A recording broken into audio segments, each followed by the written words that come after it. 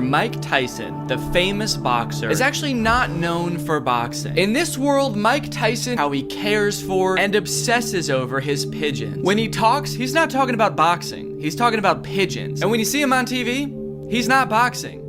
He's racing pigeons. Now, what if I told you that you actually don't have to imagine that world at all, because that's the world that you live in. And also, I do too. We all do. It's not just you, don't worry. We live in the Mike Tyson pigeon universe. I'm kind of making this video because I feel like I'm going insane. Like, I feel like I'm the only person who didn't know this about Mike Tyson. The man is obsessed with pigeons. And see, the thing is, I feel like I knew he was into exotic animals before. Like, I feel like I've seen pictures of him with tigers. That's a thing, right? Mike Tyson tiger. Yeah, okay, there we go. So that's a thing people know about him, because I knew this. I'm not even into boxing. Mike Tyson and his strange relationship with his pet tigers. Well, dude, honestly, wait until you find out about his strange relationship with his pigeons, man. This is a clip from a show on Animal Planet called Taking on Tyson Ready to Rumble. This is a show exclusively about Mike Tyson's competitive pigeon racing hobby. So first off, terrible name for a show, dude. You picked one of the most famous boxers in the world, entitled the show Ready to Rumble, and expected people to know it was about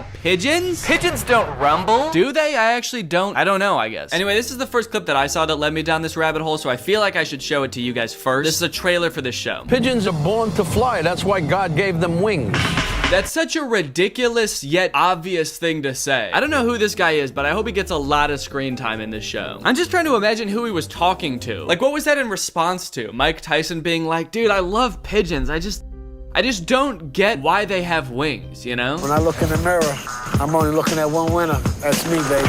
So this trailer doesn't really explain much about the show, but you do get a look at the cast of characters. It's all the toughest looking dudes you can imagine, Mike Tyson included, and they're all super into pigeon racing. There's this guy who's even doing boxing motions. Yeah, you know what I'm ready to do. We got Mike Tyson in here. We're ready to breed some pigeons, baby. You've got this guy who's standing on a rooftop smoking a cigar. It all feels like this is a Rocky-esque documentary about someone getting ready for a fight, but instead it's a bunch of men participating in the most whimsical sport I could imagine. The only person I've ever seen that's this into pigeons before is the lady from Home Alone 2. So in my head, that's what a person who's into pigeons looks like. So I was very surprised in this commercial to see all of these super tough dudes being like, my friend Mike Tyson here, he doesn't like to lose, especially now when it comes to racing little tiny birds. I'm just looking forward to beating Helder and Joe Green, okay?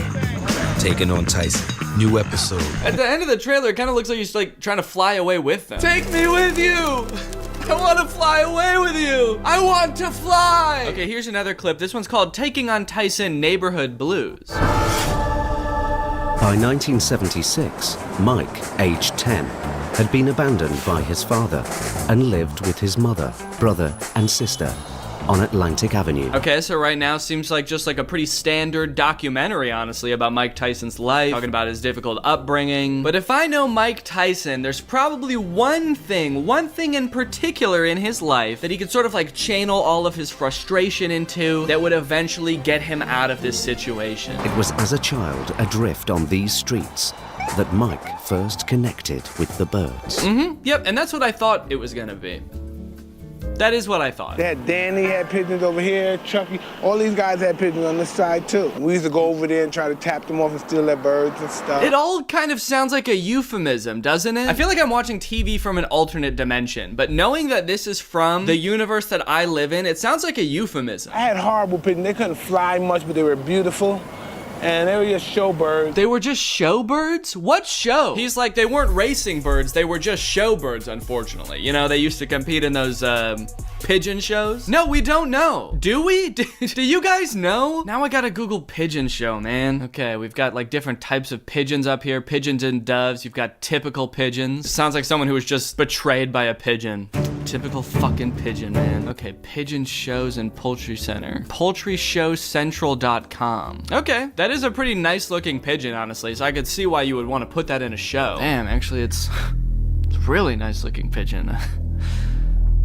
Should I get into pigeons? And I was really insecure about letting some quality pigeons out because I didn't know about training them. I just wanted to possess them. I like that at the start, before he started racing them or anything, he just wanted them, and he didn't know why. He was like, I just gotta get my hands on these fuckers. And saying I wanted to possess them is a really funny way to say that. I just wanted to possess them. Because who uses the word possess like that? I would like to go to the store. I would like to possess some new clothing. But honestly, as a kid who grew up like collecting Pokemon cards, but didn't even know how to play the game that you play with Pokemon cards, I get it, you know? You just like the way they look. You like how shiny they are. And sure, it might not have been a show Pikachu, and you didn't even know how to train the damn beast, but I wanted to possess him nonetheless. I wanted to sort of spiritually control his body and make him commit heinous acts. I wanted to possess the Pikachu. You can't imprison them. You have to have the freedom. They have to be on their will to come with you.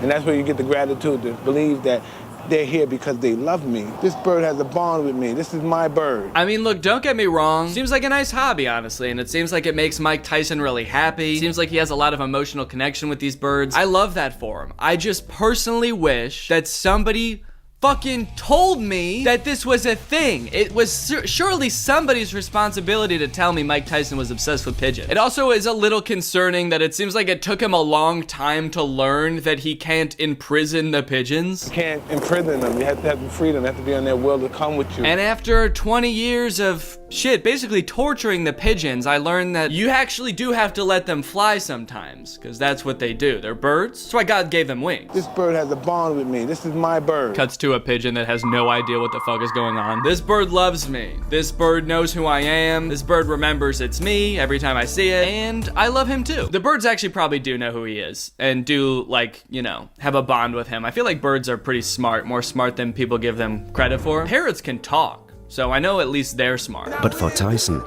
Brownsville was never a happy home. Thank you, baby. I love you. I don't miss this neighborhood.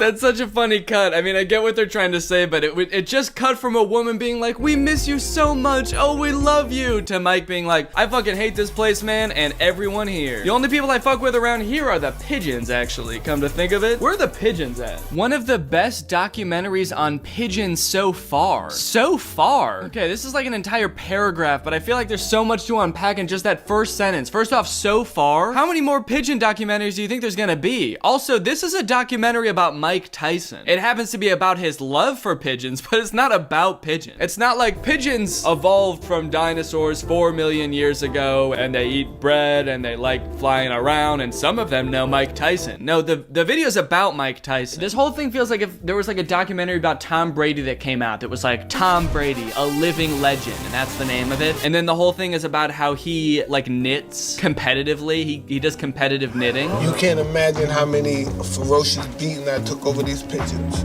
When my life was at stake and got people throwing you off the roof, kicking you, man, over these birds. Actually, Mike, that is 100% true. I would not believe it. I actually do not believe someone threw you off the roof over some birds. Although it would be sick to see, dude. Imagine Mike Tyson's trying to like steal somebody's pigeons. They throw him off the roof and then Peter Pan style, Mike Tyson comes floating back up on top of the roof carried by his pigeons. He's like, they may just be showbirds, baby, but they're my showbirds and they love me and they know who I am. Stop laughing. They know who I am. You can't imagine how many ferocious beatings I took over these pigeons. How many ferocious beatings did you take over the pigeons, Mike? I want to know, what was the scenery like when you were getting punched over these pigeons? Were you like in a stadium, like an arena full of people? Were you in sort of like a square enclosure wearing big puffy gloves? That's actually how Mike's coach motivated Mike for each fight. Mike Tyson doesn't know what boxing is. His coach was just like, Mike, this guy in the ring, he wants to steal your pigeons, and the only way he says he won't is if you can tango with him in the ring for 8 rounds, baby. I feel like I'm gonna go back and watch like old pre-fight footage of Mike Tyson when they're like shit-talking each other and the first guy's like, Mike Tyson's going down, dude. He doesn't stand a chance against me. I'm crazy. And Mike's like, I don't want to hurt this guy, but it's the only way I can get my pigeons back. What we love about these birds is what we can't get from human beings, and that's loyalty. And that's what the connection is with them. No wonder Mike was good friends with Tupac. No, dude, do not tell me Tupac raced birds too and I didn't know this. Okay. Tupac was also all about being loyal to the ones he loved and cherished as friends. Well, okay. No, that's true. This is Tyson's Corner. This is something I absolutely adore doing, of course. I'm a pigeon man. Anybody that's familiar with having the pigeon bug knows this is going to be amazing. Okay, so in this clip, you can actually see some of the pigeons that Mike owns, you know? He's talked about how he likes pigeons, but this is the first time we're actually getting to see, like, part of the enclosure where he keeps all the pigeons. You know, I've been doing this since I was 9 years old. You know, of course, people are more familiar with me being a fighter, but... I'm glad, honestly, that he said it, because it's what I've been thinking the whole time. I'm glad he at least acknowledged the boxing. I even felt like at the beginning of this clip, I was being gaslit, because he's in a boxing gym, but he's like, and you know why we're here? To talk about my pigeons. I wanted to show you these beautiful white bars that this bird possesses. There he goes using that word again, possess. I think he just really likes that word. He uses it a lot for someone that's not like a wizard, right? What do you say to people who say pigeons are a nuisance? I don't know. Some pigeons to me are a nuisance. I have some of my birds that don't want to fly in the stock, so he becomes a nuisance to me. But yeah, I don't know if Mike like understood the question. I don't think most people think pigeons are a nuisance because they won't like fly into their coop correctly when you want them to like go to bed. Yeah, New Yorkers, man, they hate those pigeons. You know, every time they see one, they're like, why won't this pigeon just follow me back to my house and obey my orders like I want it to, dude? I can't believe it. Oh my god. Holy shit! That's the Mike Tyson I know, man. Come here, little birdie, sweet little bird. Come here, fucker! He just got done talking about, like, not showing hostility towards the birds, too. Of course you're gonna have some kind of hostility towards them if you have no kind of understanding. Yeah, you gotta have understanding, you know, you gotta be loving and caring. Come here! Caught it right out of the air. I can't believe it.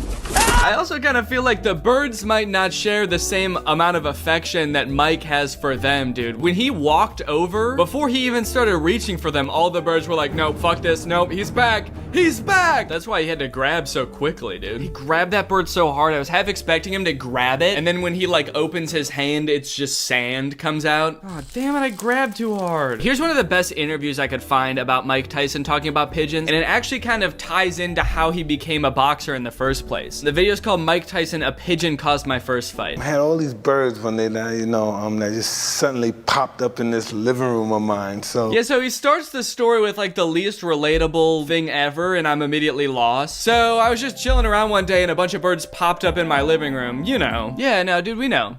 We get it. I told some friends of mine from another neighborhood, and they had brought some other guys from the neighborhood to steal the birds. One guy put a bird in and ran out, so I ran after him. Please give me my bird. Please, please, can I have my bird? Oh, you want your bird? First smack me. You want this? And the bird ripped the bird head off, hit me with the bird, threw blood on me. So, the story is someone stole one of his birds, and then he ripped its head off and threw it back at Mike? Did Mike Tyson fight Ozzy Osbourne? Was that his first fight? Again, I feel like I'm in an alternate dimension where, like, birds are currency. You walk down a dark alley at night and you see old women getting their pigeons stolen by burglars and ski masks. How many do you have? I don't know, I may have 100 in there. It's 100 what you have all together, or do you have more?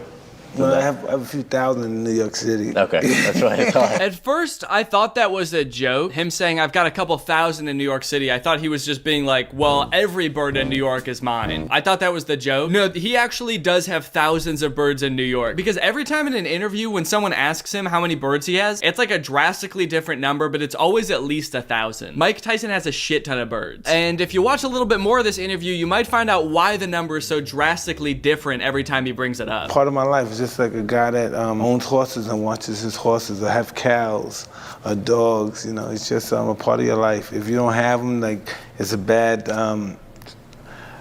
season, the disease come by, wipe you all out, you wait a while, then you get more. Yeah, dude, it's just like raising a dog or a cat, you know? Sometimes you have a bad season and a plague rolls through and just kills all of your animals. I guess I don't know anything about pigeons. So I guess I don't know if that's normal or not, but thousands of them at a time will die, and then he's just like, oh, time to get new ones. Yeah, I love these things so much, man, and I have a personal bond with each one of them, and then like once a year, all of them die, thousands of them, and then I just, you know, buy new ones, and it means nothing to me. Even though Peter's always kicking my butt. That's weird. I can't imagine why that would be. I love animals. Maybe I don't always know the best routine on how to fix them when they're sick or anything. But Sounds like you don't have any routine to fix them while they're sick. Sounds like they all die. like if you look at my refrigerator, you may see a whole conglomerate and dynamic of just animal medicine. It's very important. They're very temperamental. They're very temperamental, man. You have to be very careful with them, otherwise they will all die. Cut to the shot of him snatching that pigeon out of the air with all of his might.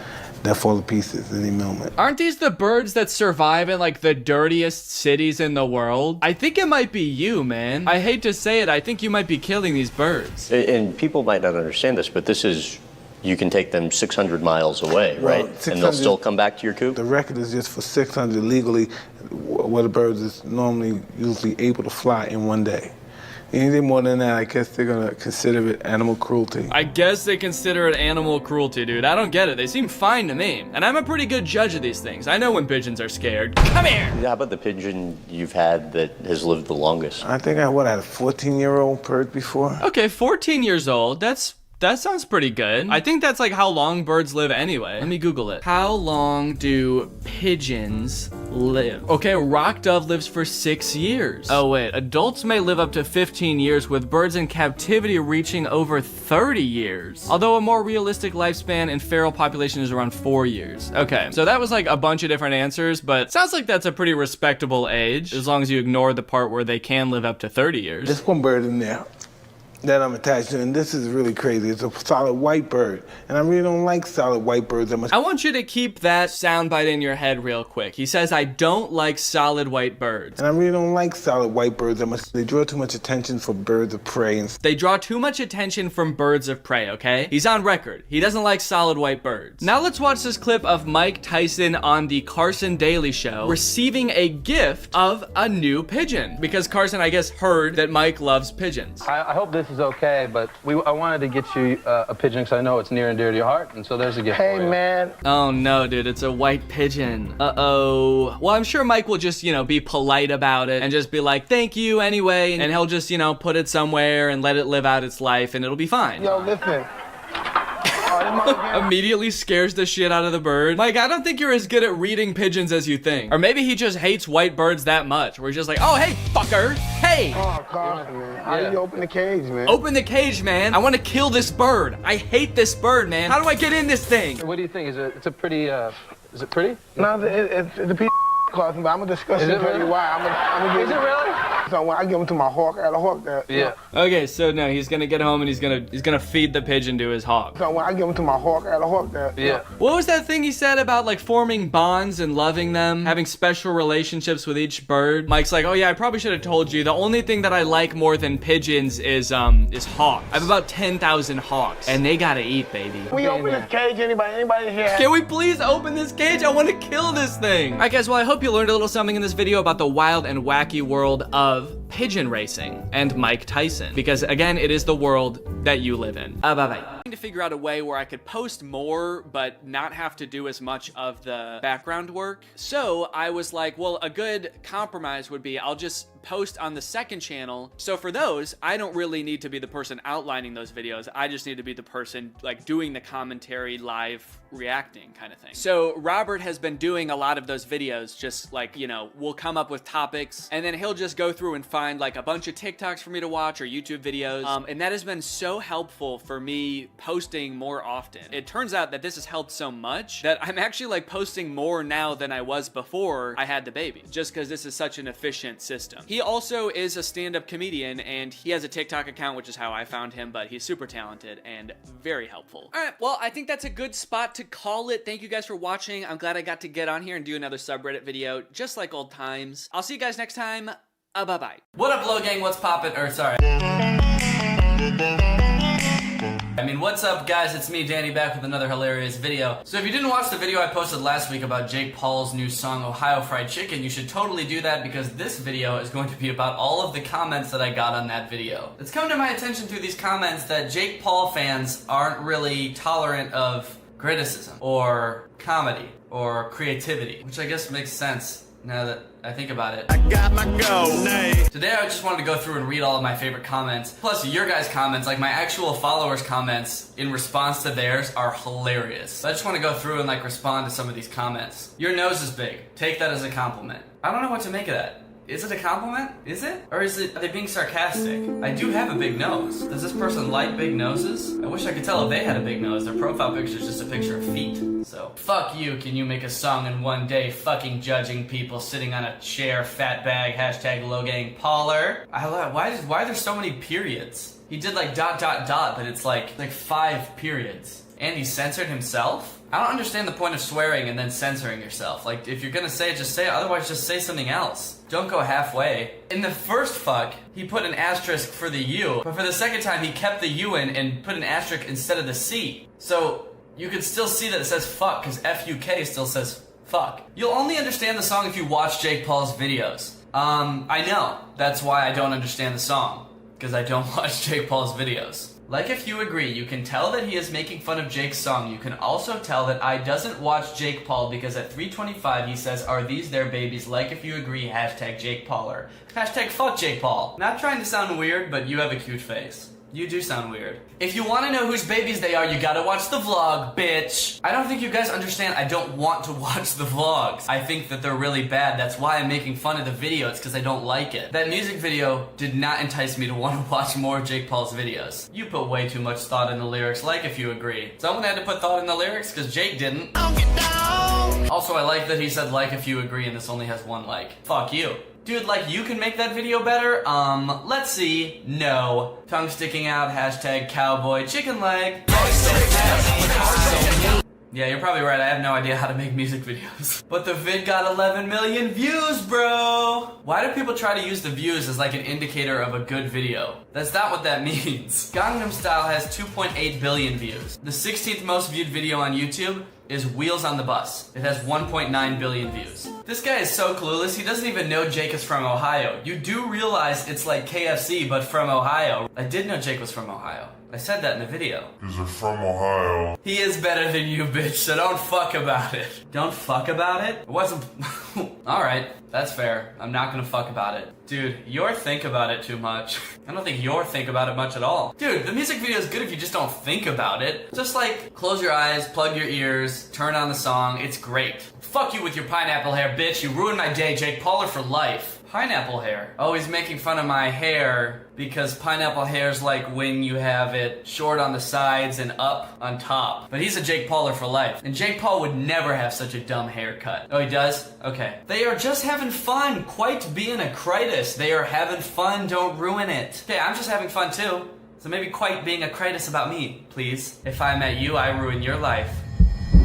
By kyling you. Trying to get some views by reacting to the most poppin' person on YouTube for the past 2 months? Fuck you. Yeah, obviously that's what I'm doing. I wouldn't be making a video about this guy if he wasn't so popular. I'm trying to get subscribers, that's what you do on YouTube. Everybody on YouTube's just trying to get subscribers. Maybe Jake Paul's not, I don't know. It's not like he ever bragged about all of his subscribers in a song. 5 million on YouTube in 6 months. So I commented back, yeah, obviously. And then he commented back, oh, and I know it's weird to say after hating on you, but you were my favorite Viner. I think you should do some more short skits. You're hilarious. What? You can't say anything because you only have 103k subs and he has like 10 mil subs. So by that logic I responded, I guess you can't say anything to me then because I have more subs than you. Sorry. And then he didn't respond. So I guess it worked. I guess he was like, oh shit, I'm sorry, I forgot. Oh my god, you're so right, I can't say anything. $10,000 you make in one day. You have 27 hours, bitch. I think that was supposed to come off as like really badass, but he totally didn't. He forgot to say make a video in 24 hours. $10,000 you make in one day. And then he also said 27 hours, which is more than a day. Also, I have made songs and music videos in a day. I'm a prank my friend. I'm a prank my friend. But what would I know, right? I will admit it is hard to write a song and film a video in one day if you're actually thinking about the lyrics instead of just saying the first thing that comes to your head. Chicken bitch. Don't subscribe to Danny. Jake is right about him. He sucks. Jake is right about him. Jake is right? Thirsty for views? Yeah. Shut up, just shut up, shut up. Your videos aren't even funny. Your voice ruins my day. I even muted you. Smiley face. Wait, you muted the video? You watched the whole video, you just muted it? Why didn't you just click off the video? You still sat through the entire video.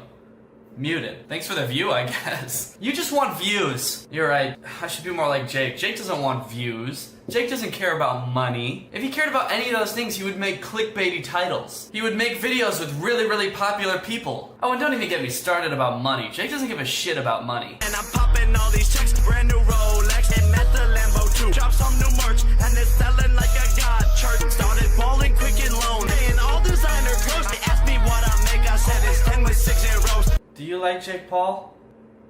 No. Who let this baby on YouTube? At least he can make it to 10,000 subs. We both have more than 10,000 subs. Alright guys, well I think the moral of the story is if you're a Jake Paul fan and you see a video called Jake Paul's new song Ruined My Day, maybe don't watch it. Maybe you're just gonna get yourself mad. I don't understand why you would watch a video of somebody making fun of your favorite person. If you just don't watch it. If you disagree with it, why would you watch it? Thank you to all of you, my followers, who actually have a good sense of humor and can take a joke. It was really fun seeing all the comments that you guys left on this video. Alright, well, shout out to ProMan Vlogs. Thank you for turning on my notifications. If you want to be the shout out in my next video, just make sure you turn on my notifications and be one of the first people to comment on my videos. Thanks for watching, and I will see you guys next time.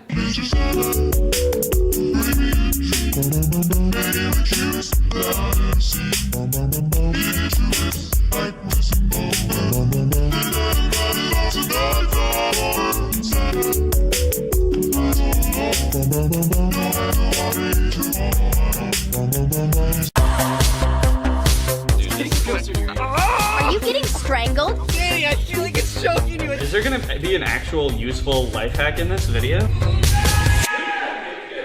What's up, Greg? The title is correct. I'm going to be testing Troom Troom's kidnapping life hacks. If you remember in my last video about Troom Troom, I mentioned that they have videos on how to survive being kidnapped. I'm being kidnapped! That is real.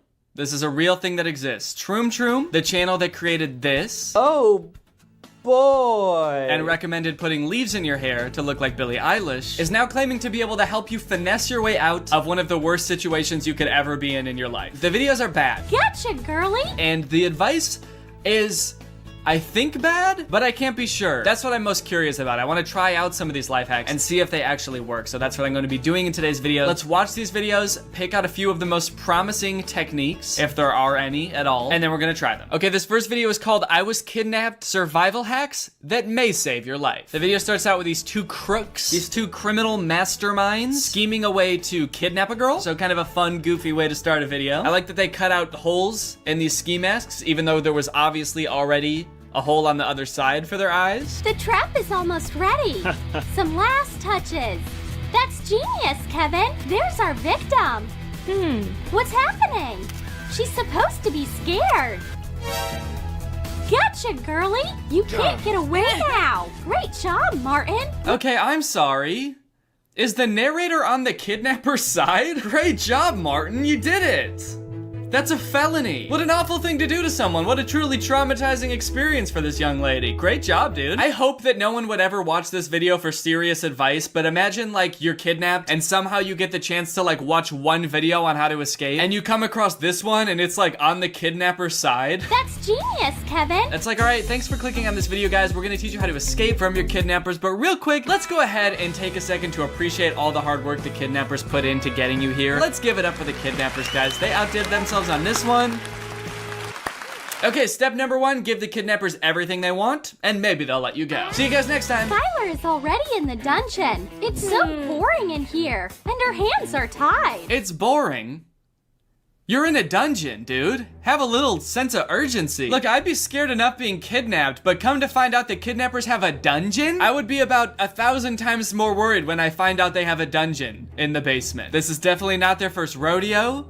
They've definitely been planning this for a while. But this girl's just like, oh, let me out of this dungeon. Not because it's scary, it's just kind of lame in here. Kevin's not bored. If you have a box of matches, you can think of so many games. So the girl finds herself in a very lucky predicament. Well, I shouldn't say that. But all things considered, I'd say that this is pretty lucky. One of the kidnappers is playing with matches right next to the dungeon doors, the bars of the cell, and I guess it's just like accidentally flicking matches into the cell, and then he gets called away real quick. I'm coming, Martin. And you, sit still. And it seems like this life hack is going to entirely bank off of this happening, which I don't know, I can't say firsthand how common this is, but I gotta imagine it's not super common that your kidnappers will just leave you alone with matches. All you have to do is get one match and wait for the right moment. Let's light it. Now melt these handcuffs. That was easy. Nobody's here. I can run. Okay. I think that this would be a good one to test. Using toe socks, you pick up the match off the floor, you strike it against the wall, which this girl is sitting nowhere near, so I don't know how she did that. She's got really long legs. And then you melt the zip ties with the match. I guess step 1 of this life hack is wear toe socks at all times. This video kind of makes it seem like getting kidnapped is just like having a weird Tuesday or something like that. Like this girl is almost hanging out with the kidnappers and being kind of buddy-buddy with them. She's so pretty, so charming and graceful. Like they're making her food and she's kind of like, this food's gross. She's bickering with the kidnappers and sure she's trying to escape, but I wouldn't say that's like her top priority in this video. Hey, what are you doing? It's obvious that he's in love with her. Bad sign, not good. I just have to find a way out. Oh, Skylar better watch her step. So much for that criminal structure. I told you, Martin, it's a trap. Now you're going to sit right here, sweetheart, and don't take a step out of the room. We mean it. All right, you got it. Oh my god. You know what? I think that's the scariest thing these kidnappers have done the entire time. Holy shit. All right, stay put in this bed. Okay, I'm just gonna sit here. Right, you got it. It's kind of gloomy in here. It's full of criminals. Okay, I feel like that might have been like a translation error or something. Oh my god, this room is so scary. It's full of criminals. Look at all those criminals. All right, sir, did you get a good look at the man who robbed your store? Yeah, I got a pretty good glance at him right before he ran off. He had sort of like a gunmetal gray face and like gunmetal gray skin. He had sort of like an L figure to him and his trigger was on the bottom half of his body. Wait, his trigger? I could definitely tell by the look in his barrel. He was up to no good. Wait, are you talking about a gun? Huh? A gun. Like this? Ah, he's back! Guys, guns don't kill people. Criminals kill people. And criminals are guns. Okay, so they left her in this room? The kidnappers left this girl in a room full of guns. Is the next life hack gonna be shoot the kidnappers with guns? And it looks like Kevin and Martin are brothers. Okay. That's really funny. That's actually hilarious that their parents would also be wearing ski masks and that they'd be wearing ski masks as babies. That's actually a really funny joke. I like that a lot. Turns out, I guess, even as babies, they were still guns. Nice joke! But never give up. What if you wrap yourself in a blanket? It's a perfect disguise. That should work. Okay, so I guess not. I guess she's not going to use the guns or the chains or anything to escape. She's gonna pretend to be a duvet. That should work. Are you guys getting some useful tips out of this? Hey, Kevin, we got work to do and you're just messing around. It's time to ask for ransom. We don't need much, just a TV. So apparently the kidnappers took this girl for ransom because they want to buy a new TV because they don't have a TV. At the end of this video, the girl escapes the kidnappers, but not without leaving them a gift. Who is that? We weren't expecting visitors. Guys, here's a TV for you. Where do you want it? What? A TV? Yay! Give it to me. We'll take it from here. It's a gift from Skylar. She's the best. We shouldn't have handcuffed her. Did you like our kidnapping sketches? What? Yeah. I guess she enjoys her time with the kidnappers so much that even though she's got to bounce, she still wanted to show her appreciation for them kidnapping her. So she sends them a brand new TV. What the hell, dude? Do they know what kidnapping is? I feel like that might be the most out of touch video in the whole world. Here's another video called Survival Hacks That May Save Your Life. Pretty much the same premise at the beginning. It's a girl who gets kidnapped by 2 men. Quick! Throw her in the trunk. They put her in a car, they drive off, but eventually they start having car troubles, so they get out of the car. And Troom, ever the opportunist, offers this as a little life hack. What's Emily doing? She's not one to give up easily. Is the car stopped? She's going to find a way out. It's now or never. Good thing her hands aren't tied. The door isn't even locked. Ha! Well, the bandits are trying to fix the car. She needs to make a break for it. Yep, so that life hack was just get out of the car. Hey, if you're kidnapped in a car, just get out of the car. It's that easy. If you're kidnapped in the car will break down and the door will be unlocked, so just get out and leave. They're legally not allowed to chase you. It seems like Emily has really annoyed the bandits. They mean business this time. They have chains! But Emily watches Troom Troom and knows a life hack. Breathe in and tense all of your muscles while you are being tied up. Now she can relax and exhale. Look at that gap between the chains. Oh, okay, that's interesting. Maybe I'm naive, but that sounds like that could work, right? And when I say it sounds like it could work, I guess what I really mean is that sounds like something that someone who's not Troom Troom would tell you, and so I'm more inclined to believe it. So yeah, I can test that. I just need some chain and some rope. And a friend to tie me up. Just enough room to get out.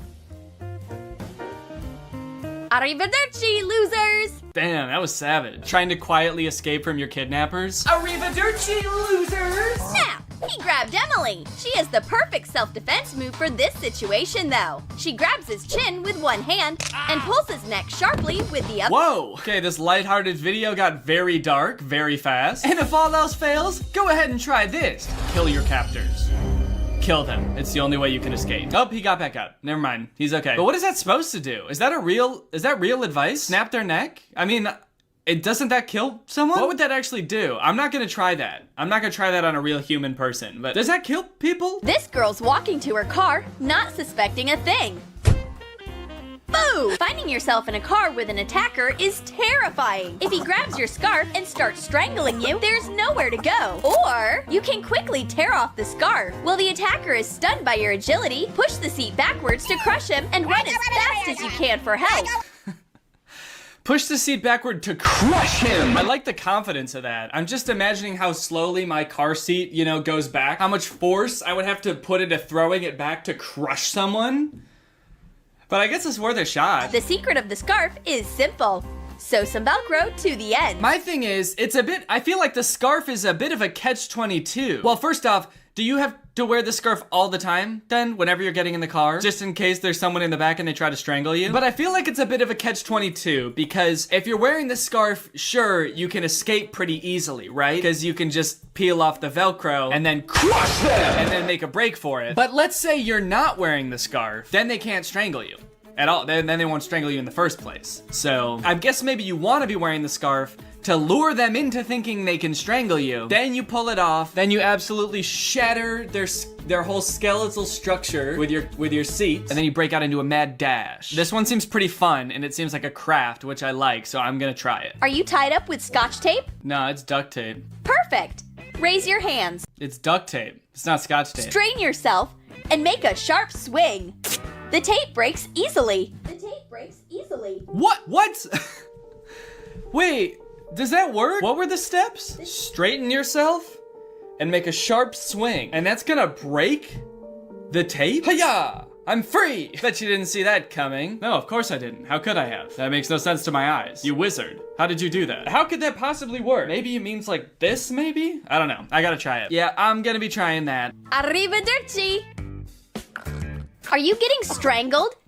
Yeah. These videos are so weird, dude. There's another one where at the end, she buys her captors a PlayStation. That was so cool of her. Are these written by kidnappers? Troom Troom. Are you kidnappers? Is this like subliminal messaging? Okay, welcome to the crafting corner. I've got a couple things to craft before my big day tomorrow. It's currently 11 p.m. Tomorrow I'm going to shoot the testing of the life hacks, which means I need to do the crafting right now. First things first, we need to make a ski mask. They didn't have a ski mask at the Walmart I went to. They just had a plain black beanie. So I'm gonna be turning this into a ski mask. Smells like Walmart in here. All right, let's make some eye holes. Not exactly even, I'd say, but since when are criminals good at arts and crafts? Maybe this is more authentic. Give me your self, I guess. I'm a kidnapper, not a robber. Give me your, get in the car. I'll just cut me a mouthpiece, and we'll be good to go. And this should be good. Okay, I do feel like I perhaps made the mouth hole a bit too big. Now my eyes are exactly in the wrong place somehow. I did it perfectly wrong, it seems. We can just pull it down like so.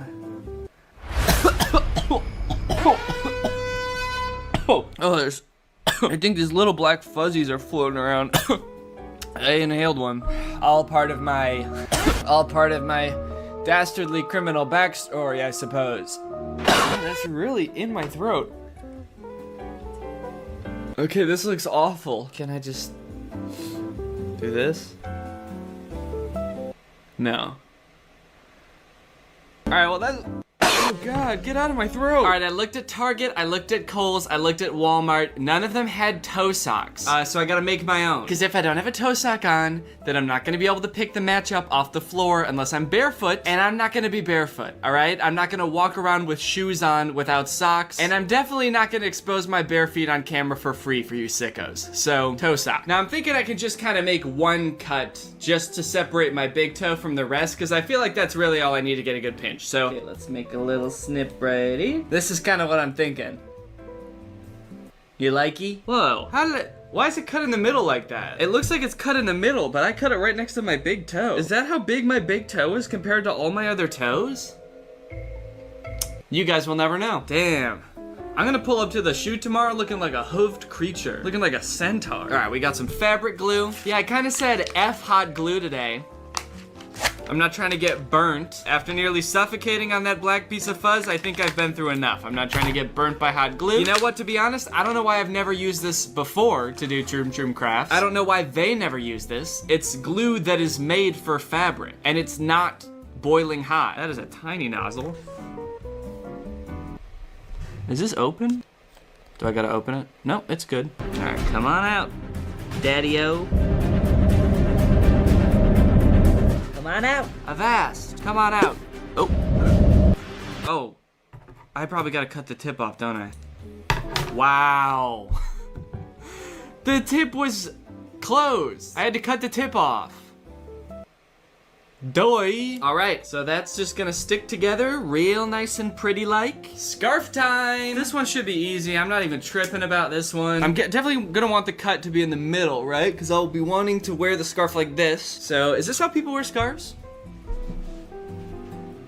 Yes, the answer is yes. Okay, so we're just gonna cut it in half. And now I've got Velcro. So that, oh, it's already sticking. We'll just smush that down like that. All right, well, I hope it all sticks.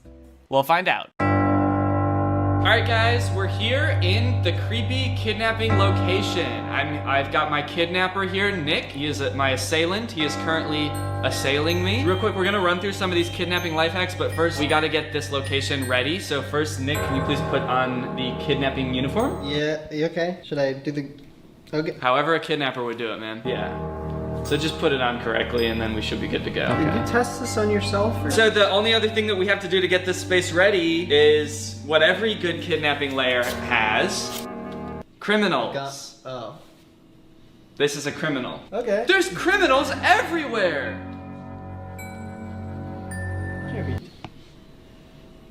What are we doing? Why is the mouth hole so big? I thought that's how big your mouth was. Do you want to take that off? Yeah, I was gonna say, is it necessary? Did I need to put this on before? I just feel like the viewers aren't gonna understand what's going on if you're not wearing that. Yeah, you can wear it like that. That's fine. Oh, okay. So yeah, you're just gonna like sort of strike it against the wall. Yeah. Go ahead and zip tie me like a kidnapper would. Okay. Do you want me to just do one around the wrist or like? I don't know. How was it in the video? Were you paying attention? Get a little thought bubble back up here so I can rewatch it in my head.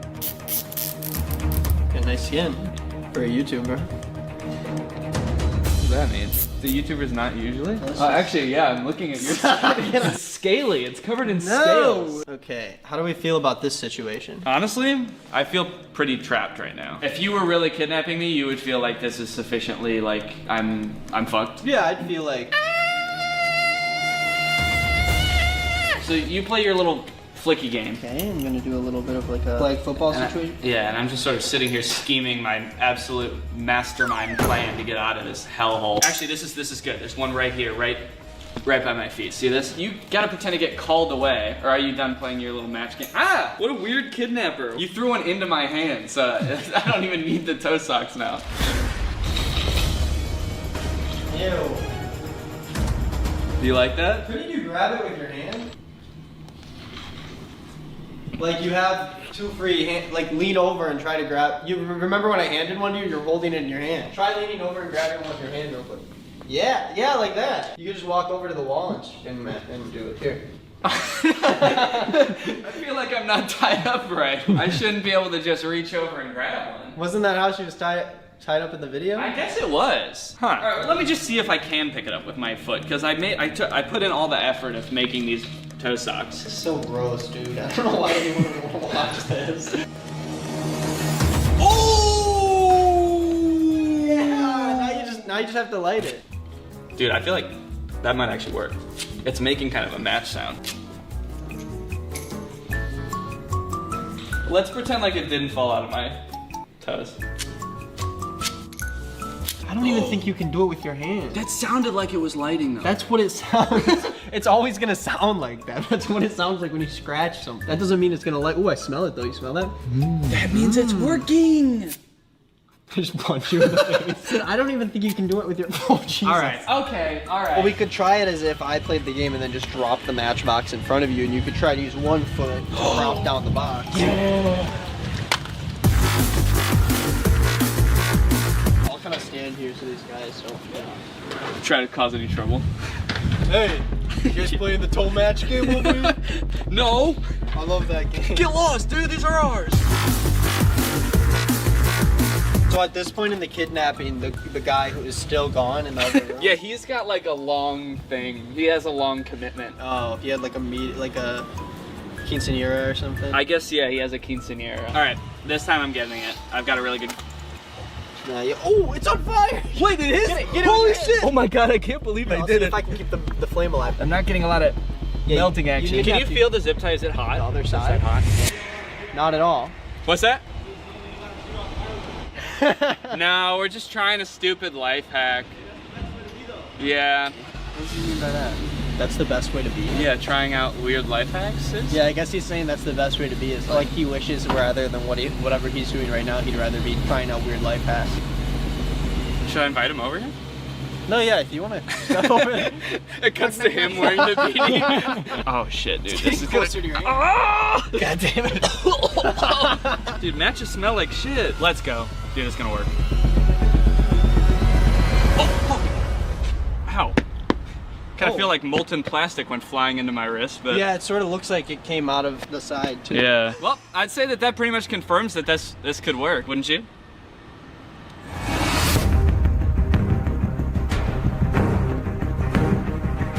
For this one, I'm actually gonna make it kind of a surprise how I'm gonna escape. Okay. But what I'm gonna need you to do is just tie me up like she's tied up, okay? Okay. And I'm going to escape. Okay.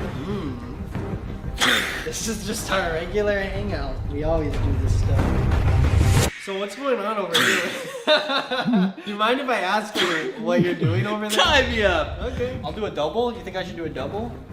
Hey, you think I should do a double? Did the kidnapper usually ask the kidnappee how it should be done? Oh my god.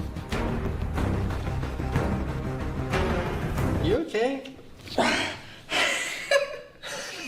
I'm kidnapped. Of course I'm not okay. I'm scared. I don't really know how to tie that tight of a knot. You know how to do a square knot? No, I actually don't. What's a square knot? Is that just a normal knot? It's kind of knot you'd tie, you fucking square. Okay, cool, yeah. I think I got it. Okay, you ready for this shit? Yeah, okay.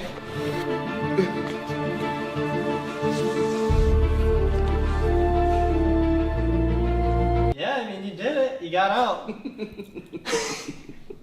That's right, Nick. While you were tying me up, I breathed in and held my breath with my chest out, and I tensed all my muscles. Yeah, I heard you. I feel like you could have gotten out if I just tied you normally like that, because it's just a chair. Like, I feel like it was pretty... I also feel like if you just stood up, the rope would have sort of just come off of it. You know, why don't I tie you up? Do you want me to breathe in? No, do it the way that you say it can work, where you just be normal, okay? Okay, In fact, breathe out. Now I got a secret for you, Buster. I know how to tie a square knot. Oh, so that wasn't just a joke you were making back No, it is a real type of knot. Okay. Yeah, it's the kind of knot you would tie. You fucking square. Jesus. Oh. Ooh.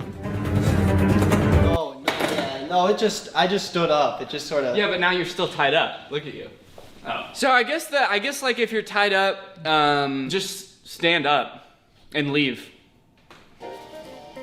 Arrivederci, losers! What did she say? She walks away and she says, Arrivederci, losers! Is that like a... What's arrivederci mean? No, arrivederci means like bye, right? I don't know. That's why I asked. Alexa, what does arrivederci mean?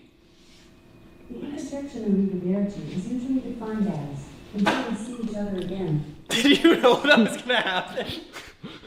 There's always an Alexa, dude. Oh, it's just on the wall. Did you know that was there?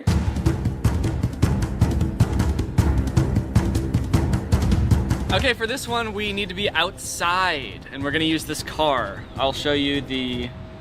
What's that? This is, I always wear this. Basically, what you're gonna try to do is you try to strangle me like that, okay? Strangle you with, like, I think it's by her, she's also wearing a scarf, just coincidentally. So I guess you can just use that to try to strangle me. There's rope inside. We could, like, grab the rope inside and I could strangle you with that.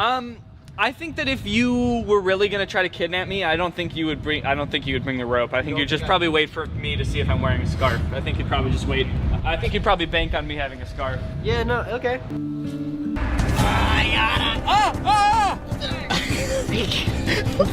Danny, I feel like it's choking you. It's not.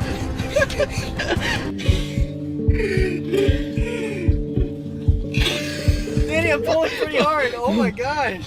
Okay, now I crush his bones. So the life hack says that the next thing I do is I'm supposed to crush you with But you don't have a manual C, so you just have to like. No. Can you just sit there? Yeah, I just thought we were still in character, so I sort of moved out of the way because I didn't want Do you feel like immobilized, at least? I mean, I'm gonna get out of the car. You try to chase me. See how long it takes you to come after me. Okay. Arrivederci, loser.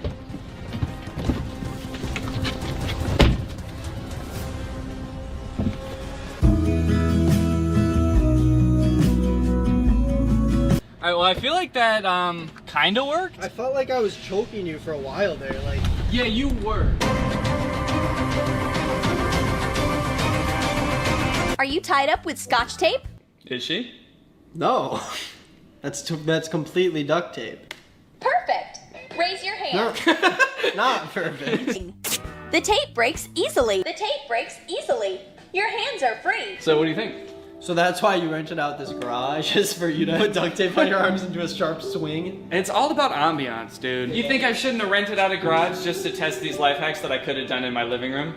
No, yeah, that's actually what I was saying just now. Alright, so what I'm gonna need you to do is just like I would say just one quick go around my hand. I can't really see, I'm sort of, because it's sort of like touching my eyes, so I'm just gonna sort of... You're like blinded. Now here's another life hack. Yeah, go ahead. Yeah, go ahead, kidnapper. Put it around my wrists. Okay. Perfect. That's both my wrists.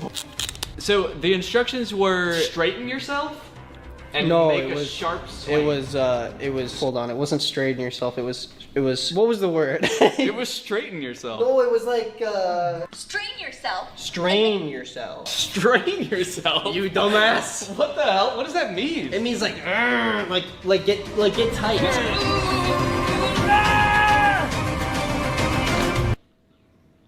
No. Maybe if you smack your hands hard enough against this part of the chair, then I'll break my wrists and still be trapped. Both your elbows need to go out to your sides like this. Okay. And in your head, Danny, in your head, you need to be thinking there's no other outcome besides the fact that my elbows are gonna be back here. Even if your arms break or your wrists break or something breaks or you hurt yourself or you're crying or you start bleeding, you have to put the elbows back. Okay, I'll do it. Okay. Strain myself. No regrets, no going back. We're getting out of this pickle. Yeah. Give me a countdown. 3, 2, 1. Oh! What? You did it! Wait, that actually worked. Dude, I thought that was total bullshit. Guess I know what I'm doing. Or they do, I guess. Yeah. Wait, did you make that video? What's up? I'm like amazed at that work. Can we try it with 2 layers of duct tape? I mean, scotch tape? I think to make it work, we also need to duct tape your ankles together.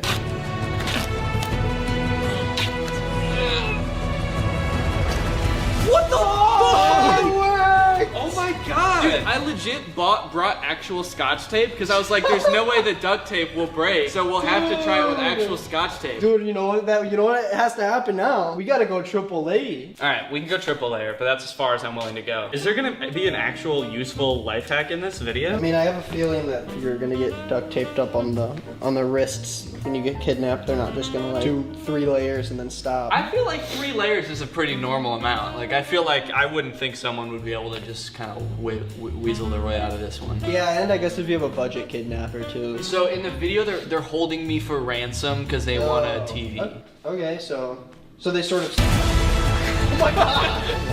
And it's such a clean cut too. Yeah, I know. It looks like I cut it with scissors. Ow, and my wrist hurts so bad after all this. Oh! Whew. Guys, testing those life hacks was a lot of work. It was rough, it was tough, and it was kind of dangerous.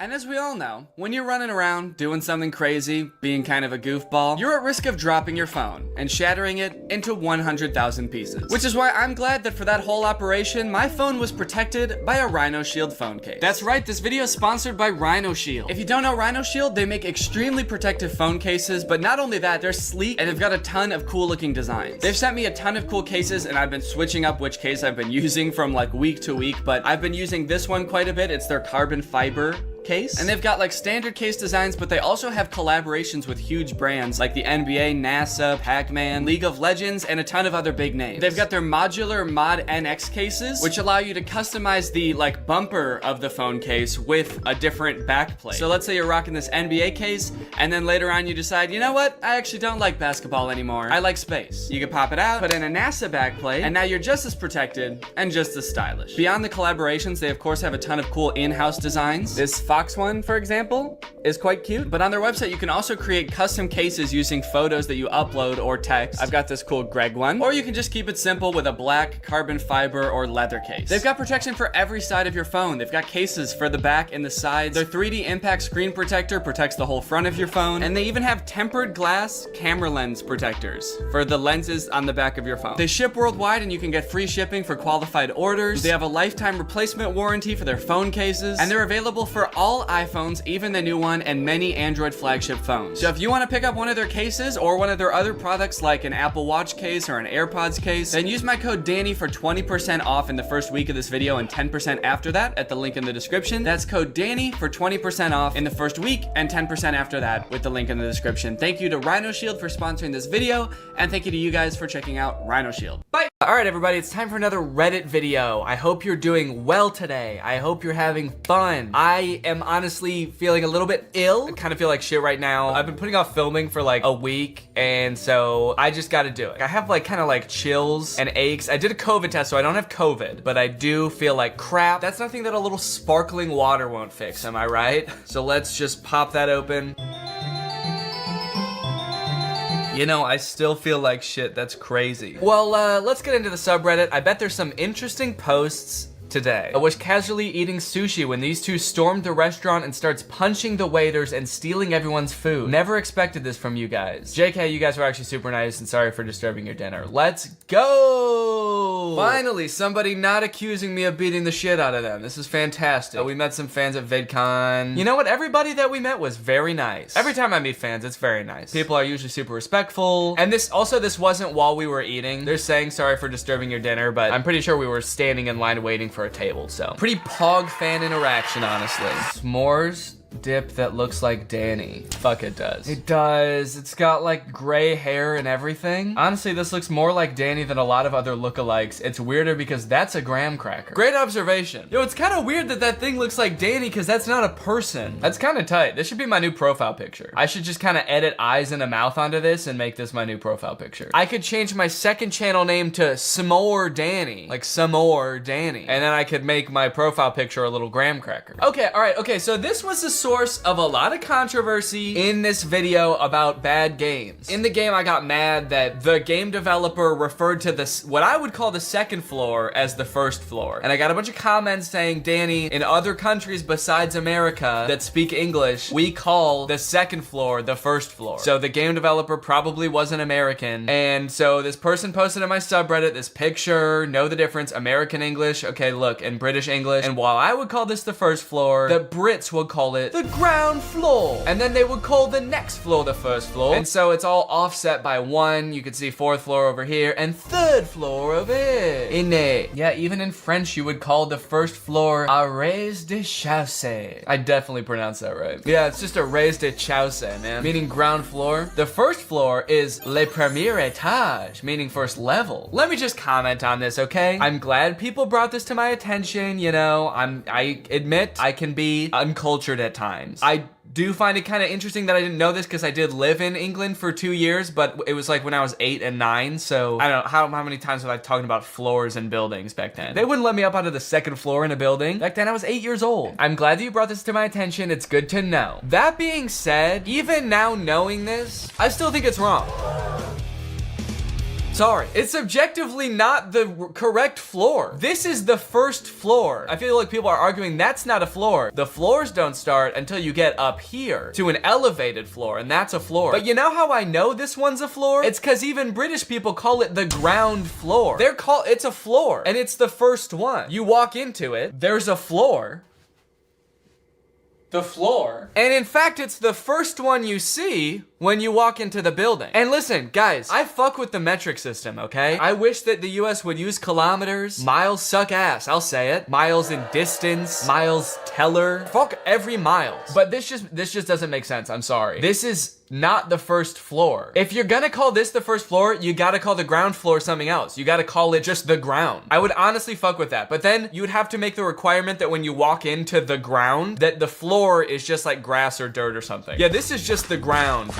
We may be inside, but it's just ground in here, and you have to go upstairs to get to the floor. That's what I was thinking as well. I was a little confused when first visiting the UK as far as elevators went. Because of this difference, even though I was aware of it beforehand, it just throws you off a little. So it sounds like this person's kind of on my side. It is confusing, right? Wait, the US counts the ground floor as the first floor? Are you guys actively trying to do things differently from everyone else? Listen! Take it easy, man. It makes a little bit more sense, you gotta admit. I can get behind kilometers. I can even get behind Celsius. I wish that when somebody told me it was 20 degrees Celsius, I wish I knew what that meant. But you gotta start on the first floor. It's the first one. It's like you guys made up a 0th floor. That doesn't make any sense. Okay, I'm gonna be done ranting about this now. I'm honestly getting too angry. Okay, Andrew Tate posted a video about me. Let's take a peek. It looks like this is gonna be really enlightening. I don't know. Do I even want to respond to this? I just feel like this guy, he's got like a little bit too much attention now. He's like been on big podcasts now. I think we can kind of just let him slowly fade out now. Whoa, okay, what's this? A guide to whether people are completely crazy or pretty normal or objective or goofy. So you have the normal to crazy axis or the objective to goofy axis. Is goofy the opposite of objective? Opposite of objective. Biased, partial, or prejudice. I mean, I guess I'm glad you didn't put me this far on the prejudice side of the quadrant. So yeah, I guess goofy works better. There's a lot of people on this list. So I'm pretty goofy, but between being crazy and normal, I'm more normal than I am a complete wackadoo. Okay. And then you got Drew over here, and he's about the same amount of normal I am, but he's more objective. And I'm very biased, I guess. Curtis is even more biased and more crazy. That dude, I think, needs to reel it in, I guess. Do I agree with these rankings? I mean, I guess so. I'm just trying to figure out how to read this. It's surprising this has so many upvotes because I can't even really decipher what the metrics are here. Is this axis like my personality wise? And then this axis more like my content wise or like my critical analysis wise? So Jarvis is the most objective and normal person you could imagine. Then on the opposite end of the spectrum, Curtis is sort of the opposite of Jarvis. He's inverse Jarvis. Then you have like Cody over here being the inverse Ted. And Chad is perfectly centered, which I love that for her. I mean, I guess yeah, I broadly agree with it. Like, you know, Curtis, his editing is pretty off the rails. He likes to really go crazy with that, so... Oh, fuck. My life was truly changed by Horse Game. Oh, I love when YouTube comes up with this little survey about a YouTube video you just watched. I've always kind of wondered like how they use this. Like, do I get promoted more if people check more of these boxes? Or like, I kind of have to imagine if you checked every one of these boxes, YouTube would be like, okay, you're just like BSing me. There's no way it was useful, informative, and calming. So I like that you checked everything except enjoyable. This was heartwarming, life-changing, inspiring. Didn't really fuck with it. Definitely wouldn't recommend this to a friend. 5 stars. It was excellent. Had an awful time. Low key though, this video was honestly the most fun I've had making a video in a really long time. Just kind of like getting a little creative with it, with all the different like locations and stuff. It was really fun. I will say that I think I got a little bit too carried away. So I filmed all of me actually playing the games in front of the green screen like before VidCon. And then I was like, yeah, I'll probably just like edit all that together and then that will be the video. And then the more I like watched it and I was like kind of thinking about it during VidCon, I was like, I feel like I should like add in like narration and stuff. Otherwise it's just gonna be like a lot of me just like playing games and that's not gonna be very interesting. I like wrote all of this dialogue and but then by the time I got back from VidCon, I had one day to like finish this video. So I had to film all of it and then edit all of it in like a night. I didn't finish filming until like 7 p.m. the evening before it was supposed to go live. And then I ended up pulling an all-nighter the night that I was editing it. And I finished the video around 11 a.m., I think, and scheduled it to go live at noon or 1 or whatever. And then I just fucking went to sleep. It was actually kind of fun. I was like feeling very like creatively fulfilled from working on this video. Because it basically was just a commentary video, but it was a little bit more spicy. It was a little more spicy. It seemed like people liked it, so that's epic. What gives people feelings of power? Money, status, or ghosting Kevin Jonas? Kind of impressed that enough people have felt that before to even make this bar graph. That's kind of fucked up for Kevin, honestly. I feel bad now. Can I just say something? The funniest thing about this song, first off, I wrote this song like 2 years ago and I've just been like waiting for an excuse to make the music video for it. Even when I wrote this song, I was like, gosh, I hope I'm remembering this right. Like this was like 5 years ago. Did this really happen? And then someone on Twitter started retweeting this tweet. It now only has like 6 retweets and 11 quote retweets, but it's me tweeting at Kevin Jonas saying, hey dude, did you get my response? And I saw this and I was like, what? Okay, first off, I have no recollection of tweeting this like 7 years ago or whatever, but did Kevin Jonas ghost me? Did I just misremember this whole entire thing? I feel so dumb, but I'm pretty sure that I did ghost Kevin Jonas. I think that this tweet either happened like in the immediate conversation we were having or something where he initially reached out, and then the story's a bit longer than what was in the song. Obviously I didn't have time to explain the whole thing, but we were talking for a little bit and then eventually I ghosted him before I ended up helping him with the song. I think that this happened somewhere in there where I was just kind of like waiting for him to respond. I specifically remember telling my friends after I ghosted Kevin Jonas around this time that that's kind of crazy, I ghosted a Jonas brother. So I remember saying that at the time. So I think I did. This also could have been after I ghosted him for a while, and then maybe I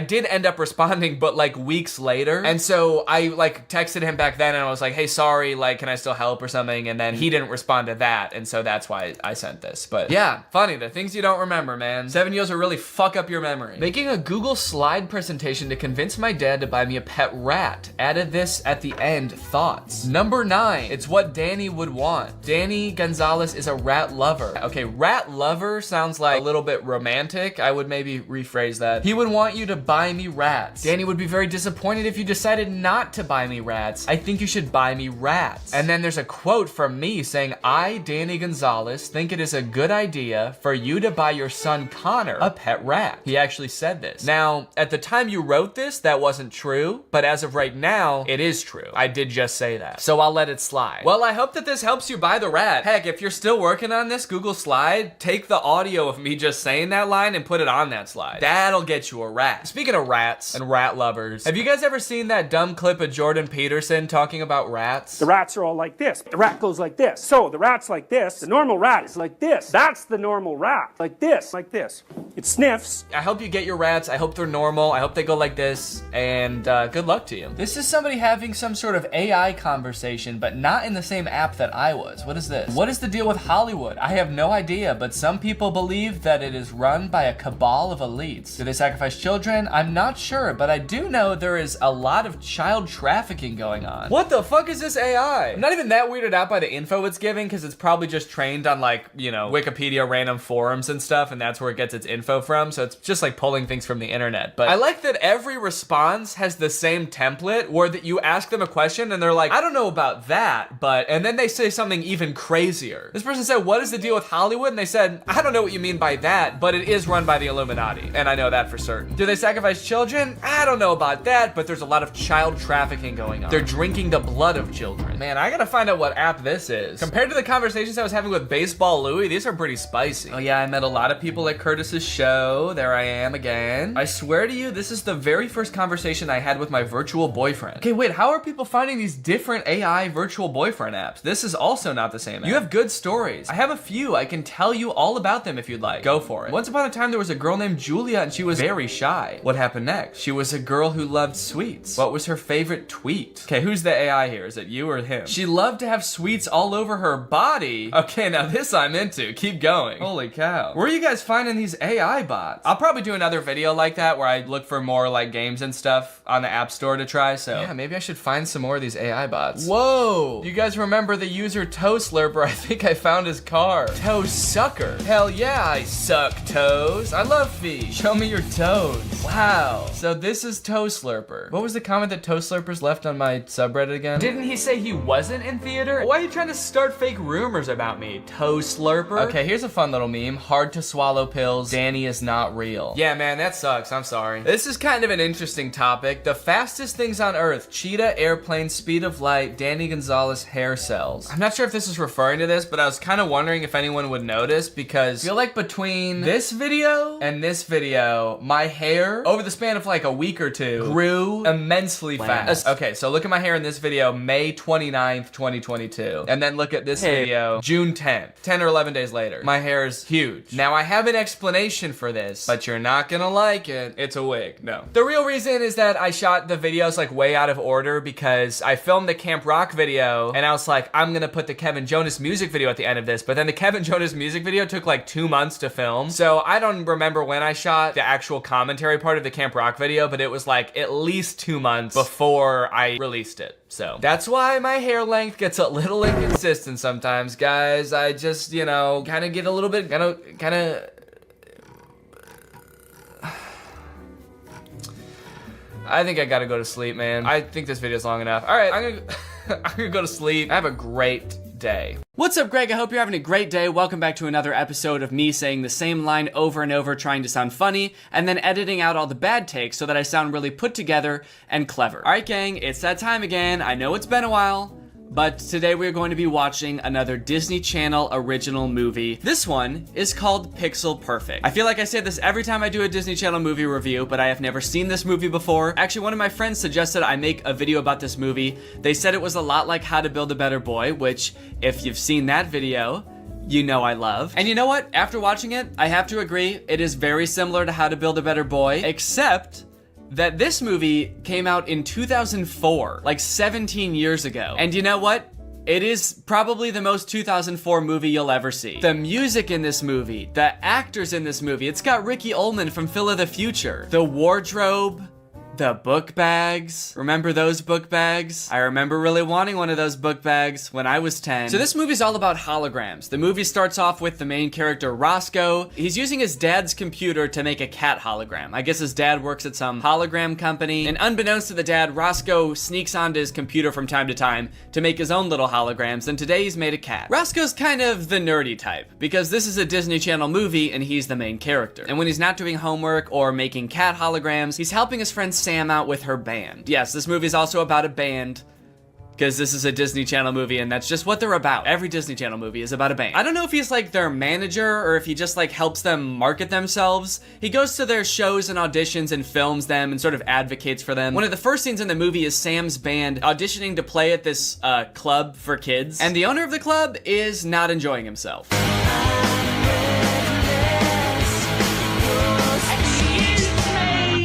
Do you sing lead on all the songs? Pretty much, yeah. Okay, love. Put down the guitar, let's see you move. Kind of a weird thing to say to a teenager. The conflict of this movie starts because Sam's band doesn't have the right image, you know? Their music is good, but Sam is the lead singer and she doesn't know how to dance. And for some reason, the owner of this club really wants a band who can dance. Dance, strut, show some personality, some presence. The owner of this club kind of reminds me of John Mulaney's impression of Mick Jagger. Not funny! Sam gives dancing a shot, but she's not good at it. In fact, she's so bad at dancing that the microphone gets fucked up. I don't know how that happened. The microphone's just like, make her stop. She's so rigid. This movie is chock full of young adult movie tropes. Not just the nerdy main character, not just the band, but we've also got Business Dad. He's always talking about business. Even when Roscoe thinks he's talking to him, he's actually talking to his Bluetooth. You see, that's the problem. How do you get past all those bumps? You ship them off to China. What? Overnight, every last one of them. Wait. Thanks for the help. What? Well, why did my son run away like that? What do you want me to do? What, do you want me to talk to him at dinner? Ugh, nasty boy. The thought of even saying one word to my son. It's too much for Business Dad to handle. That night, after seeing Sam's band get rejected, and then after Roscoe being rejected by his own father, he goes up to his dad's hologram room and starts to hatch the perfect plan to get Sam's band on the map.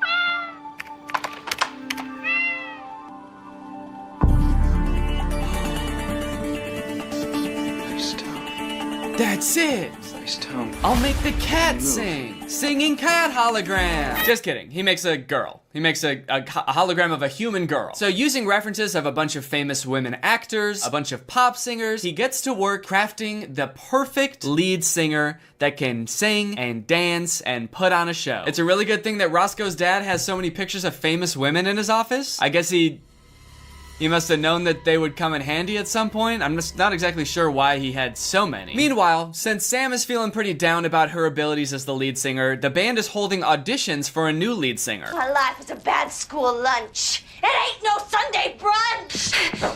Yeah, the auditions are going so bad that nobody's even singing at them. They're looking for a new lead singer and nobody has sang yet. One girl's doing slam poetry, the other is Irish dancing. It's kind of weird. I feel like they just should have had people there singing poorly. It was kind of a weird writing decision to have people auditioning doing something not even related to what it is. I mean, I guess like slam poetry and dancing are close to singing, but like you can't just go to an audition and do something close to what you're supposed to do, right? Hi, I'm Danny. I'm gonna be reading for the part of Spider-Man. Awesome, let's see what you got. Okay. Ow! What? What is that? I'm a spider. Yeah, I can see that, but it's Spider-Man. You're supposed to be auditioning for Spider-Man. Yeah, but this is like pretty close. Yeah, I guess kinda. But like, this is not gonna help you get the part. You're supposed to be a lovable superhero who goes around like solving crimes and shooting webs. Yeah, out of my ass, right? No. But just then, this girl Loretta shows up. And don't tell the band, but she's actually a hologram. Excuse me. I'm here for the audition. So they get all set up, and immediately, they're blown away.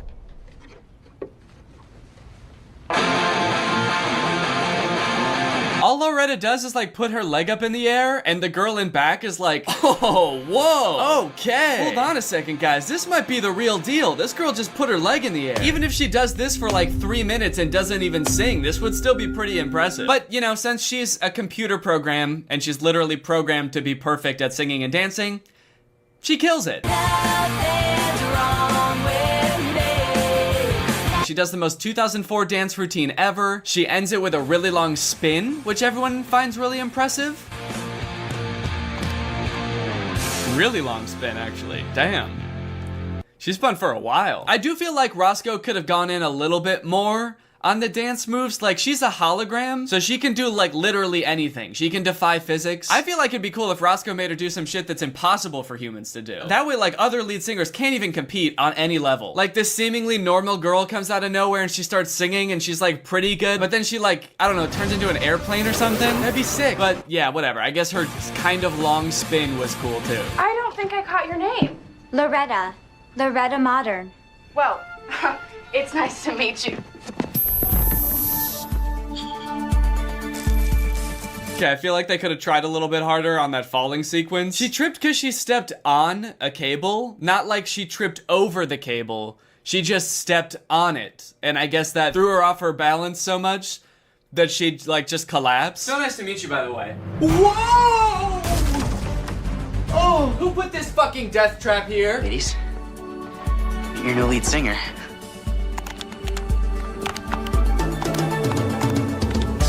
My father's been working on holographic technology and artificial intelligence for Skygraph. He just hasn't applied it to the human form. Wait, I'm sorry. He hasn't applied. His dad who works at the hologram place hasn't even applied this to the human form yet.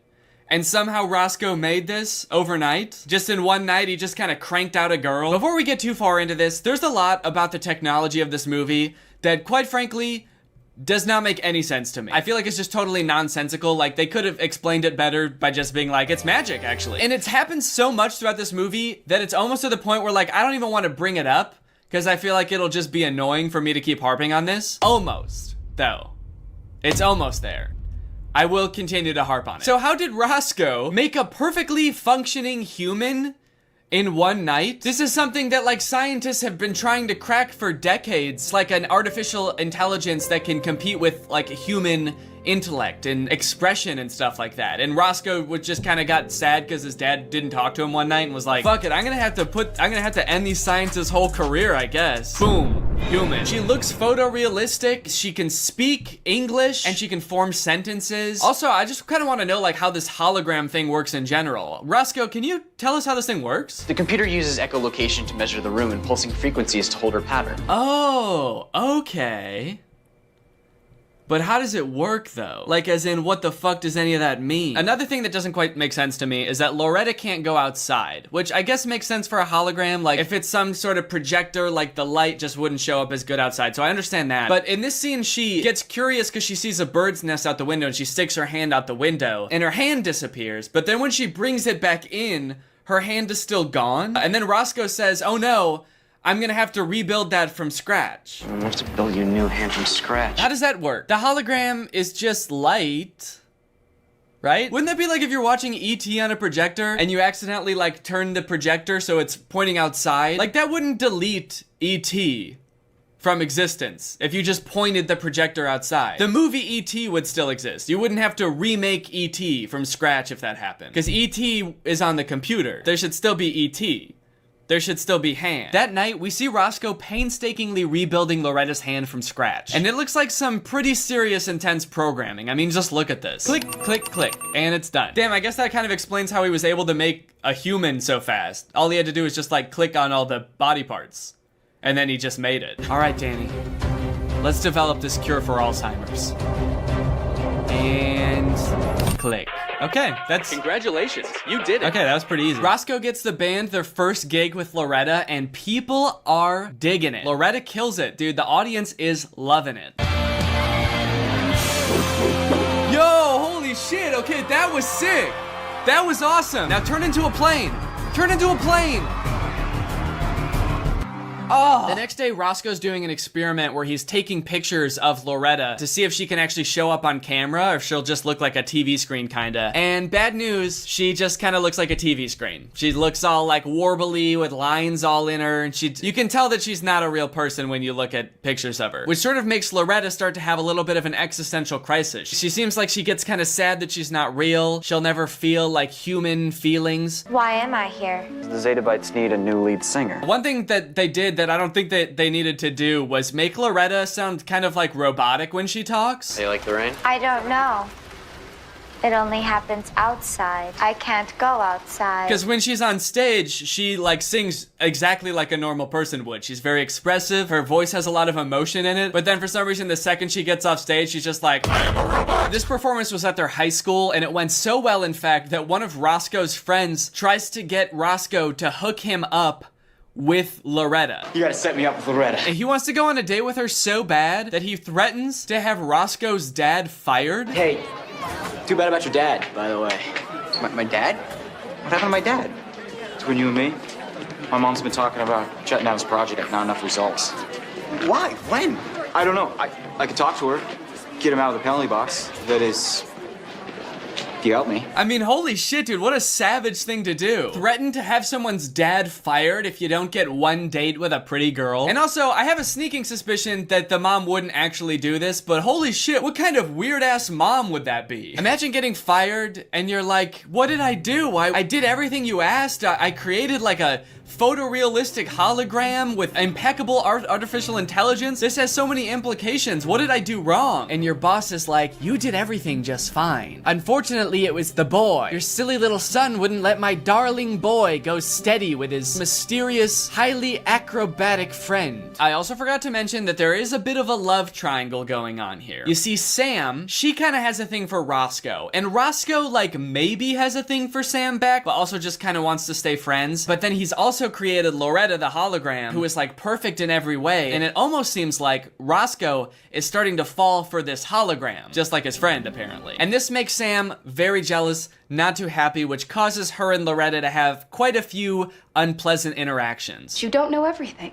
Yes, I do. Okay, maybe you do, but you don't understand any of it. You could know what a baby is, but you've never been one. You can know every type of bicycle, but you've never fallen off one and scraped your knee. You could know every type of airplane, but you still won't turn into one. Why won't you turn into an airplane? It would be so sick. She's not even real. She's just a trick of light. And you're nothing but water and a few pounds of chemicals. Maybe a few more pounds than you really need. What? Oh my god, dude, this robot is so mean. Why would she be mean? Why would that be something that's programmed into her? Why is she programmed to do anything except sing and dance? Did Roscoe program this hologram to be mean on purpose? Okay. I've got a very limited amount of time. I need to program this hologram to do everything that a pop star needs to do, which should be pretty easy because pop stars really don't have to do that much. All she's gonna have to do is she's gonna have to know how to sing and dance and be mean to me and be really mean to me, degrade me, fucking make me feel like shit and embarrass me in front of all my friends. That would be so hot, or I mean, that would be a really good pop star thing for her to do. Loretta, I am so sorry. That's okay. I've been enjoying the rain. It must be wonderful What? to feel the rain. Oh man, this is kind of sad. She's sad because she knows she'll never be a human. She'll never get to feel the rain on her skin. She'll never get to feel any human emotions. Damn, I would feel bad for her if she wasn't so fucking mean. You are so mean, Loretta. And also, you are a robot with no emotions, so you're probably not even actually sad. And touching rain is not even that fun, so pick something else to be jealous about. The next day, Sam goes into Roscoe's dad's office and finds some stuff that, she doesn't really like. Save me. Please. Save me.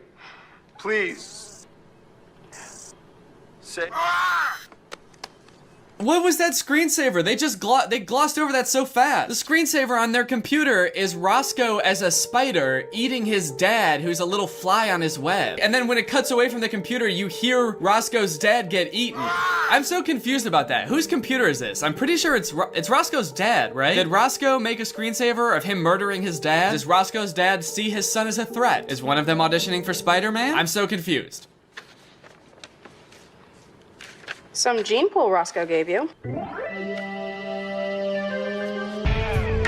So in a lot of ways, this movie is similar to How to Build a Better Boy. Because in that one, just like in this one, they design like the perfect specimen, the perfect boy or the perfect girl. But for some reason, this movie, the way that they do it seems a lot creepier, I feel like. Like instead of what they do in How to Build a Better Boy, where they just sort of like list vague characteristics they want the boy to have, like this color hair or this color eyes. Roscoe is actually like taking body parts from different real women and like cobbling them together into a perfect lady. I feel like there's definitely a difference between like, I just love a man with brown eyes, and being like, I will create a female with your skin and your toes. Also, this was like sort of a plot point earlier, but Roscoe didn't want his dad to find out about the hologram. He didn't want him to know that he was using it to make this pop star. So why did he just like hide all of these pictures on the desk where his dad works? He just had all of the pictures stuffed in this manila folder right next to the computer. Hey, son. Are you by any chance using my computer to make a human-woman hologram? Huh? What? No. Are you sure? Because I found this manila folder at my computer that has like a bunch of pictures of blonde women in it with circles around different parts of their body. Oh, yeah. That's just, that was just homework for math. They're making you study white women in math class? Yeah, it's part of the Pythagorean theorem. There's notes on a lot of these pictures. This one says, this chin will go great on my hologram. Oh, wait. Oh, those pictures. Oh. Why do you sound so surprised? Those are for my cat hologram. So this human woman's chin is gonna go on your cat hologram? Yes, Dad, actually it is. Is that so hard to believe? I want my cat to look good, okay? I want him to have a nice chin, a nice ladylike human chin. In fact, I'm pretty sure I've told you all this before actually, but you were so busy on your work phone that you must not have heard me. You know, all you do is work. Do you know that? You never pay attention to me, or my cat. Well, son, you never held me as a child, Dad. You were always too busy working.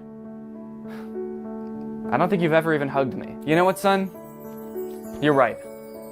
I've been too distracted with work. You know what? Let me drop everything I'm doing right now and let's do something together, father and son. How about we work on this human-chinned cat you've been working on? Wow, do you really mean it? I sure do, son. Also, I saw that screensaver you made of you eating me, and I'm kind of worried you're planning to murder me in my sleep. I was. You know what, buddy? Bring it in. Let's have a hug. I'd love to.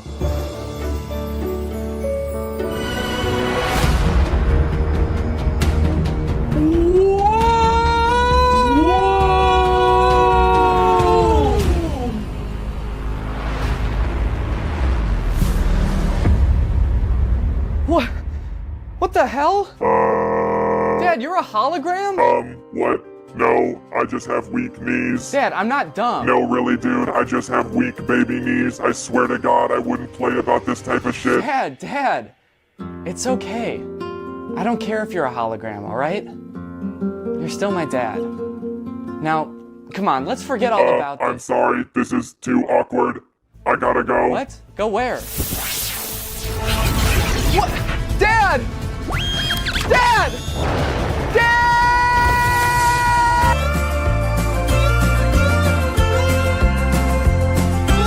Hell yeah, dude. I told you it'd be sick if they turned into airplanes. We get to see Loretta and the band performing again. This time they're singing a kind of a sad song about wishing a boy would notice them, which, you know, is kind of thematically relevant.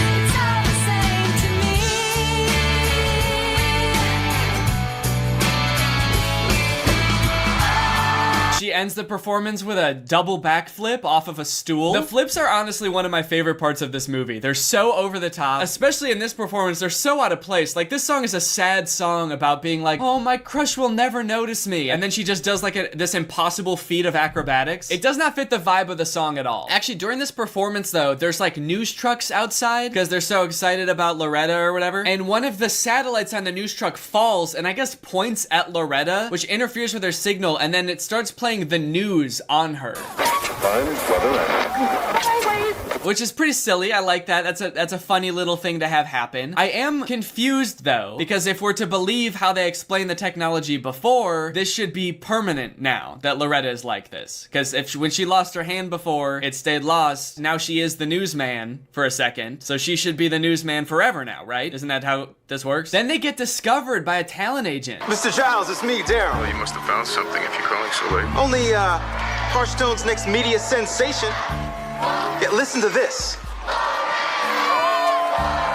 This sounds like shit. It's just people cheering. It's not even music. Since this little bit of interference happens though, it makes everyone realize that Loretta is a hologram, which people didn't know before. And from there, Loretta blows up, dude. Everyone's obsessed with her. They get discovered by this talent agent. She ends up on TV, which apparently is okay. She can be on TV. I don't know why they had the scene of Roscoe taking pictures of her before. If they were just gonna throw that whole bit out the window because she is on TV now and she looks fine. And everything seems like it's going great for Loretta and the band. And they even start to record an album. Take a good look, because that is the future of the music industry. A month from now, every teenager in America is gonna want to be just like her.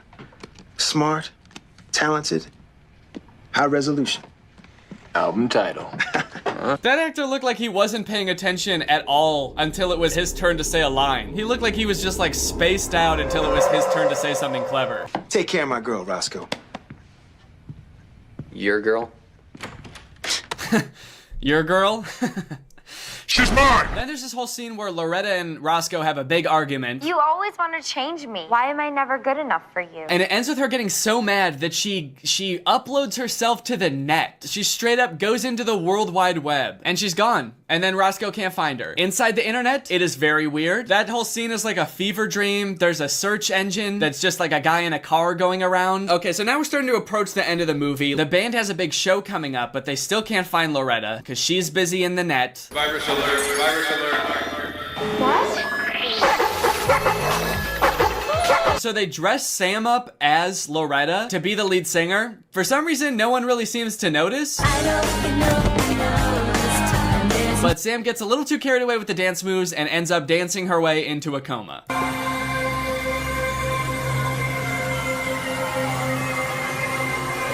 Damn. I guess the microphone from earlier was right. She really did suck at dancing. The end of the movie is so strange. Loretta finally shows up after being gone for a while. She sees that Sam is in a coma, and she sees that there's wires attached to her brain because they're monitoring her. And she says, wait a minute, I can fix Sam. I can just go into her brain and fix the coma. Loretta, no. It's not a computer. If you go in there, you can't come out.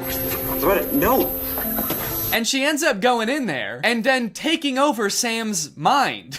She's waking up. Hi, Roscoe. Loretta? Super creepy concept and makes Loretta seem like evil. Oh my god, Sam, you're okay. I'm alive! Yeah, this movie kind of turns into like a horror movie for a second. Even when Loretta is in Sam's mind, it's all dark and scary, and Sam is in there, she's all sad. I guess that's why she's in a coma. She's too sad in her brain. I don't know if that's how they think comas work. The doctor's just like, unfortunately, her fall made her a little bit too sad inside her brain, so she can't come out now. It turns out Loretta just wanted to go and touch the rain in Sam's body, and then she gives her body back to Sam. And then that's kind of the end of the movie. Sam is back, she's happy, they're all free to go back to their normal lives, except Loretta, who never came back out of Sam's brain. And so, like, we're not really sure where she is. And then she shows up at the very end looking like a Force ghost from Star Wars. Anyway, that's the end of the movie, so now it's time to talk about our sponsor, Current. But unfortunately, I'm a little busy today, so I can't do the ad read. But lucky for you guys, I just finished developing my first hologram. His name is Tiny Danny, and he's gonna be doing the ad read for me. So, Tiny Danny, how about you tell these folks about Current? Hey guys. I'm Tiny Danny. I'm a little hologram that's just like Danny, except I'm tiny. No bigger than a tiny little stick of gum. But unlike other holograms you might have seen, I wasn't programmed to argue or be mean or even to sing and dance. But I was programmed to know a good opportunity when I see one. That's why I'm so excited that this video is sponsored by Current, because Current is giving you guys the opportunity to win $500. If you don't know what Current is, it's banking entirely on your phone. You can get paid, request money, send money to friends. You also get a Visa debit card. This is mine, or rather this is an exact replica of Danny's, because I am a hologram, so this is also a hologram, but the real one looks just like this. And one of my favorite things about Current sponsorships is it means we get to give back to you. Like I said, they are also going to be giving away $500 to 10 people. And here's how you can win. All you have to do is sign up for Current using my link. That's current.com/tinydanny. Then you find me on Current. My username is just @DannyGonzalez. Y'all know how I feel. Ladies, if you're out there, this one's for you. I don't give a shit about you. I just wanna smoke meth all day. I just wanna do cocaine. I would punch a dog for some Xans, y'all. I just wanna sip some lean. I'ma steal some money from my grandma. Not that I need the money. I'm so goddamn rich it ain't funny. Hey Greg, I'm sure that I'm not the only person who's noticed that celebrities suck lately. Like if Celebrities was a TV show, this season would suck. This season of Celebrities is just... it's just bonkers. I feel like celebrities used to be these like untouchable gods and goddesses of Hollywood. They never misbehaved or got in trouble. They were just, you know, these shining idols on a mountain, and we could only ever dream of being anything like them. There were celebrities like Kanye West who, like, sure, he made good music, but he also had some, like, you know, temper tantrums. He had some behavioral issues. But I feel like the celebrities of today are just like all of the behavioral issues and none of the talent, or at least not much. And I know you already know who I'm talking about. I'm talking about Lil Tay. I'm talking about Woah Vicky. I'm talking about Danielle Bregoli, Lil Pump, and sure, Lil Pump's got a few bangers. But, I mean, he's not a very good role model. And I guess there's nothing, like, inherently wrong with making dumb, poorly behaved people famous. I just don't really identify with any of the celebrities of today. Like, I'm not extremely rich. I don't do cocaine. I don't know what lean is. Over the past couple months, I've just been yearning for a celebrity that I really identify with. And that's when I came across Mason Ramsey. Yes, this video is about the yodeling kid from 3 months ago. Now, I know what you're thinking. And stop it. I make so many videos of being like, this person sucks. This person makes bad videos. And you know what? I thought it was time for a change. Mason Ramsey's the best. He's the best celebrity, okay? That's really what I'm getting at.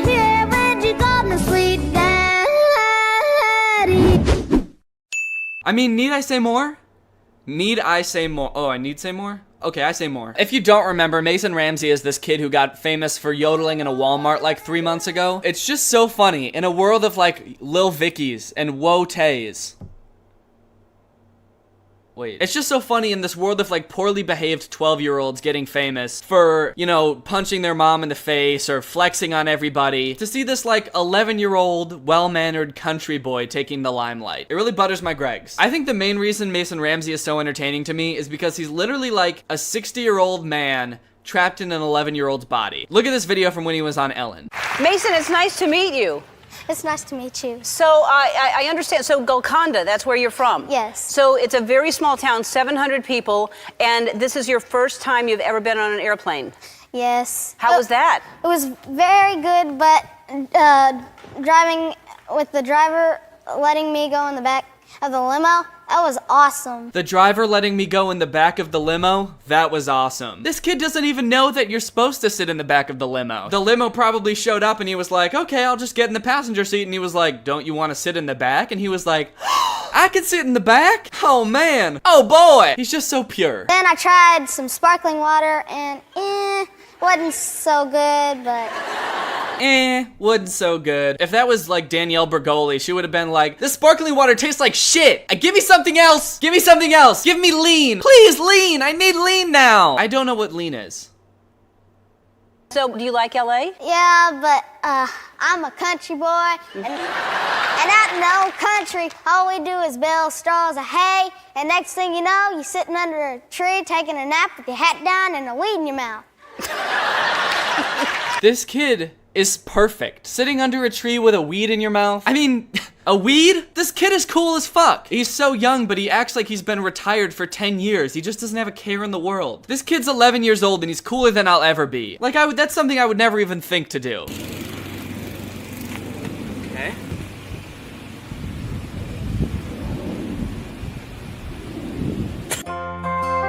So when did you start yodeling?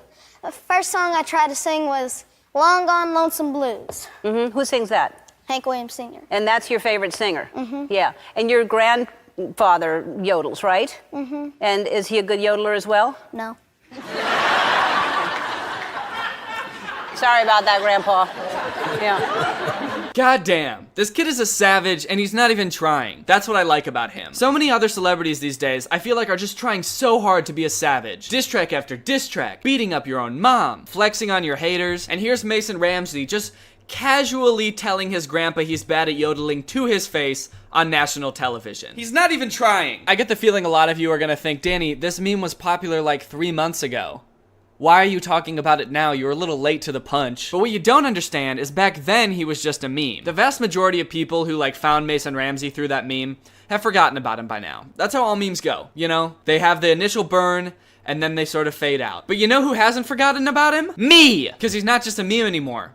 He's a star. And this might sound like an insult, but he's really let the fame go to his head.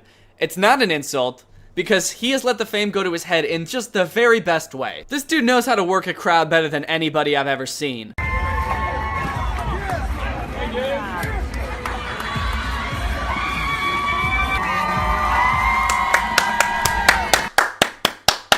A spin and the pointy fingers, there's no beating that. Okay, look at this video of Mason Ramsey getting interviewed for some radio show. You gonna do a whole album? Is that what you want to do the rest of your life? From now on, you want to just make country music? What?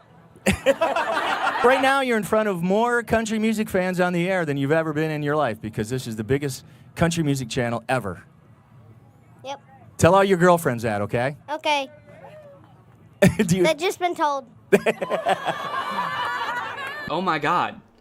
I think he just made everybody in the crowd his girlfriends. Even the guys. That was so smooth. Now, if you're like me, you're probably thinking, okay, this kid's got a great voice. He's got great charisma. He's going places.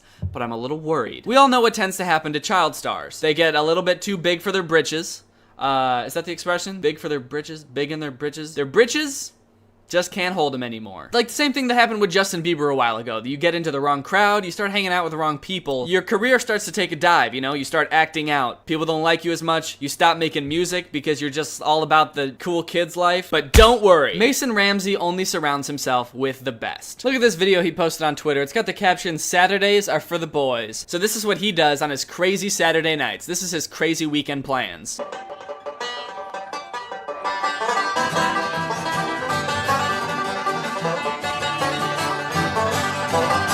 It's just him and a couple buds going absolutely apeshit on a banjo and some guitars. I mean, just look at them. They are absolutely losing it on these things. The kid on the banjo especially. Wow. Mason Ramsey only surrounds himself with other child prodigies. He just gets together with a group of buds and they just for like 10 hours straight. I guarantee it. They never say a word to each other, I bet. They just sit down and just...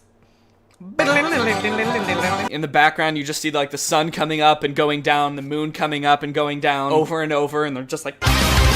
Okay, look at this Instagram story. He finds a group of kids playing basketball, and he wants to join in, so look what he does.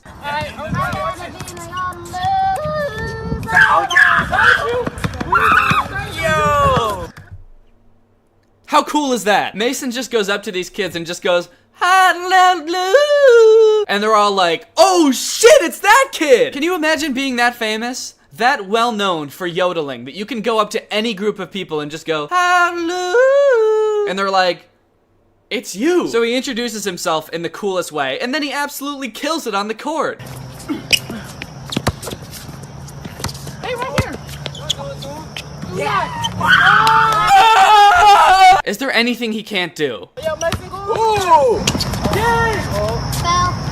Wow, you're really just gonna do my boy Mason like that? Fouling him in cold blood, you sick fuck! I'm sorry guys, but I stand. There's no other way around it. I stand. A lot of people don't know this, but he's been releasing music. Actually, just a few days ago, he released an EP. He has a song called Famous that absolutely bops. Bops around in your head all day. But girl, ever since I met you, I got a whole new perspective.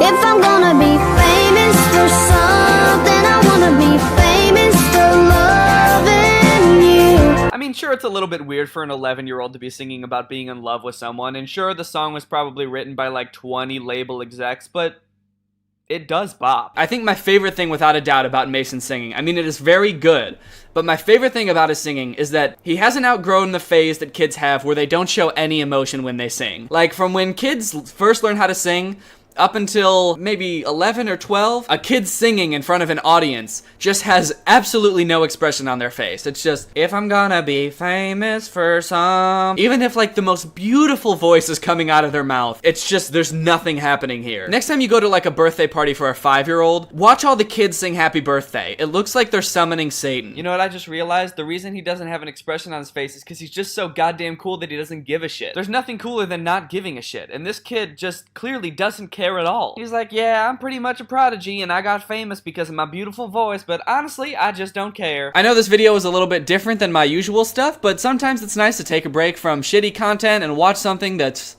truly inspiring. If you're not Greg yet and you want to join, Greg is the strongest army on the internet. Greg is what I call my fans. It's probably the coolest name for a fan base ever. So if you want to join Greg, all you have to do is subscribe and turn on my notifications and you can be Greg. Thank you, Amber Morgan, for turning on my notifications. You are truly Greg. I'll see you guys next time with a really interesting video where I climb up to the top of a mountain and I yell, I'm king of the world! And then I actually become king of the world. But it's not as exciting as it sounds. It's actually a pretty bureaucratic job. It's a lot of sitting in an office, waiting for things to happen. It's not very fun, so stay tuned for that. Bye! Alright guys, over the past couple years, I've seen a rise in this new type of internet entertainment. It's basically entire movies that are made to be viewed like Instagram Reels. You've probably seen videos on this type of thing before. They're all shot vertically. They're broken up into like a million parts, so they're each like a minute long. They make them about vampires, werewolves, and thus far they've all seemed pretty uninteresting to me, but I think I've stumbled upon one that I simply can't resist talking about. It's called True Heiress versus Fake Queen Bee Full Movie. Oh, I thought it was only 50 parts long. I just noticed there's a whole other thing here. Okay, it's 85 parts long. As of right now, I've only seen the trailer, but the trailer looked good enough that I want to get invested in this, so let's jump into it. Here's the trailer. Good morning, Miss Haley. Your Gucci outfit and Chanel handbag for today. But this year,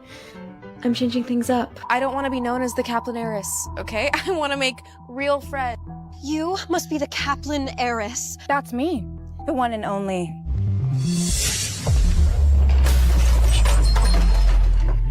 Okay, so it's going very fast and there's a lot going on, so you might not fully understand the plot of the trailer just yet. Luckily, to the side, for some reason, there is a description of the plot of the trailer. True Heiress versus Fake Queen Bee trailer shows the drama in Western High between the real heiress, Haley Kaplan, and the fake one, Candace Mathis. One might think that their last names would be a dead giveaway that one of them is the Kaplan heiress. So one girl is a real heiress to some Kaplan fortune, I don't know what it is, but she doesn't want to be seen as the Kaplan heiress. She just wants to be a regular girl. So I'm also intrigued by the high school they go to, which presumably must be some kind of prestigious private high school if the Kaplan heiress is going there, you know what I mean? And it must be so prestigious that like only 4 kids go there. There's like one table with people sitting at it, and then every table in the background is empty. And also every kid who goes there is like 25. Souvenir.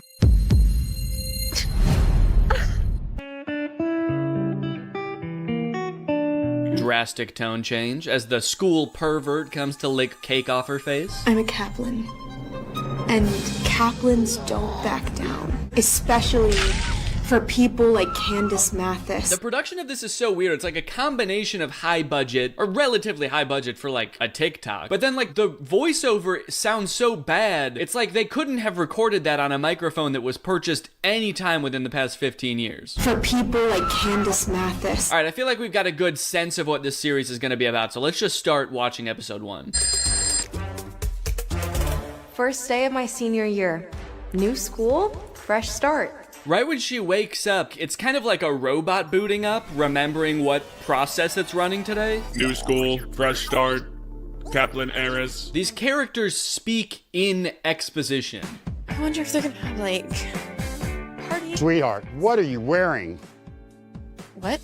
No daughter of mine is riding a bike to school. Why could that be? No daughter of mine is riding a bike to school. I get that they're rich. Are rich people against exercise? I don't want to be known as a Nepo baby. This is the whole reason why I'm transferring, remember? Is it safe? Yes, it's fine. I'll be fine. Love you. Love you too. Adam, let's follow her. I like that this supposedly very successful businessman has nothing better to do than follow his daughter around. Yeah, I run a $100 billion company, but we should just drive behind my daughter while she rides her bike to school. I'm just fascinated how these get made. Already, I'm noticing so much, like, the editing. One of her sentences just got cut off with editing. I wonder if they're gonna have, like, party. Sweetheart. They didn't let her finish. Did they purposely hire the most incompetent person for every role? They're like, let's hire a writer that only knows how to write 2-word sentences. Let's make sure that the editor doesn't understand when sentences start or end. And then the actors all deliver the lines as if they're discovering speech live on camera. OMG. That cannot be the best bell sound effect you have. I could find a better bell sound effect by just Googling school bell sound effect. There you go. Very first one that comes up. OMG, I heard the Kaplan heiress is transferring here today. We have to find a way to get into her inner circle ASAP. Ew, look what the Goodwill dragged in. Eavesdropping much? Loser. Careful, girl. She might ask for spare change. Wow. Your insults are just as basic as your personalities. What did you just say, you bargain bin reject? Oops, did I ruin your cartoon helmet? What are you, 5? Oh my god, dude. These girls are psychos. And these are the first 2 people she encounters at this school. Why did she want to transfer here? I can't tell if this is just like a regular public school or if it is some prestigious school where all rich kids go. If she's transferring there because she wants to be normal, I feel like it must be a public school, right? And the first people she meet are these snooty rich kid bullies. It's not adding up. Go! Oh, is the little baby gonna cry? What? Holy shit! And that's how the first episode ends? Oh my god, she's gonna die. What's gonna happen in the next 84 episodes? It's a really long funeral. The dad's like, that's what she gets for riding a bike. Alright, well, I'll be honest, the cliffhanger is working. I very much want to click on episode 2.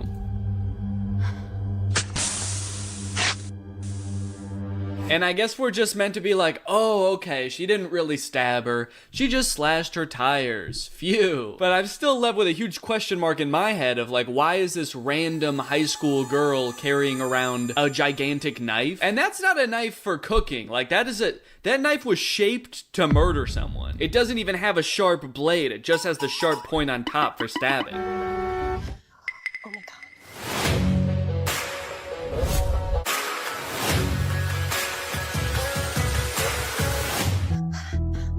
You must be the Kaplan heiress. I maxed out all my cards to rent this ride and outfit to make a splash on day one. And now these idiots think I'm the Kaplan heiress? You maxed out all your credit cards to buy one outfit for the first day of school, and you have the audacity to call anyone else an idiot? I plunged myself into immense debt to convince people into thinking I'm rich, and these fucking morons think I'm rich? I'm curious to see what she's gonna look like on day 2. She's just gonna show up wearing a potato sack like poor people in old cartoons. Also, I really need some backstory on who the Kaplan heiress is supposed to be. Like, what is a Kaplan? Where everybody seems to know that the Kaplan heiress is coming to their school, but nobody knows what she looks like? I mean, this is the equivalent of like a Paris Hilton type of person, right? Or like a Kardashian or something in that realm, and yet it's like a completely anonymous figure. That's me.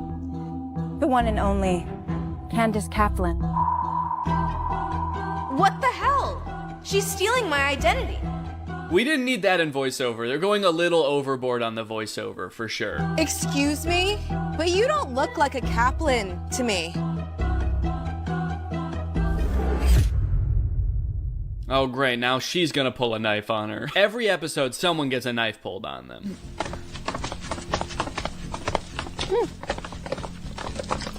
Who's this? They walk over for so long. It's 8 seconds of walking, and the walking sound effect that they use sounds like horses galloping. And who's this? The janitor's unfortunate offspring? The janitor's unfortunate offspring? Was this whole series written by AI? Look at you.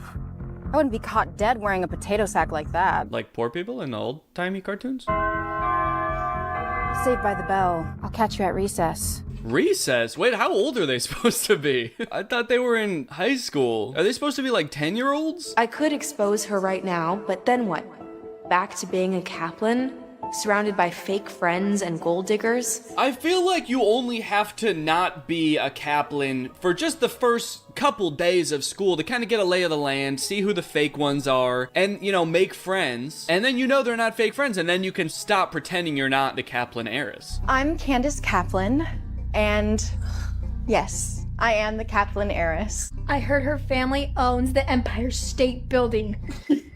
You. What's so funny? You!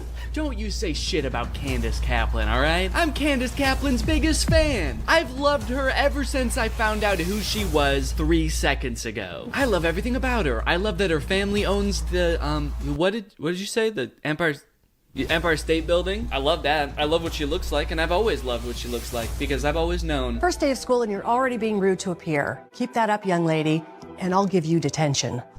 It's okay, Miss Darcy. She didn't mean it. I'm sure she's just jealous. Well, that's very generous of you, Candace. In fact, I'm so generous that I've decided to throw an exclusive birthday party tonight. Of course, some people won't be getting an invite. I'm so generous, in fact, that I'm throwing a party. A party that poor people aren't allowed to come to. Well, I heard the Kaplans have a castle, so I'm sure everyone would love to see what that looks like. Where the hell am I going to get a castle? Oh, that's what she's thinking? I assumed she was thinking, oh yeah, we can just do it at the castle that I happen to own because I maxed out another credit card. It's a good thing they put that voiceover in there. That way we know that she's screwed. The castle isn't really open to the people. These aren't people, Miss Kaplan. They're your friends, right? I'm sure you would love to spend your birthday with your friends in your castle. Why does everyone speak in this weird cadence? Is the dialogue just that poorly written that you can't possibly say it naturally? Let me read this line. I'm sure you would love to spend your birthday with your friends in your castle. That seems like a pretty normal sentence. I'm sure you'd love to spend your birthday with your friends in your castle. That was pretty natural. Okay, so it can be said normally. It's just they're choosing to place strange pauses and inflections on words. Let's see how you pull this off.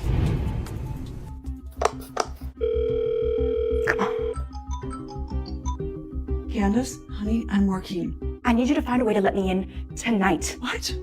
Candace, I'm just the maid. Okay, so her mom is the maid for the Kaplans, and this girl doesn't know who the Kaplan heiress is? Also, what a weird coincidence. Okay, I don't have time for this crap. It's bad enough having a cleaner as a mom. I'll see what I can do. Thanks, Mommy. Bye. Crazy to say to your parent. It's bad enough having a cleaner as a mom. My kids ever say that to me about being a YouTuber? Actually, I would understand that.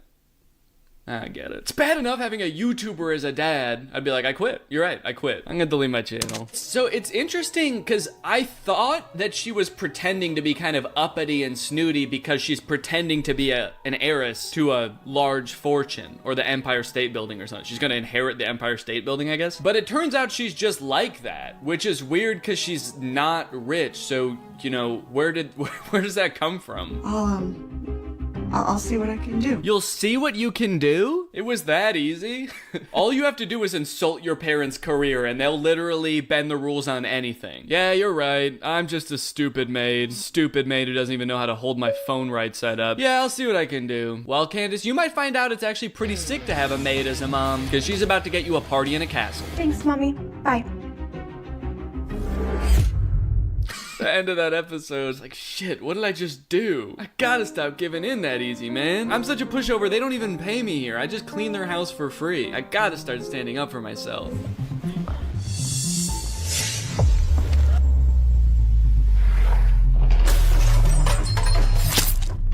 That was a crazy action sequence. I just feel like it was way too many extra steps for her to also knock over a cup full of forks. Couldn't there just have been a fork on her tray that she tripped on? I really thoroughly believe right now that they're making this up as they go, which is kind of crazy to think about because they hired actors and locations and stuff. But the only theory I can have that makes any of this make sense to me is that they kind of have a general idea of what they want to happen in each scene, but they don't have any dialogue written. So the actors are improvising it. That's why they sound so uncomfortable and nervous, quite frankly. And that's also why, like, the plot just kind of meanders. It's not heading anywhere specific.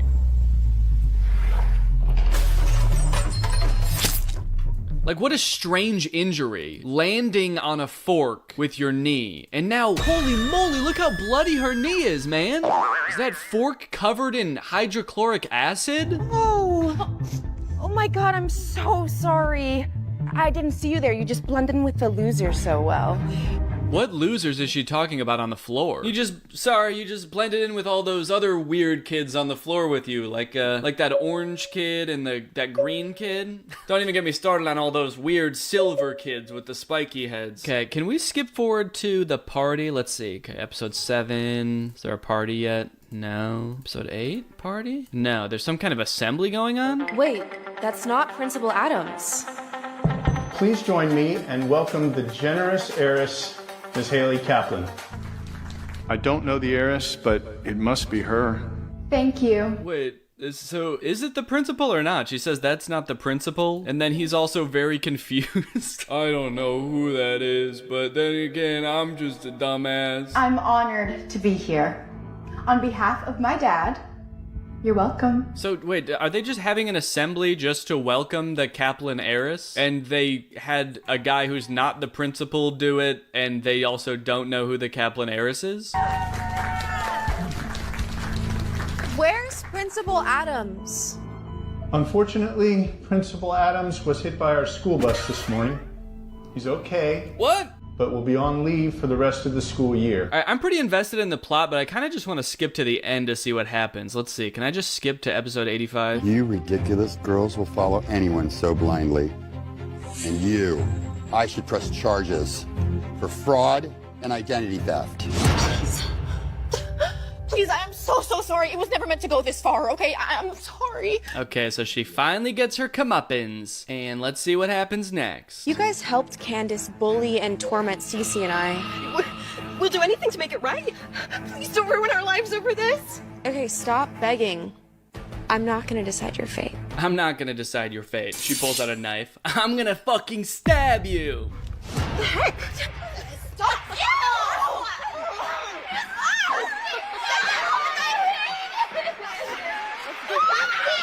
Their punishment is they're throwing food at them, but also none is hitting them. No. Oh, this isn't over, you bitch! What do you mean this isn't over? They exposed you as not being a real heiress, and they exposed the real heiress. It's like, are you gonna get revenge somehow by becoming an heiress? You're going to make your mom wealthy somehow so you're an heiress now? It's pretty much over, is what I'm trying to say. There we go. Wow, so she's getting crowned prom queen or something after all this and getting a kiss. He's like, look, now that I found out you're actually rich, I love you. So there's a lot of stories like these. Like, I feel like a lot of Darman videos are like this, where it's like, hey, there was a guy who looked poor, but it turned out he was rich. And the moral is kind of supposed to be treat everyone with respect, you know, because everybody deserves respect. But the way these shows do it is kind of like, treat everyone with respect because you never know who might be rich. And, you know, you could gain something out of being nice to a rich person. Anyway, I think I accidentally got like a little bit too invested in the plot of this. And so I'm glad that I didn't watch the entire thing because that would have taken a long time. So that's pretty much it. Thanks for watching. Bye-bye. What's up, Greg, and welcome back to another episode of Getting That Coin. I think you and I both know that there comes a time in everyone's life where you decide, you know what? I think I want to be rich now. I think I'm about done being poor. I would like to be rich. I would like to be rich beyond my wildest dreams now. And also, I am a man. I want to be rich, and I am a man. I think everyone pretty much can relate to those things, which is why I'm so glad that these Instagram accounts exist. Ones like Investing Alpha, Business, Investing, Finance, Male Soul, The Villain Skull, obviously the #1 motivational page, and Bad Boy Quotes, the #1 epic motivational page. These accounts kind of all fall into this genre of like motivational posts about being a boss ass dude, being a big boss man, a big boss boy.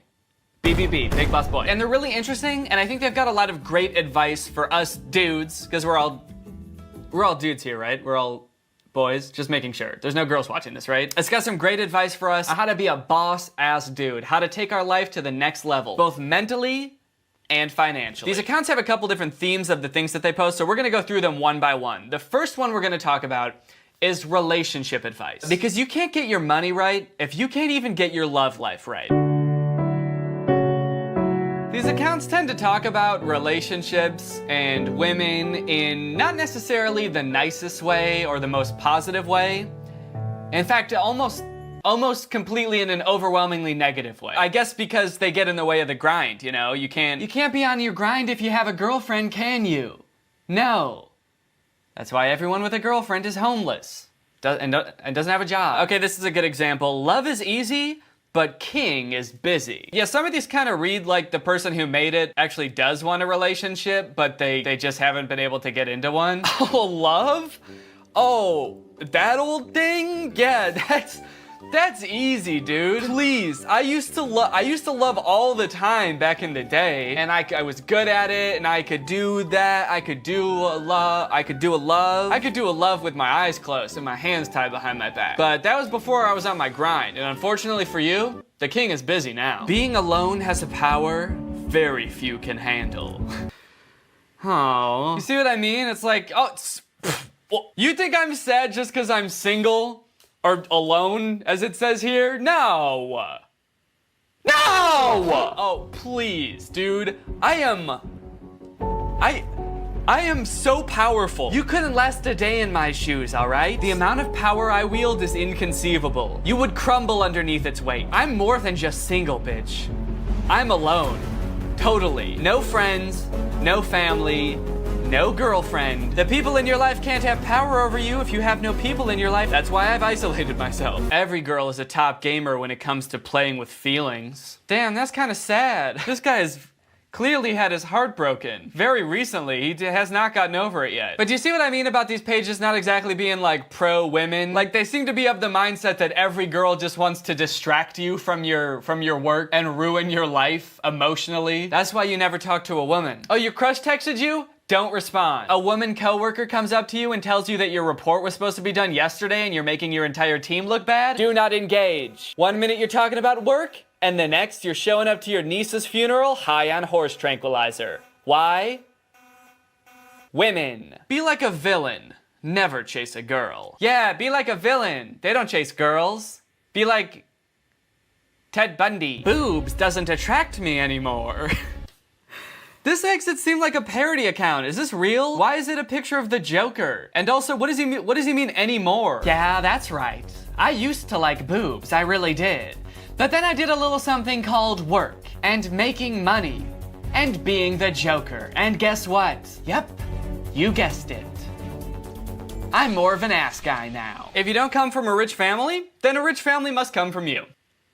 Huh? How did we go from stop chasing girls, no relationships, boobies bad, to, you know what, you should start a family. You should find a really nice girl and have a family with her. Like right now. Do that now. Okay, so far, our steps to getting rich, relationship-wise, are stay alone forever, never even look at a woman, because she will emotionally destroy you, meet a nice girl and have 4 kids together, and profit.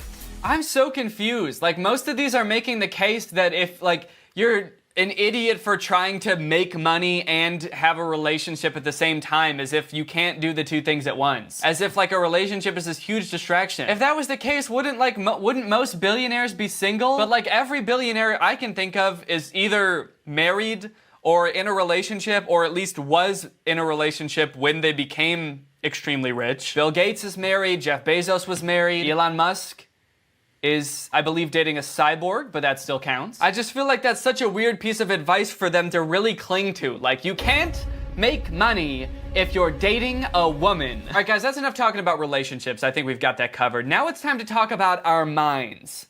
We gotta get into the millionaire mindset. Oh, nice, another Joker one. If you're good at something, never do it for free. Why is the Joker giving us advice about how to pull us up from our bootstraps? I don't know if y'all have seen the movie The Joker that just came out like a year ago, but I feel like it was very far from like a movie about an entrepreneur. It was, it's actually kind of the opposite. Also, what kind of, I mean, if you're good at something, never do it for free? Ever? Wow, honey, you really outdid yourself with this steak. Oh. Thank you. You really like it? Absolutely. You're a good cook. Wow, that's crazy. That'll be $200. What? Yeah, for the steak? I'm a professional chef now. What are you talking about? Since when? Since just now. Now fork over the cash, or unfortunately I will have to ask for the steak back, all right? I'm not getting stiffed twice in one day. You did this to someone else today. Ha! Yeah, I wish that was the same situation. Today when I was walking home from work, I saw a 9-year-old kid getting bullied by some teens. I stepped in and told them to stop, but they ended up beating the shit out of me instead. For so long, in fact, that they actually got tired eventually and left. Turns out I was so good at being a human shield that you know your boy had to charge the kid. Wow, that's really fucked up. Yeah, tell me about it. Little twerp, little bitch didn't pay up. No, I mean you're being an asshole. You know what? Guys, get in here. Come on in. What? Hey, look, it's that dude we beat up earlier. No! Yeah, what a fucking loser. Hey, I hope you have $200 on you. What? Why? Because we're really good at kicking your ass. No! Oh, fuck! Okay, a lot of these ones with like the skulls in them or the Joker in them are from this account called The Villain Skull. I guess they just really like how intense the skulls look in the picture. It's really weird how aggressive they look. But every time I look at one of these, I feel like I should be screaming the caption just because of how the picture looks. I don't have a plan B! It's do or die! Oh, so that's how you set yourself up for a good financial future. By not having any sort of backup plan. It's do or die. I will become rich from my very first idea, my very first business idea, or I will perish. Confidence is... Confidence is the first thing people see in my eyes. Huh. Yep. Confidence. That's what I'm getting here. That's what I see in these eyes. What's going on, everyone? I'm the richest motherfucker you'll ever meet. Sure, I might scare people off sometimes, but you know what? It's just because I'm so confident. They can see it in my eyes, and my smile, and the way that I just scream and cackle down the street at night. Confidence, baby. Sometimes when you give a fuck, that fuck fucks you up. Guys, in order to dominate in life and truly become the best big boss baby that you are meant to be, you have to start not giving a fuck about anything. Because sometimes that fuck can fuck you up. That makes sense, actually. I'm pretty sure I've heard motivational speakers say that before. Because success isn't just some accomplishment that you reach, it's a state of mind. Okay? And if you want to achieve this state of mind, if you want to take your business to the next level, then you have to rewire your brain. Okay? You've got to stop caring about the numbers. You've got to stop caring about what other people might think. You have to stop caring about what I'm saying right now. Wait, he wants us to stop caring about what he's saying? Wait, yeah, I'm confused. You have to stop caring about food, about water, about breathing. What is he doing? Is he just listing everything? Wait, holy shit, is he? Jimmy John's Turkey Club. Mitt Romney. Okay, yeah, he definitely is. Elbow grease. Beeswax. SpongeBob. Harry Potter and the Prisoner of Azkaban. Hey, excuse me. Wait, where did he go? Hello? You have to stop caring about existing. What the fuck? Listen, bitch. Before you start messing with me, you should know that I don't play games. I win them. God, so aggressive. Starting it off with, listen, bitch! Also, just this picture. It's like some kind of Day of the Dead businessman ascending into the heavens with smoke shooting out of his head. He's like unleashing godly powers while he's saying, listen, bitch! Actually, you know what? He's probably alone. This is probably the power that they were talking about before. Once you become truly alone, this is what you turn into. You turn into this floral skull monster, and you have the ability to float. You're just like roaming around town, going to business conventions like, listen, bitch! Okay, I think that's enough of the millionaire mindset. I think we got our heads in the right place. I just have one question. When have you ever heard an actual rich person talk like this? Like, I mean like a really, really rich person. I don't want to defend Mark Zuckerberg or Jeff Bezos. I don't necessarily think they're the best people. But when have you heard them ever say anything like this? Like, women just want to play you. They want to play you like a video game and step all over you and shit on you and poop on you. They want to shit and poop on you. Never do anything you're good at for free. That's right, I forgot about the time Warren Buffett realized he had a really thick butt and started an OnlyFans, because he realized, you know, you never do something you're good at for free. Nobody's seeing that fat cake for free. All right, the time has finally come. We got our relationships right. We got our mind right. Now let's actually get into making some cash. I found this video from this dude named Jason Capital. He's kind of like a motivational speaker. He does seminars about how to grow your business, how to make more money, how to make connections and stuff like that. So let's check out what advice he's got. It says, if you want to be a millionaire, watch this. Watch this. This is gonna be fucking crazy. This is gonna be wild. The easiest, fastest way to reset your financial thermostat is to, 1, stop hanging with broke people, and 2, start hanging with people who have more money than you. Raise your hand if you know at least like 5 of your friends, not you know, but 5 of your friends are millionaires. A couple of you. So 90% in this room, nah. How many of you want to be millionaires? 100% wants to be millionaires, only 10% hangs out with a lot of millionaires. Okay, I get it. In order to reset my financial thermostat, which is something that I do want, I have to start hanging out with millionaires. How? Dear Jay-Z, I'm coming over for dinner tonight. This is not up for debate. We're friends now, best friends, and I would do anything for you. Please Venmo me $10 million. In 1978, Richard Branson bought Necker Island for $180,000, more than 96% discount off the asking price. In 2006, the island was valued at $60 million, a 33,233% increase over what he paid for it. What an investment! Okay, shit, finally some practical advice that we can actually use. I finally understand how to get rich. All we have to do is this. What was it again? Buy an island? Easy. I just have to somehow get an insane 96% discount on an island and still pay $180,000 for it. And then all I have to do after that is wait 20 years. And then, just like that, I'm rich, bitch. Well, guys, I think it's safe to say that we're basically rich now. But what do we do now? We've got all this money. What are we supposed to do with it? Well, luckily, while these accounts aren't necessarily geared towards showing you the rich life, they do occasionally post some motivation, some things that you have to look forward to once you make it. Hi, I have a boyfriend. He works for me. Hi, handsome. Okay. So now that we're the bosses, the big boss boys, all the women will come crawling to us. Fuck! We don't want women crawling to us, do we? What the fuck? This is gonna throw off our grind. All of these are such toxic ways of looking at girls. It's like, hey, if you're a really shitty dude and you don't take care of yourself, don't worry. Someday when you have a lot of money, that's all girls care about, so they'll be crawling all over you. Women, like, all they want is a rich guy and they'll leave their boyfriends to be with anyone that is above their boyfriend in the hierarchy of the workplace. Oh, fuck, my boyfriend's boss?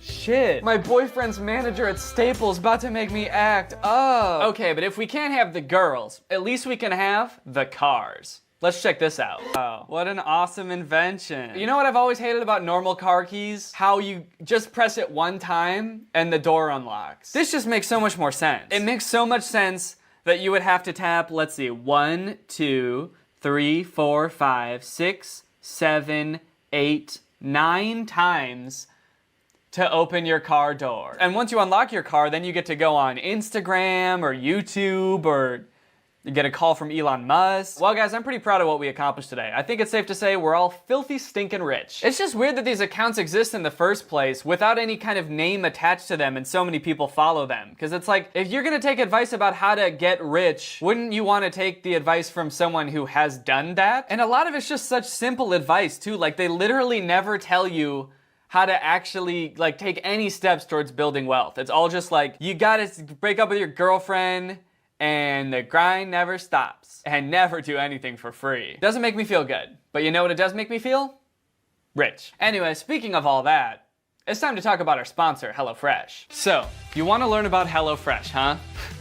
Too bad, get lost, loser. Psst. Hey guys, don't worry about him. I'll tell you about HelloFresh. Hey guys, today's video is sponsored by HelloFresh. Boy oh boy do I love HelloFresh, America's #1 meal kit. And let me tell you why. I've personally been using HelloFresh for quite a while now, and it has made a great improvement in my life. I find myself not having to go to the grocery store as often, not having to plan meals as much, not getting stressed out about what I'm eating as much, as I know, at the very least, I've got HelloFresh. I've got 3 meals coming every week. The way it works is every week you get to choose 3 meals that they will send you. You can choose more if you want. They send you all of the ingredients pre-packaged in the amount that you'll need, which means you reduce food waste. And they take out all the prep work for you, so you don't have to go to the grocery store, you don't have to take out the appropriate amount of anything. They take out all that stressful stuff, and you can get dinner on the table in like 30 minutes, sometimes even 20 with some of their quick and easy options. 30 minutes is pretty good considering the average grocery trip takes 41 minutes. Also, did I mention that the carbon footprint of a HelloFresh meal is 25% lower than a meal made from grocery store food? You can add extra dinners, you can add lunches, you can eat. Have some really cool things we're gonna drop off. Check this out. We got some soda, we got some orange soda, some strawberry, and some water or pineapple soda, and we also have some watermelons. This video is 14 minutes long, and they don't drop anything until about 10 minutes into the video. So the first 10 minutes of this video are just nothing. They go in the lift and they go up. Here we go! They get scared and then they come back down. I'm scared. We gotta bring this thing down. And then their mom desperately tries to convince them not to do it. Hey mom, what do you think of this? No way. No way. Don't do it. Don't do it. Don't do it. And I know what you're thinking. She's very convincing. Don't do it. But they do it anyway. So anyway, he finally gets up in the lift, he's got the watermelon, and he's gonna drop it. Let's do this thing. What do you think is gonna happen? I have no fucking clue. I have no idea what's gonna happen. I mean, there's no telling. No one's ever dropped a watermelon before. Even if you drop a watermelon from like standing height, it shatters. So like, is it really that much of a surprise if the watermelon breaks? Go! Whoa! Whoa! That was awesome! It exploded everywhere! Whoa! That was crazy! That was so awesome! So he finally drops it, and he is just amazed. Whoa! Whoa! That was crazy! Yeah, his reaction is actually making me just like a little bit uncomfortable. He's definitely like a little bit too excited about this watermelon exploding. I think the appropriate reaction to a watermelon falling from a great height and exploding is like, Huh. Nice. Even that maybe was a little bit too much. So that was just a test one. He wasn't at the full height yet. But now he's gone up the lift to the full height of a scary, palm shaking, knees quaking, eyes sweating, teeth sweating, 45 feet in the air. So, hang on. We're going a little bit higher. I'm very, very nervous. I've never been that high in all my life. I mean, this dude must have gone through extensive training to get up that high. I don't think I'd be able to handle that. Don't you need like an oxygen mask that high up? How does he survive up there? Watermelon number 2. Here we go. Go! Whoa! Whoa, that piece all the way out there! Whoa, that one exploded even bigger than the last one. No way! Carter, that was crazy! So he throws another watermelon, and he is absolutely aghast. What? For some reason, he's even more surprised that a watermelon broke at a higher height. Now, he does a few more tests, and the next one's pretty anticlimactic. He drops a soda bottle, and it just bounces and it doesn't break. Go! Oh! Wait, what? Whoa, it's over there. Whoa, what happened? It didn't even explode. I'm not sure what happened with it. And you can tell that he wasn't expecting that, but he has to act surprised anyway, because, you know, he's a YouTuber, and so he has to yell about everything. Whoa, what? So it breaks, and he's like, whoa! So then he does it again with another soda bottle, and this time he throws it down, because he knows that it won't break if he just drops it. And then it shatters. And then he's surprised again. Whoa! It exploded! That was awesome! So when the soda bottle didn't break, he was shocked. But then when it did break, he was also shocked? Like, what was he expecting to happen? He's just amazed by anything. He's just amazed that the water bottle made it to the ground, apparently. He was just expecting it to not even get there. He was gonna drop it, and he thought it was just gonna zoom off into space, and he would never see it again. So now this video got on the trending page, which is always interesting for channels like this, because they have, like, their core following, who are usually, I don't know, like 8, and then people who find the video on the trending page who aren't already subscribed to this channel, who are a regular age with functioning, developed brains. So you have their fans commenting on the video, like this person, the soda will explode. And then you've got comments like this, no. Which is funny because the dude who posted the video actually hearted this comment. It looks like he hearts most of the comments without looking at them, so there's a lot of negative comments on this video that this dude hearted. This dude said, people are starving, let's throw them off. As in saying like, oh, there's a lot of people starving in the world, let's throw this perfectly good food off of the lift. And I guess that's like sort of a valid point. I don't really agree with it. I just think it's funny that the dude who posted this video hearted that comment, as if to say like, yeah, fuck those starving people, let's do it. Like he thinks this guy's on his side. Man, his reaction to the drops makes me want to puke. That is very accurate. Whoa! I don't know what the fuck this comment means. I think I will bust open. And he hearted it. I think I'm gonna bust open. I think he was talking about the watermelon. I think he meant to say, I think it will bust open. Dude, I think I'm gonna bust open. Yeah, in general, most of the comments are just upset that the video is so long. I saw this video on the trending page and I was like, I gotta find out who this guy is, because his videos suck. And it turns out this dude, Carter Scherer, is a part of like a group of YouTubers called the Scherer Fam. It's sort of like Clout Gang, except they're all related. There's Carter, there's Steven, there's Lizzie, and then there's Otter and Millie, who are their dogs. Their dogs have their own channel. Now this may surprise you, but dropping watermelons off of a giant lift is not actually what they're known for. The main videos that they make that gets the most views are videos about a monster that lives in their pond. They have this giant pond in their backyard, and apparently there's a monster that lives in it. What the heck is that? Oh! It's one of those things that's obviously fake, and they made one video about it, and it got the most views, and so they sort of just have to keep making videos about that, and they sprinkle in other videos every once in a while too. But like, most of their videos are about this pond monster. You can look at their thumbnails and titles. I fell off, pond monster. Swimming with pond monster. Hunting pond monster. They have so many videos about pond monsters, but I think they've realized that just using the word monster in their title or just talking about monsters in their videos gets them so many more views. So they've started doing this weird thing where they just start calling every animal a monster. There's a video where they see like a fox that's sleeping in the forest by their house, and the dude spends an entire video trying to find it because he says it's a monster that's living in their backyard. Oh, it's moving. Shears, I think the animal down there is either a monster or a fox. Maybe what we saw was just a baby monster, and there's actually like the mama monster back there. I don't know what's going on. There's a video where he sees a squirrel in his backyard and he pretends to not know what a squirrel is and he calls it a monster. What is that thing? What is that, Mom? There's some monster in our backyard.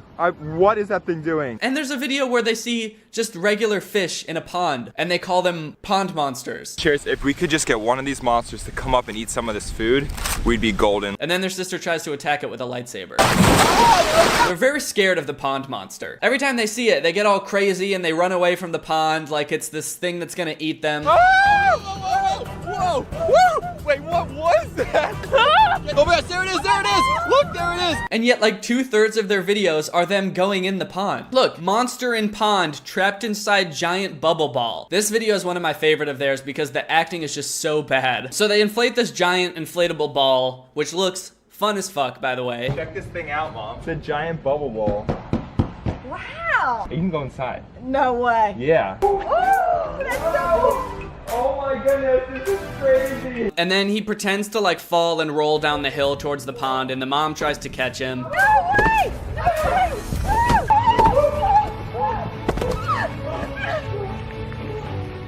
Yeah, that mom, dude, she is, she's really trying. She's really trying. I'm gonna try to take this thing on the water. Oh, no way! No way! What happens if it doesn't float? I don't know. And then the mom pushes her son into the pond. Cheers! You wanna see Steven go in the water? Let's push him! Woo! The pond that they believe a monster lives in, the mom pushes her own son into the pond. I think the real monster lives within this mother.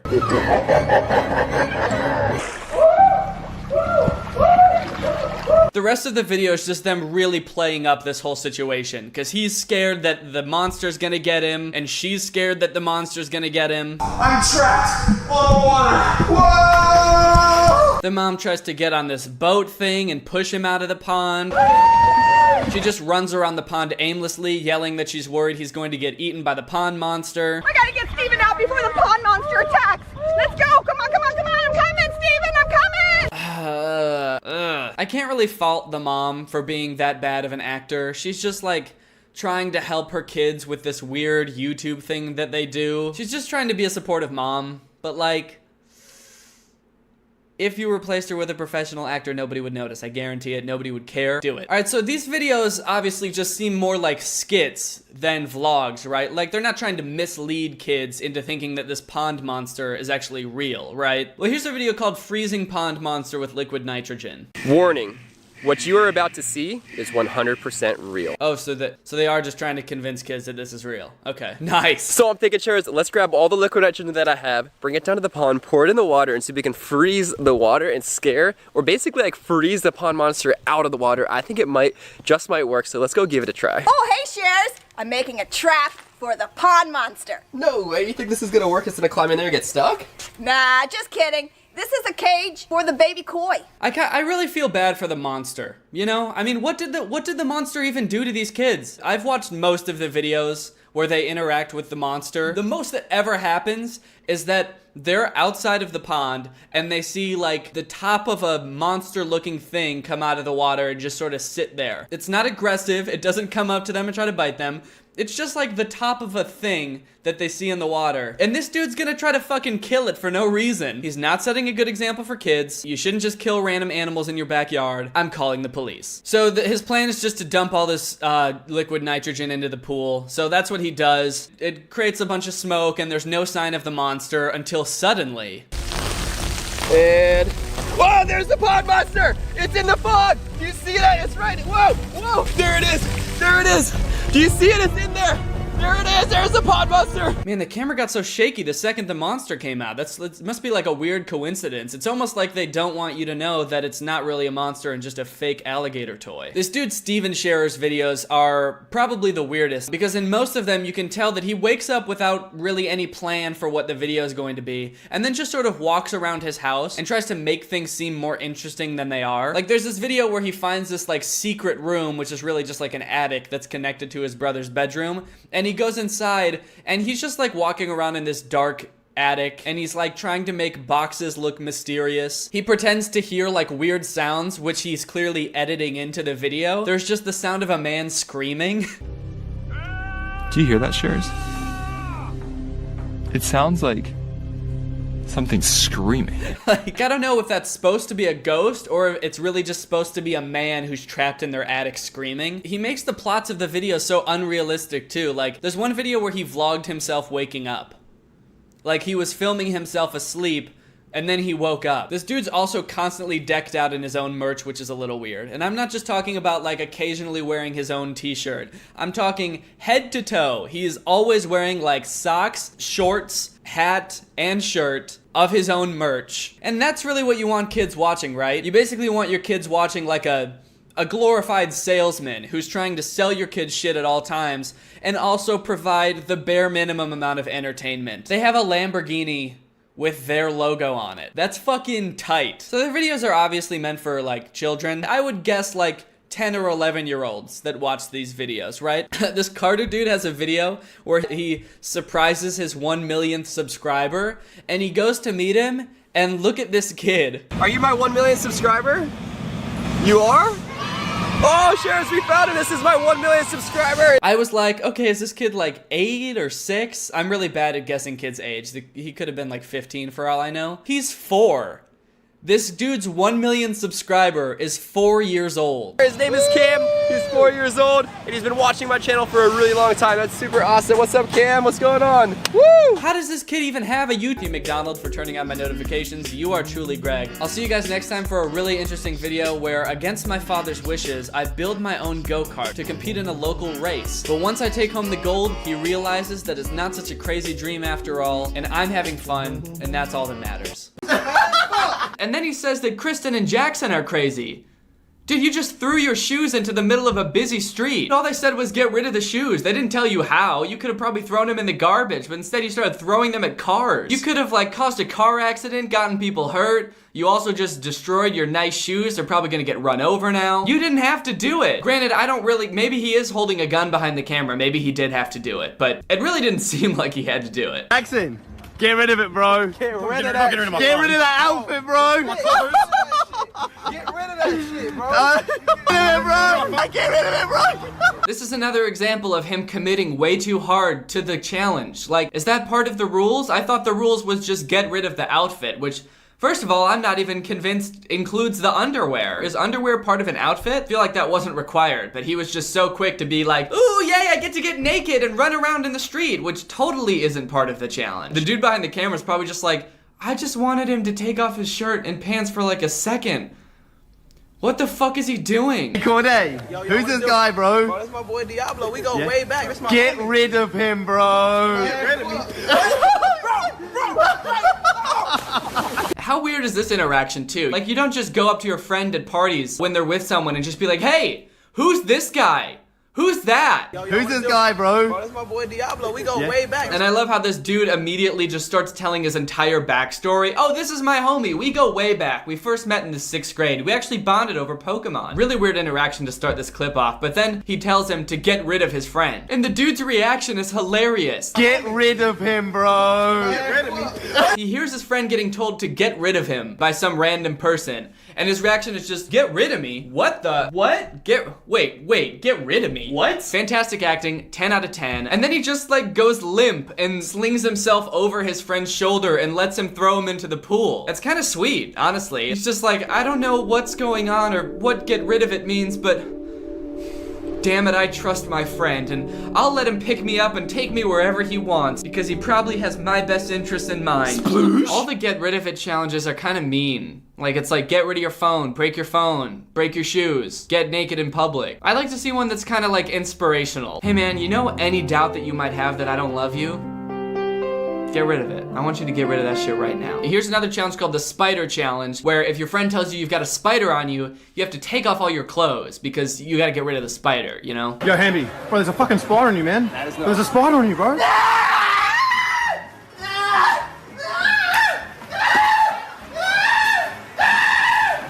They have so many challenges, it's absurd. It's like they must come up with these, right? Like, these aren't well-known, established challenges. So it's weird because they must just like come up with the challenge and then they go out to film that challenge and then somehow still act surprised when they have to do the challenge. It's just weird how eager he is to get naked in public. He's like, no, there's not. And then he smiles and he's like, ah! Like, how does he decide to get naked so fast? He requires no convincing. I would require a lot of convincing to get naked in a Starbucks. It wouldn't just be like, hey, we're doing this silly challenge, so you have to get naked at Starbucks now. But they're just like, bro, you have a spider on you. No, yeah, shit. Hey, Jackson, there's a spider on your back, bro. Bullshit. There you go. Hey, get it off. Get it off, bro. Why are they always walking in a single file line? Who walks like that with their friends? It's weird enough to go out on walks, but walking with one other person and walking single file is the weirdest shit. Why is the dude filming always coming up from behind their friend? They're just walking around single file, like not talking to each other. I just want to go for a walk and stare at my friend's back. I'm not saying a fucking word to my friend. I just want to look at the back of his head without a wallet or a phone. I mean, maybe they're walking side by side until, you know, one friend decides, ooh, this would be a perfect time for a challenge. So then he sort of drifts behind and he takes out his phone and he starts filming. But like if you're walking with someone and he just starts to like stop and pull out his phone, you would turn around to see what he's doing. How is it not a dead giveaway every time a prank is about to happen? Are these people both just like tunnel vision, just walking, not looking at each other, not saying a word, just walking, looking straight ahead, and before you know it, your friend's behind you and he's got his phone out and he's ready to challenge you? At the end of the day, these pranks aren't really hurting anybody. Like I said, I just wanted to talk about it because I just think it's so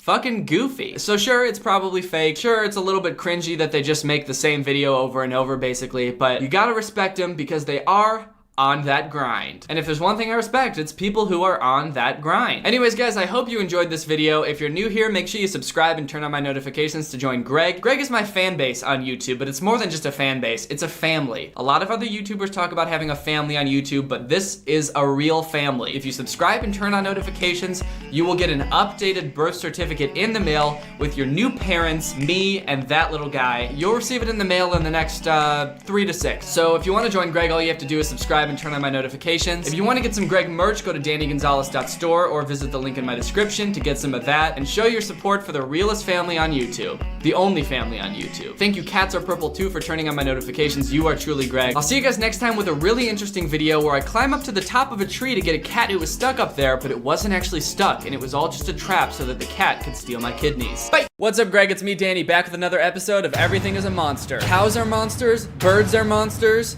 I'm a monster, he's a monster. Everything is a monster. So there's this video on the trending page right now. It's called Dropping Watermelon 45 Feet. It's like a video that seems like it would be kind of interesting when you click on it because it's like, ooh, I want to see a watermelon get smashed. Now that I think about it, 45 feet isn't like a very interesting height. Like, that's not very high. That's like the height of like a tall house, isn't it? I feel like he could have gone a little bit higher, but it's on trending page for a reason, so you know your boy had to check it out. This is the lift, and it doesn't really look like much when it's parked just like this, but I'm telling you, this thing is absolutely huge. It's so high.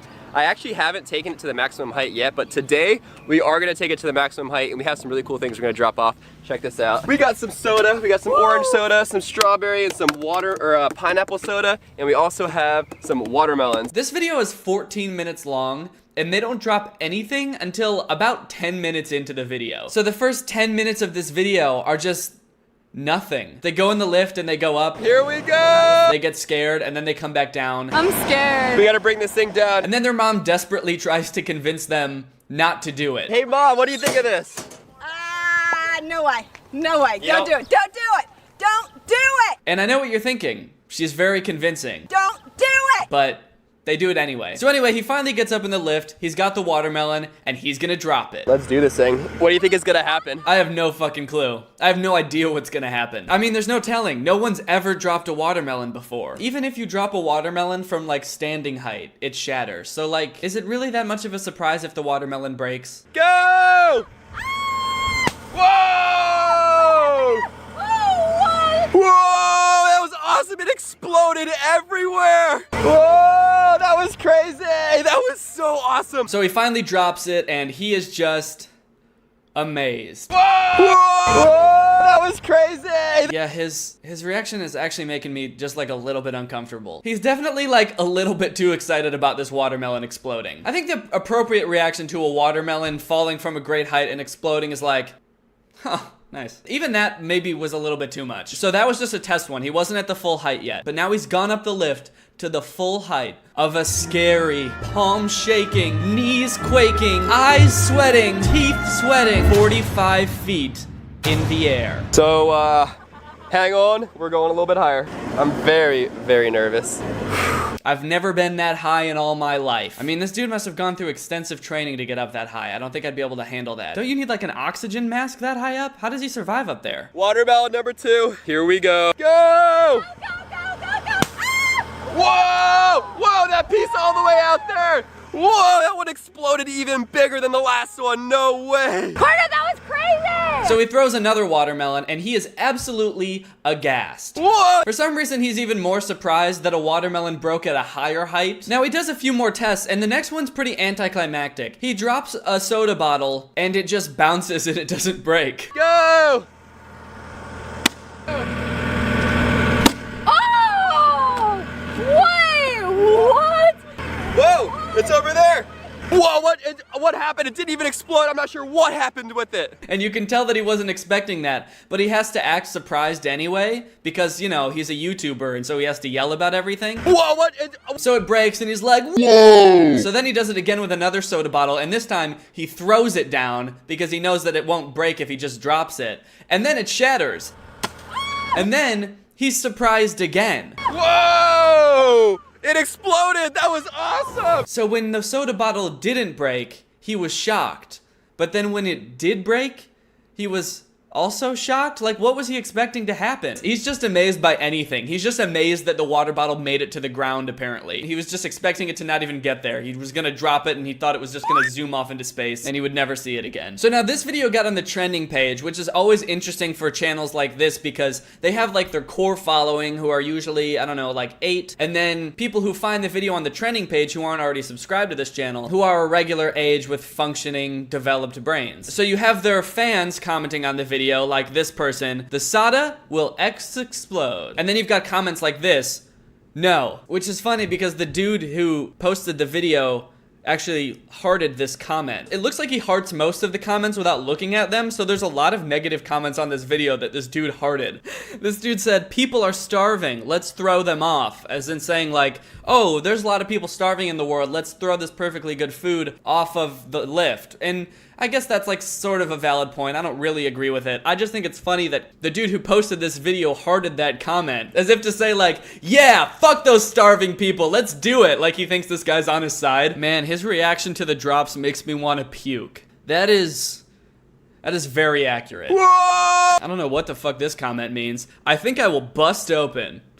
And he hearted it. I think I'm gonna bust open. I think he was talking about the watermelon. I think he meant to say, I think it will bust open. Dude, I think I'm gonna bust open. Yeah, in general, most of the comments are just upset that the video is so long. I saw this video on the trending page and I was like, I gotta find out who this guy is, because his videos suck. And it turns out this dude, Carter Scherer, is a part of like a group of YouTubers called the Scherer Fam. It's sort of like Clout Gang, except they're all related. There's Carter, there's Steven, there's Lizzie, and then there's Otter and Millie, who are their dogs. Their dogs have their own channel. Now this may surprise you, but dropping watermelons off of a giant lift is not actually what they're known for. The main videos that they make that gets the most views are videos about a monster that lives in their pond. They have this giant pond in their backyard, and apparently there's a monster that lives in it. What the heck is that? Oh! It's one of those things that's obviously fake, and they made one video about it, and it got the most views, and so they sort of just have to keep making videos about that, and they sprinkle in other videos every once in a while too. But like, most of their videos are about this pond monster. You can look at their thumbnails and titles. I fell off, pond monster. Swimming with pond monster. Hunting pond monster. They have so many videos about pond monsters, but I think they've realized that just using the word monster in their title or just talking about monsters in their videos gets them so many more views. So they've started doing this weird thing where they just start calling every animal a monster. There's a video where they see like a fox that's sleeping in the forest by their house, and the dude spends an entire video trying to find it because he says it's a monster that's living in their backyard. Oh, it's moving. Shears, I think the animal down there is either a monster or a fox. Maybe what we saw was just a baby monster, and there's actually like the mama monster back there. I don't know what's going on. There's a video where he sees a squirrel in his backyard, and he pretends to not know what a squirrel is, and he calls it a monster. What is that thing? What is that, Mom? There's some monster in our backyard. What is that thing doing? And there's a video where they see just regular fish in a pond, and they call them pond monsters. Cheers, if we could just get one of these monsters to come up and eat some of this food, we'd be golden. And then their sister tries to attack it with a lightsaber. They're very scared of the pond monster. Every time they see it, they get all crazy and they run away from the pond like it's this thing that's gonna eat them. Whoa! Whoa! Whoa! Wait, what was that? Oh my gosh, there it is! There it is! Look, there it is! And yet, like 2/3 of their videos are them going in the pond. Look, monster in pond trapped inside giant bubble ball. This video is one of my favorite of theirs because the acting is just so bad. So they inflate this giant inflatable ball, which looks fun as fuck, by the way. Check this thing out, Mom. It's a giant bubble ball. Wow! You can go inside. No way. Yeah. Ooh, that's so cool. Oh my goodness, this is crazy. And then he pretends to like fall and roll down the hill towards the pond, and the mom tries to catch him. No way! No way!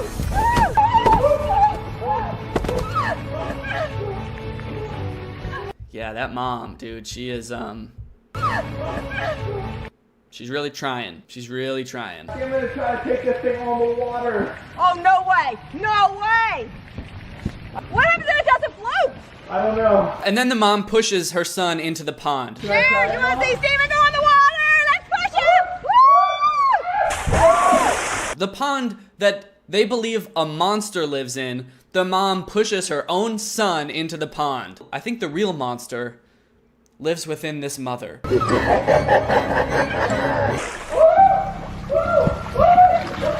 The rest of the video is just them really playing up this whole situation, because he's scared that the monster's gonna get him, and she's scared that the monster's gonna get him. I'm trapped on the water. Whoa! The mom tries to get on this boat thing and push him out of the pond.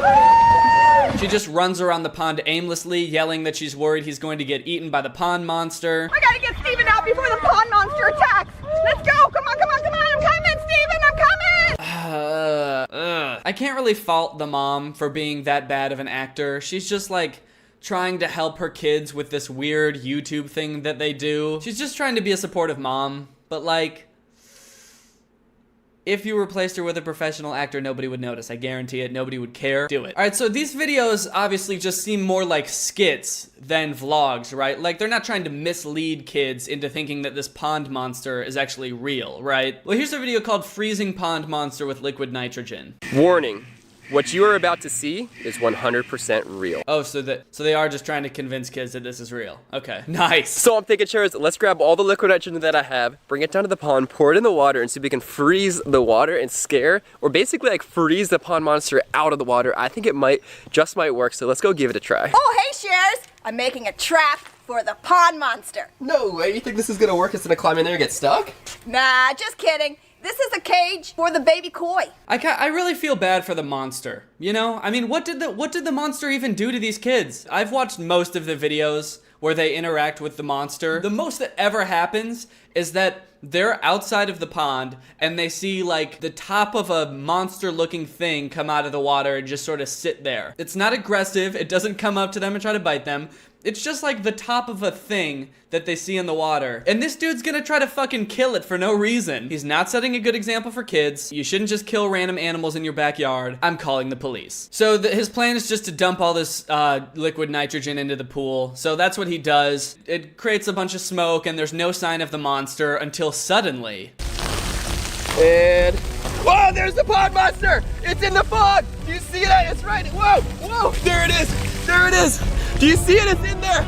There it is! There's the pond monster! Man, the camera got so shaky the second the monster came out. It must be like a weird coincidence. It's almost like they don't want you to know that it's not really a monster and just a fake alligator toy. This dude Steven Scherer's videos are probably the weirdest because in most of them you can tell that he wakes up without really any plan for what the video is going to be and then just sort of walks around his house and tries to make things seem more interesting than they are. Like there's this video where he finds this like secret room which is really just like an attic that's connected to his brother's bedroom, and he goes inside and he's just like walking around in this dark attic and he's like trying to make boxes look mysterious. He pretends to hear like weird sounds which he's clearly editing into the video. There's just the sound of a man screaming. Do you hear that, Shares?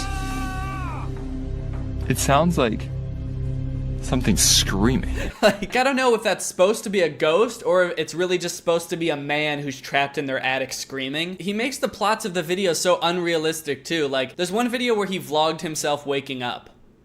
Like, he was filming himself asleep and then he woke up. This dude's also constantly decked out in his own merch, which is a little weird. And I'm not just talking about like occasionally wearing his own t-shirt. I'm talking head to toe. He's always wearing like socks, shorts, hat, and shirt of his own merch. And that's really what you want kids watching, right? You basically want your kids watching like a glorified salesman who's trying to sell your kids shit at all times and also provide the bare minimum amount of entertainment. They have a Lamborghini with their logo on it. That's fucking tight. So their videos are obviously meant for like children. I would guess like 10 or 11-year-olds that watch these videos, right? This Carter dude has a video where he surprises his 1 millionth subscriber and he goes to meet him and look at this kid. Are you my 1 millionth subscriber?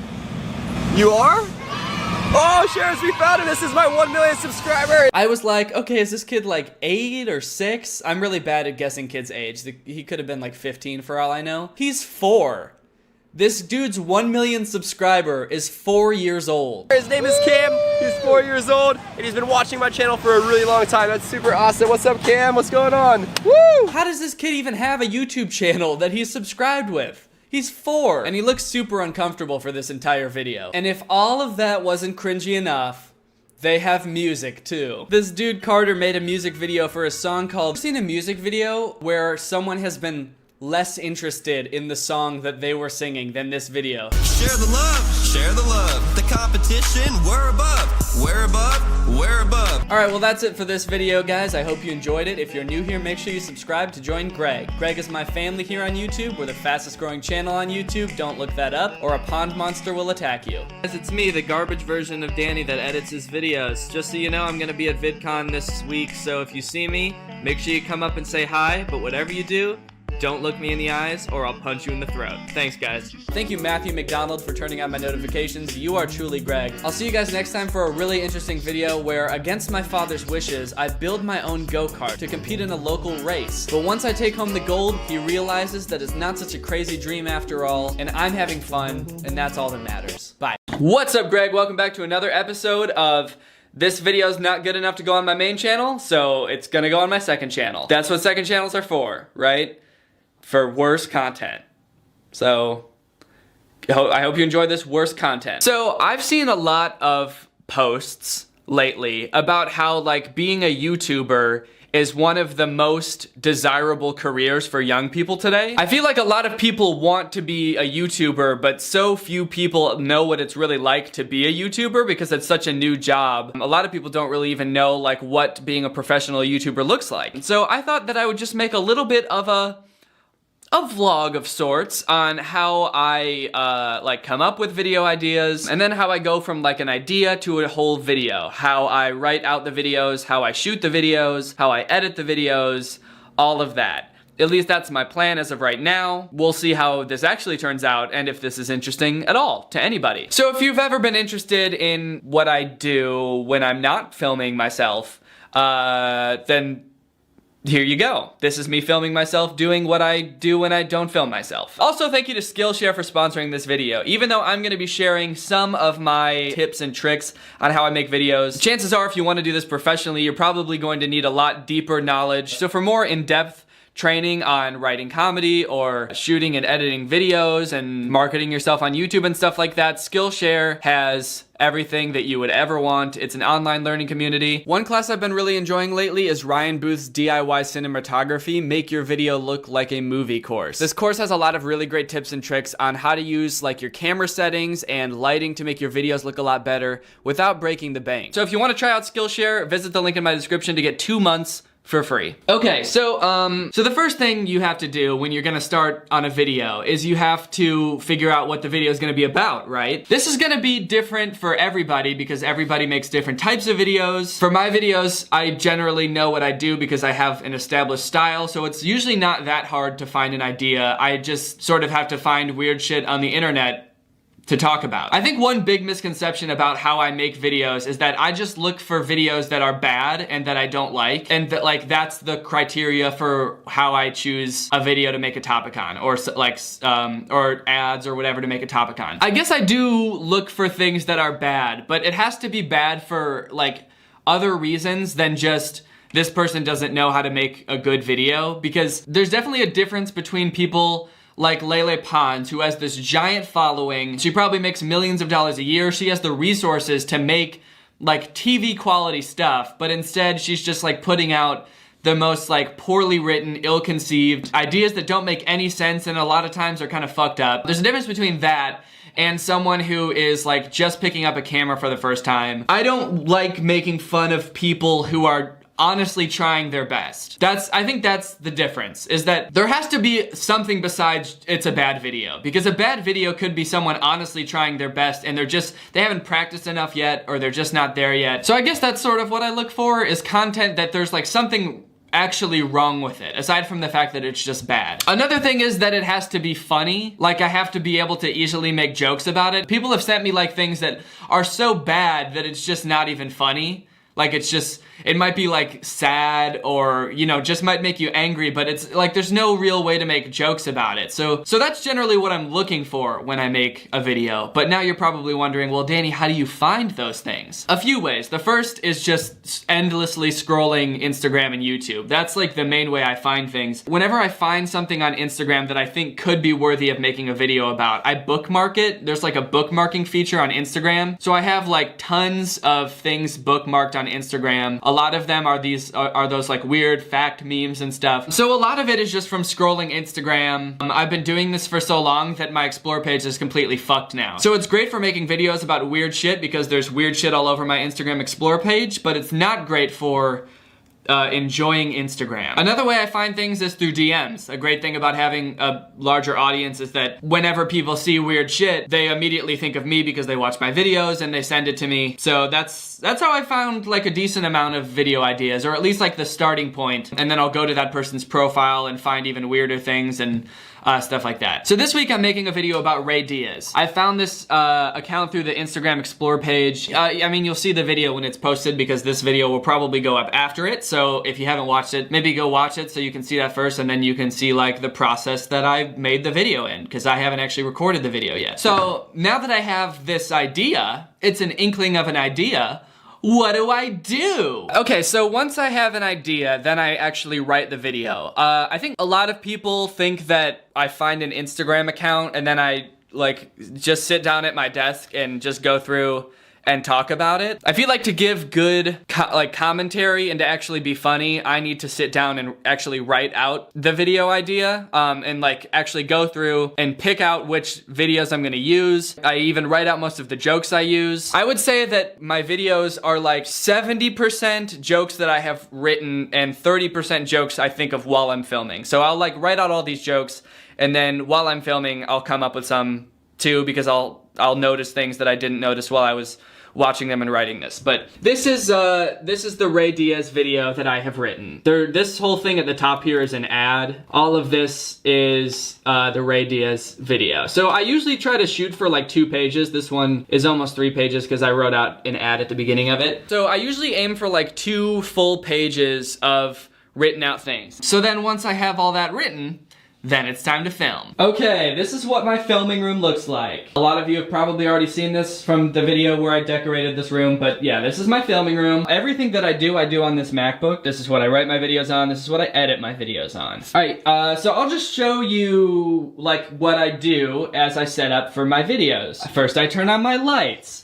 These are LED lights. This one has a softbox thing on it so that it looks better on my face. Now I know what you're thinking, Danny, why do you have a light here when there's literally a window with perfectly good natural light coming out the window? And that's because I'm just extra. I don't know. I don't like how natural light changes. Like if clouds come over, then all of a sudden my video gets dark. So I usually just close these curtains and use this light instead because this will be consistent. And that won't. So there's this light, and then you're probably thinking that the background is lit by this light, but you would be wrong. This is gonna sound pretty dumb. I understand that this is probably gonna sound dumb, but I turn off this light, and then I turn on this light. This light shines up at the ceiling to simulate what this light does, but I like that light better. Next, I get out my microphone and I put it right here. This is a Blue Yeti microphone. It's probably the most popular YouTube microphone. I think pretty much every YouTuber ever has one. I think I've had this microphone for 6 years. Out of all of the filming equipment that I have and still use,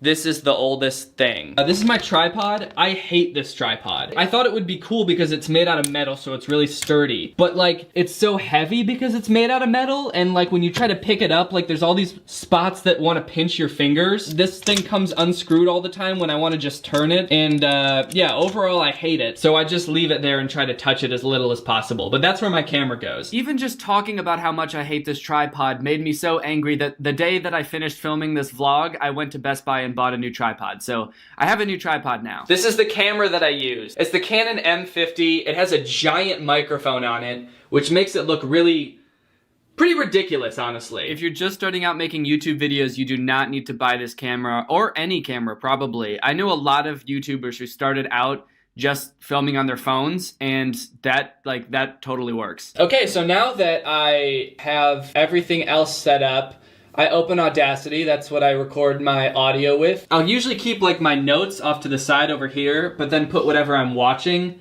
on this screen so that it's more like looking at the camera. Okay, so that's pretty much all I do to get ready to film. Now I'm actually gonna film, so I have to stop vlogging so that I can film my video. All right, gang, I finished filming the video, so now it's time to edit. I will now talk a little bit about how I edit my videos. I use Final Cut Pro to edit my videos, but I'm pretty sure that almost everything I do could be done in iMovie. I just use Final Cut Pro because it helps my ego to use software that has Pro in the name. So the first thing I do is I just bring in all of my clips. This video is a total of 3 clips. Well, 3 clips that I filmed, and then I'll bring in all of the videos from Ray Diaz's channel on here in a sec. And then I have the 2 audio clips from recording from that microphone. So the first thing I do is I synchronize all the audio with the video. So I take the first audio clip and the first video clip, and then I click synchronize clips, and I name it something like clip 1. If I put both of these clips into the timeline, you can see that I recorded for a total of 46 minutes. All right, guys, well, I'm wearing a different shirt now, so you know what that means.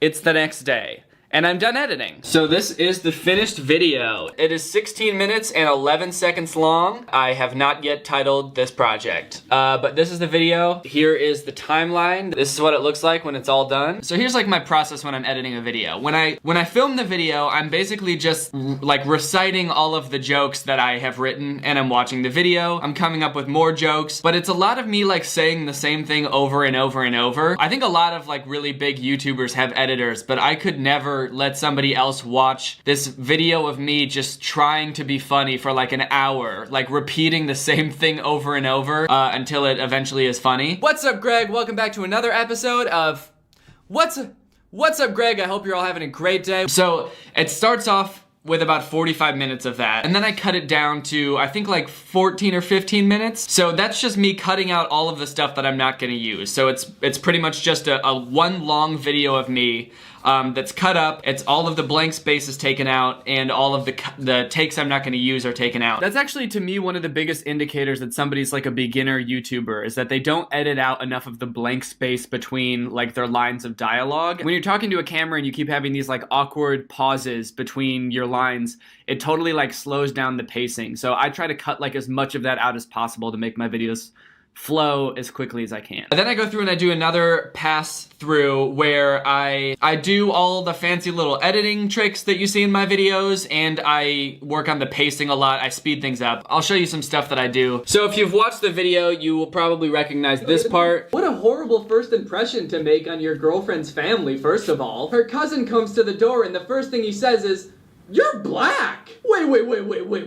What's going on here? So as you can tell, there's some stuff that I did to the video, like enlarging things, that like moving around trick. That's basically just, I cropped it, and then like as my head moved, I just keyframed the crop to follow my head. Another thing I do that I think helps with the pacing a lot is overlap the audio. So you can see like here between these two clips, I detached the audio from this clip, so it's down here, and I just like overlap it slightly. That helps it like flow better, and it almost makes it sound like it's like one natural sentence. You gotta test him. You gotta make sure this guy is good for your cousin. So of course you're gonna make sure. So if it wasn't overlapping like that and I just let it go like that, it would be slightly less quick. You gotta make sure this guy is good for your cousin. So of course you're gonna make... I don't know if you can tell what I mean, but it's sort of like a little bit more awkward when there's all that like space. So I like to do that a lot, like overlap the audio, and it just makes it flow a lot quicker. Most of that stuff is just like what feels right at the time. Like when I decide to punch in and stuff, it's mostly just to like emphasize jokes and stuff like that, or to make things seem silly. I also add in a decent amount of like sound effects and music and stuff. Most of the music that I get comes from the YouTube Music Library. It's a service that YouTube has that's totally free. They have like thousands of royalty-free like soundtracks that you can use in your videos. So that's where I get most of the music from. And then sound effects I just started using this service called Soundly. You pay like a monthly subscription, and there's like thousands upon thousands of sound effects that you can use in your videos. I like the cartoon ones a lot because they're just so goofy. And you can just drag these like right into the editing software.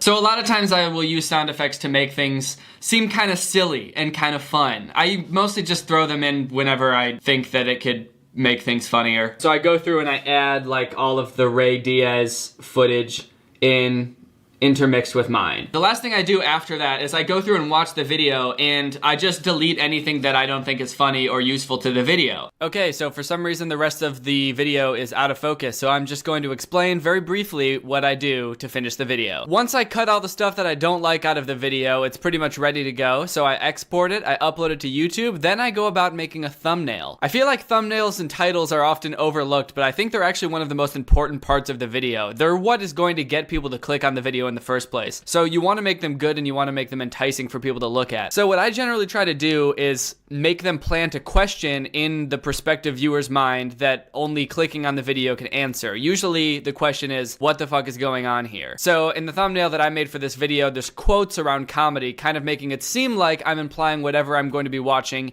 isn't actually funny. And then there's these two pictures of this guy that make you wonder, who the fuck is this guy? Why is he doing that? So the strategy here is to make people wonder what is going on. I have to click on this video to find out. And that's pretty much it. That's how I make a YouTube video. So I hope you guys enjoyed this and thought it was helpful. If you have any questions, I could possibly make a follow-up to this video, or if you have questions about like other aspects of being a YouTuber, feel free to let me know. Okay, bye. What's up, Greg? I hope you're having a great day. Welcome back to another episode of This Actually Happened, except it didn't. Lately, I've become a little bit obsessed with this radio show that I hear when I drive to the gym in the mornings a lot. It's called Waiting by the Phone. If you listen to good old Fred and Angie on 103.5 in Chicago, then there's a good chance that you've heard it before. I think that it is awful. And I've been listening to it a lot lately because it confuses me so much, and now it's taking up all of my thoughts, and so I need to make a video about it to vent so that I can stop thinking about it, and I can transfer all of my concern to you guys. So that's what I'm gonna do. Basically, the premise of the show is somebody calls the radio because they just went on a date, they had a great time, but now they're getting ghosted. What went wrong on the date? Why is this mean person ghosting this nice, sweet person who's just looking for love? But then craziness ensues. Here's the thing though, every single situation in all of these dates that they describe are so insane that they could not possibly be real. So in the past week, I downloaded the iHeartRadio app. I think I might be the first person to ever say that or admit that. So let's start off by listening to one, shall we? We're gonna listen to this one. It was actually recently voted the #1 episode of Waiting by the Phone by Waiting by the Phone fans. They had a little contest. This one is called The Drug Deal. So let's take a listen. Why'd they get blown off? We'll find out now in Waiting by the Phone with Fred and Angie. Hi, Allison. How are you? I'm great. How are you guys? Very well. Good morning. Thanks for being on the show. It's Waiting by the Phone. Tell us about this guy, Matthew, how you guys met and where you stand right now. I like the little club beat that they always play at the beginning. It's this little like... And they're like, so this really nice guy that you really like is not calling you back and now you're all alone? Tell us more about how this crippling failure is affecting you. He came by and picked me up and we went out to dinner and then a movie and then drinks after. He didn't reach out to me at all after the date, and I was kind of confused about that. This girl is saying that the date went great, nothing weird happened, it was just a normal date, and nothing went wrong, and she can't possibly imagine why this guy would not want to call her back. So now let's listen as Fred and Angie call this guy and ask him why he won't call her back. Welcome back. Let's call Matthew. You met through some friends. You were set up. Right. And you want to know what's going on. Yeah, I'm really interested to see what he has to say. We'll call him right now. She's very interested to see what weird reason he could have for not wanting to call her back. Let's take a look. Hello? Hi, Matthew. Good morning, Fred and Angie. Paulina Kaling calling for Fred and Angie in the morning on Kiss FM. I have to tell you, before we go any further with the call, that we are on the radio right now, and I need your permission to keep talking. Is it cool if we keep going with the call? Yeah. We're calling on behalf of a woman named Allison who reached out to us and said that you guys were set up and you had a great date.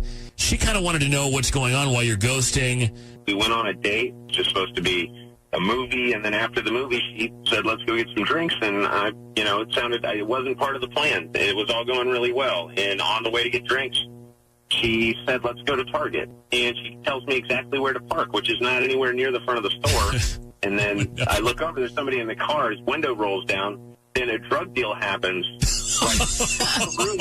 They were in the middle of a date, having a great time, and she thought, hey, you know what would be really fun? A fun thing to do with this stranger who I know nothing about? I'm gonna take him to deal some cocaine. At the very least, this girl has some very serious time management issues. She booked a date at the same time as a drug deal. That's a big no-no. We all know that. We all learned that in Drug Dealer 101. You don't book a date at the same time as a drug deal. So now that she knows why this dude won't call her back, let's see how she responds. Will she be like, oh, of course.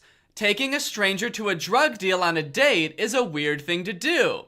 Let's find out. You did a drug deal on the date. I mean, I didn't make him do any of the drugs. You do the drug deal. You gave me money. I handed him money. You handed me cocaine. I handed you cocaine. I became a drug dealer in that situation. You know what? Grow up. Grow up?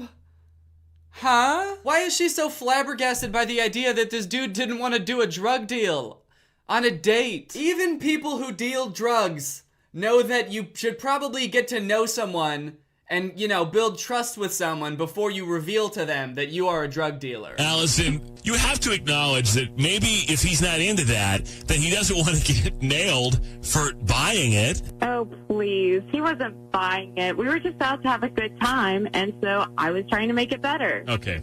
Look, so is there any way, would you get past this, Matthew? So then Fred and Angie ask if there's any way that the dude could get past this and go on another date with her. He obviously says no. And that is the end of the episode. That is an episode of Waiting by the Phone. So, aside from how wild that was, it's kind of like a weird premise to begin with, right? Like, it's about people who are getting ghosted. Their texts aren't being answered, their calls aren't being returned, but they want a second date, so they figure, hey, maybe if I call the radio and I get the radio host to interrogate my date, they'll want a second date with me. Because that's really what people want, is to be interrogated on the radio. And the fact that the premise is weird would be forgivable if it weren't for the fact that this entire show is completely fake. That's right, the date didn't even happen. The whole show is fake, the date was fake, the story's fake, cocaine's not even real. Even though they do a couple things to try to make you believe it's real, like when the person answers the phone, Fred and Angie have to ask if it's okay that they're on the radio, making it seem like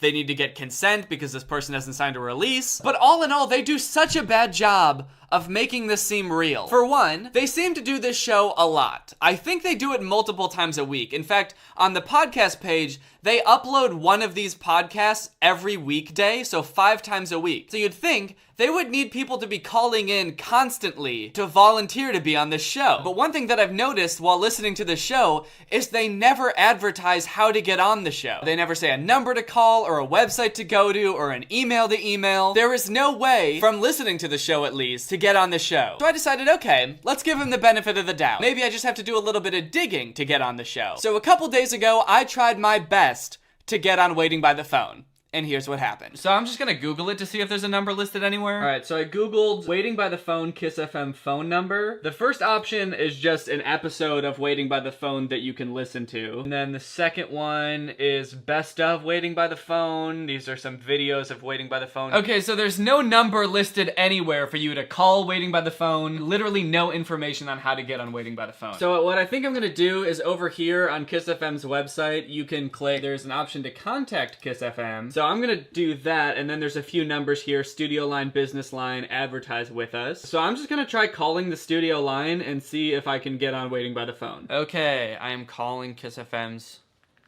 studio line.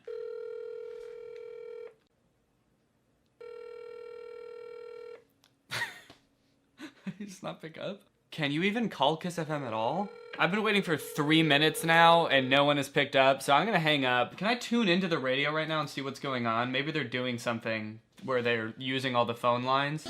Okay, no, they're just playing Selena Gomez. So, no reason that they shouldn't be able to pick up the phone. I assume they have employees that do that. Maybe I'll try calling the business line. Waiting by the Phone is serious business, so you gotta call the business line. Thank you for calling iHeartMedia Chicago. Our office is now closed. I found an email form I can fill out to send to them, so maybe I'll do this instead. Help! I want to be on Waiting by the Phone. Please help! Yes, I would like a reply. Yes, I am not a robot. And submit. Your request has been received. All right, we'll see what happens. All right, it's the next day. It is 10:54. So hopefully this is within office hours of the Kiss FM studio line. I'm gonna try calling them again. They're not gonna pick up, are they? They're never gonna pick up. Okay, so I'm just gonna assume that their studio line doesn't exist and there's actually no way to contact Kiss FM unless they ever respond to my email request, which I also doubt they will do. So yeah, it's impossible to get on the show because everyone on the show is an actor, and if you are not an actor, then you cannot be on the show. Alrighty, let's check out another episode, why don't we? This one's called The Dump It Dash. How you doing? Doing very well. How about yourself? Very well. Thanks so much for calling. Waiting by the Phone. Tell us about your date with Stephanie, how you guys met, and where you guys stand right now. Well, we were talking for a bit on Bumble. We went out for drinks, Cinco de Mayo. We even hooked up, which was awesome. Oh man, they hooked up? That sounds awesome. It might have just been, a kind of a one-night thing because she hasn't responded to any of my texts warmly or hasn't jumped on anything. Okay, and that you didn't want a one-night thing. Like, you've reached out to see her again. You want to repeat at least. Well, that's where we come in. We'll call and ask some questions. You'll be on the phone. Maybe we can straighten this out and set you guys up on another date. All right, so the date went great. They even hooked up. It was awesome. And this dude couldn't think of any reason that this girl wouldn't want to text him back. So let's see what the girl has to say when they call her. Can you tell us where you guys stand? So he called you? Yeah. Right. It's called Waiting by the Phone. He's a little confused. He reached out to us and told us about the date. He likes you, wants to see you again, and is hoping we can put you guys back together. Probably not. So what happened? Because why are you just not interested? Or did something go on? Or did he say something? Or... It just like, all right. He the bed. He pooped in her bed, left, and then apparently was like, damn, that was a great date. I killed it. I didn't think I had it in me, but I hooked up with her and pooped in her bed? That was awesome. I woke up and there was in my bed. I forgot to mention that Joe is here. Joe, you left that detail out. Oh my God. That's a key detail in all of this. Oh my God. It's not a real detail. So he tries to defend himself for a little bit, being like, what? I didn't know that. I must have been so drunk that I didn't even remember that I pooped in your bed. I didn't know. But then 2 seconds later, he admits that he did it and that he knew he did it. Oh my God. Wouldn't I know if it was my because it would be in my pants, not on my bed, all right? Yeah, Buster, let's get one thing straight. When I poop my pants, I know it. Because it's in my pants and not all over my bed. Why would I just randomly the bed and not remember? I was also drunk. I wasn't necessarily just embarrassed. I barely knew that. He barely knew? How do you barely know that you pooped in someone's bed? Oh, come on, dude. I barely even knew I pooped in her bed. Like, yeah, I know that I pooped somewhere that wasn't the toilet, and yeah, I noticed there was poop in her bed, but how was I supposed to know those two things were related? So this whole time, this dude knew that he pooped in this girl's bed. He knew it from the start, but he still went for days without her texting him back, wondering why she's not texting him back. And then he decided to call the radio. So these two radio hosts would harass this poor girl and ask her, why won't you call him back? Never once thinking it might be because he pooped in her bed. This show is insane. This show is a nightmare. So you might notice from the two examples that I've shown that the show is a little bit formulaic. That's one of the big issues I have with it, is that like every episode plays out the exact same way, which one could argue is a huge indication that the show is scripted. One could argue it, and one does. It is I am the one. The person who calls in always starts off by saying like, we had such a great time, everything was great, I can't figure out why they won't call me back. A lot of times they even throw in like, we went back to my place and hooked up, at which point Fred and Angie are always like, oh, wow, they hooked up. That's kind of interesting. And then, of course, they call the ghoster, and it turns out that they're not the weird one. It was the ghostee all along. And the reason they ghosted him is because they did some weird shit on their date, like poop in their bed or take them to a drug deal. This happens in literally every single episode. This one's called The Competitive Eater. After we do Waiting by the Phone. Hi, Greg. Hi. Oh, shit, this one's about Greg.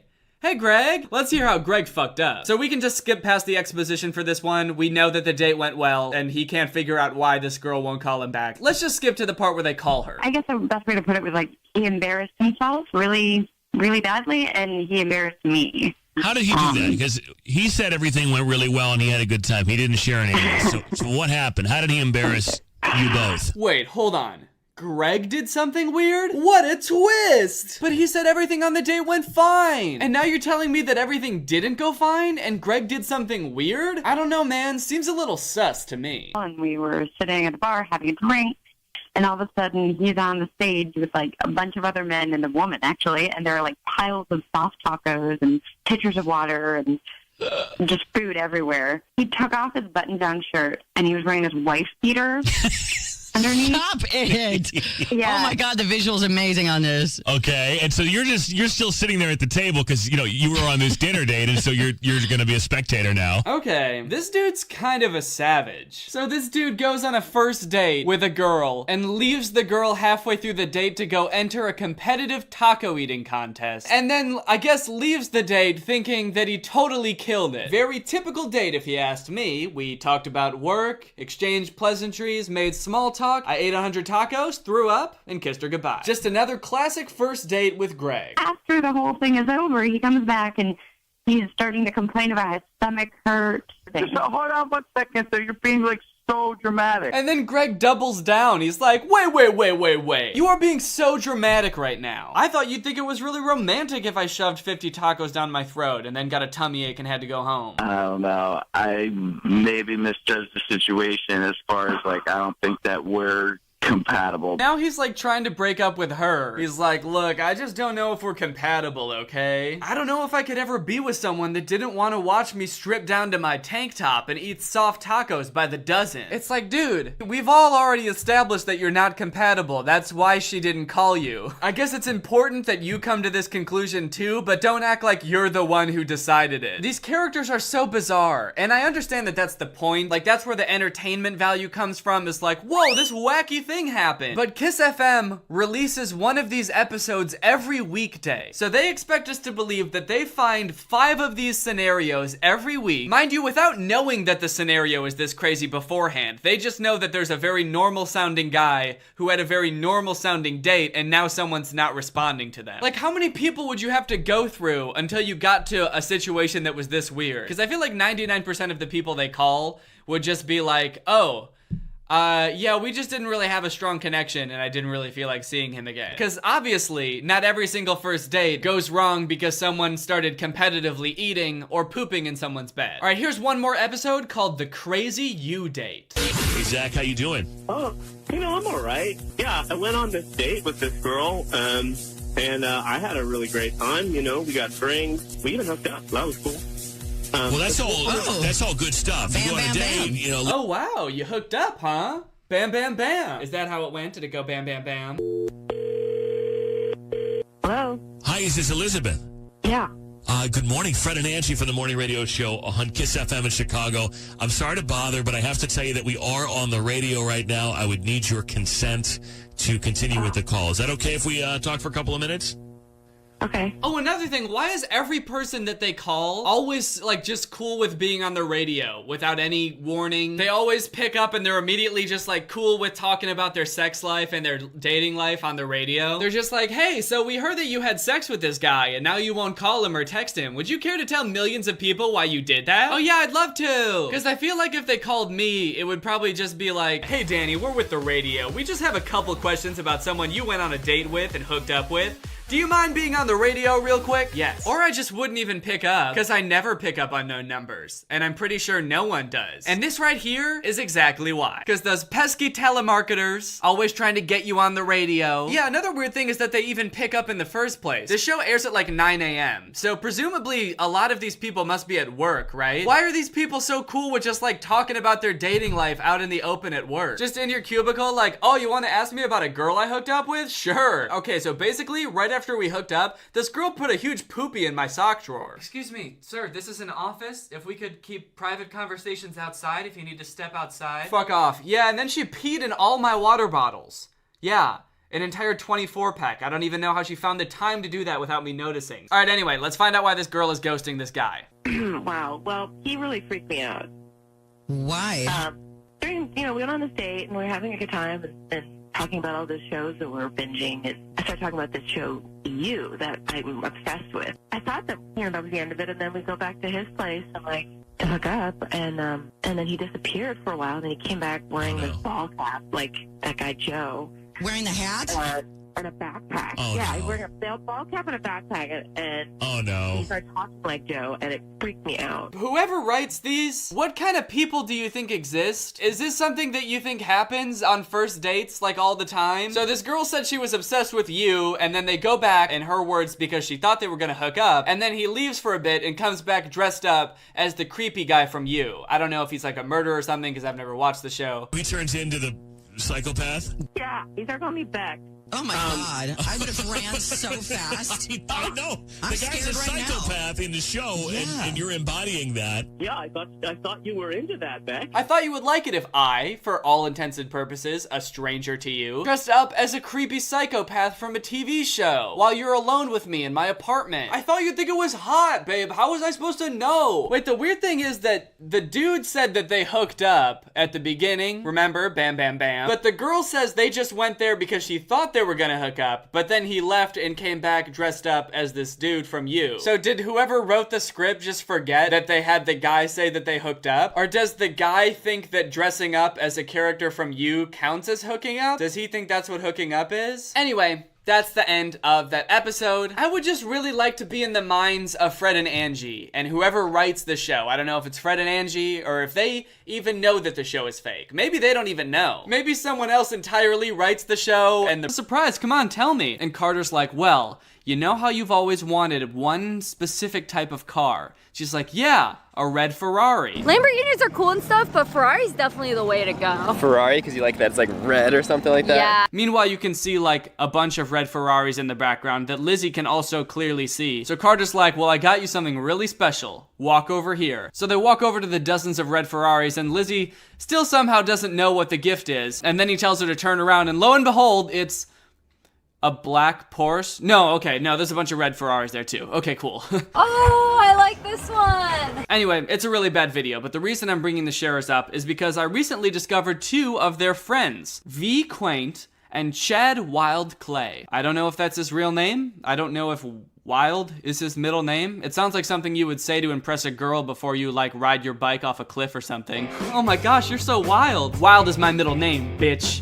And my last name is Clay. And my first name is Chad. Here's their channel descriptions. Chad's is, I use ninja toys to slice fruit and soda. I guess you could call me a fruit ninja superhero in real life. So Chad is a bit of a real life ninja. You'll see that a little bit later on in the video. He's got the sickest gadgets, the coolest ninja spy toys.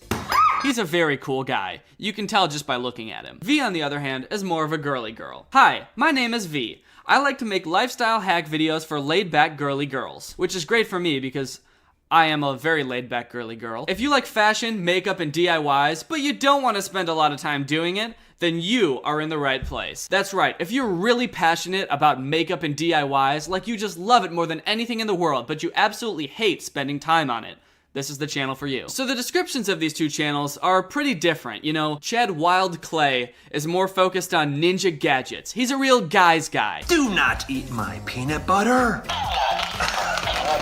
Meanwhile, V makes videos for laid-back girly girls. But they do have one thing in common, and that's that they've both been kidnapped by a hacker. That's right, over the past, I want to say 2 months, they've been on and off kidnapped by a hacker. It's sort of like this on and off relationship they have with this hacker where sometimes he's kidnapped them and locked them in an abandoned prison or in an abandoned hospital room, and sometimes they escape and they just go right back to their house and do the same shit all over again the next day. Before we jump into the real thick of the plot, I just gotta say, this video is sponsored by Squarespace. If you're looking to get a great domain name, build a beautiful looking website or online store, Squarespace is the place for you. You can go to squarespace.com/Danny to get 10% off your first purchase. So there's that. So all the backstory you need to know on V and Chad is that they're being sort of like chased by this hacker. He's been hacking their YouTube channel and trying to delete videos. He's apparently been doing it to other YouTubers too, but they've never actually shown any evidence of this. Just all in all, stalking them and being very creepy. So that's what you need to know going into this video. It all starts when Chad Wild Clay and V Quaint are hanging out with the Sheriff family. If you watched one of my other videos about the Sheriff family, you know that there was this whole other storyline with an abandoned safe. I guess Chad Wild Clay is looking for another abandoned safe in this pond. I guess at the Sheriff family house, like,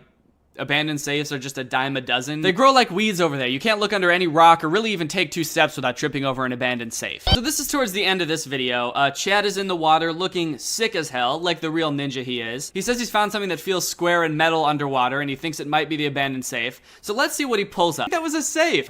Okay. It's got like a ridged edge and it's like 6 feet long. But it is made out of metal, so it could be a safe. But what happens next is not for the faint of heart. That must be traumatizing. Can you imagine that happening to you? I should probably have mentioned this, but they're married. I mean, this poor girl V is just watching her husband get absolutely destroyed by what can only be described as a pond monster. Anyway, that's the end of that video. It's a pretty good cliffhanger. Now, if you had to guess what was going to happen next, I'll give you 3 options and tell me which one you think would be the best approach for V to take. Call some sort of search and rescue team to help get her husband out of the pond. Jump in the pond herself and risk getting attacked by the pond monster to save her husband. Or throw some sort of flotation device into the pond for her husband to grab onto. Well, if you guessed any of those, you would be wrong. But if you guessed that she thought that Chad got sucked down the drainage pipes of the pond, so she followed the drainage pipes to some random farm to look for Chad, then you would be correct. Congratulations, you win $5,000. Now this theory may seem a little far-fetched, like she just saw Chad get attacked by a monster, why does she think he got sucked down a drainage pipe? That's a great point, but when you see how thick the drainage pipes are, it starts to make a lot more sense. I have to do a little bit of investigation. So this mysterious person who she thinks is Chad starts texting her clues on how to find Chad. He leads her to this building, she tries to get in, but Chad? That doesn't work. Different type of wall. She walks around in this dark basement for a while, and the only thing she can feel are like cinder block walls and big metal bars going up and down. And she's like, okay, this seems like a regular basement. I guess I'll just keep stumbling past these like cage-feeling walls, and eventually I'll find Chad. But that doesn't happen. Turns out she walked right into a trap, and this is where things get wild. Chad Wild Clay. Yeah, you did it. Their videos here sort of break off into 2 different streams because V is uploading videos to her own channel and Chad is uploading videos to his own channel. While V is in an abandoned prison, locked in a cell. Chad, help! And here, these videos sort of take on this weird new genre that I've never seen before. It's sort of like Dora the Explorer meets Saw. It's sort of like Saw for kids, where your main characters are stuck in this like really creepy, fucked up situation. They're kidnapped and imprisoned and forced to solve riddles to get out. But they're also doing that thing that kid shows do, where they're like, oh, I don't know how to solve this riddle. Can you help? Which honestly, I think is pretty messed up. Because these videos are obviously made for like 4-year-olds. And the situations, I think, are scary enough for little kids. You know, being kidnapped and whatnot. But the fact that V and Chad are like sort of putting the responsibility on the little kids to help them get out is even scarier probably for the kids. They're trapped in these creepy ass rooms. There are these weird creepy voices from their kidnapper playing all over the place. There's riddles, there's clues, and they need you, a 4-year-old, to help them get out. And what makes these videos 10 times better is that this villain, the hacker, seems to be the world's dumbest, most sloppiest criminal. He's constantly leaving clues and riddles to help the characters get out of these situations, which, I mean, if you were trying to kidnap somebody, you wouldn't do. The wall, and eventually when she gets that right, it ends up being part of the combination to unlock her from the cell. Like, why would he even write that down in the first place, unless he wanted the characters to get out? It doesn't make any sense. They do this really weird thing when they're asking the audience for help. They don't just do it like in Dora the Explorer, where Dora's like, do you see the little nutcracker guy in the background? Where is he? Oh, he's there! Thanks for yelling it at the TV. Where Dora pretends to be able to hear you speaking to the TV in real time, they ask you to comment your answer, and then they pretend that they can somehow see those comments before they've edited and posted this video. So take this triangle puzzle, for example, and then she ends up getting it right, and she thanks us all for helping her out by commenting. It's just like a really weird thing. I've never seen anybody pretend to be able to read comments on a video that they haven't posted yet before. That's the biggest indicator to me, that these videos are for people so young that they can't even like conceptualize how YouTube works, that you like film a video, edit it, and then post it, and by that time, like, what is in the video has already happened, like hours ago, days ago. This is clearly meant for people who just have no idea how videos work. There's lots of weird inconsistencies in these videos too. We can see that in Chad's video where he's trapped in the hospital. He's going around trying to like figure out clues and trying to figure out why he's in this abandoned hospital. And is this an x-ray of my brain? Did they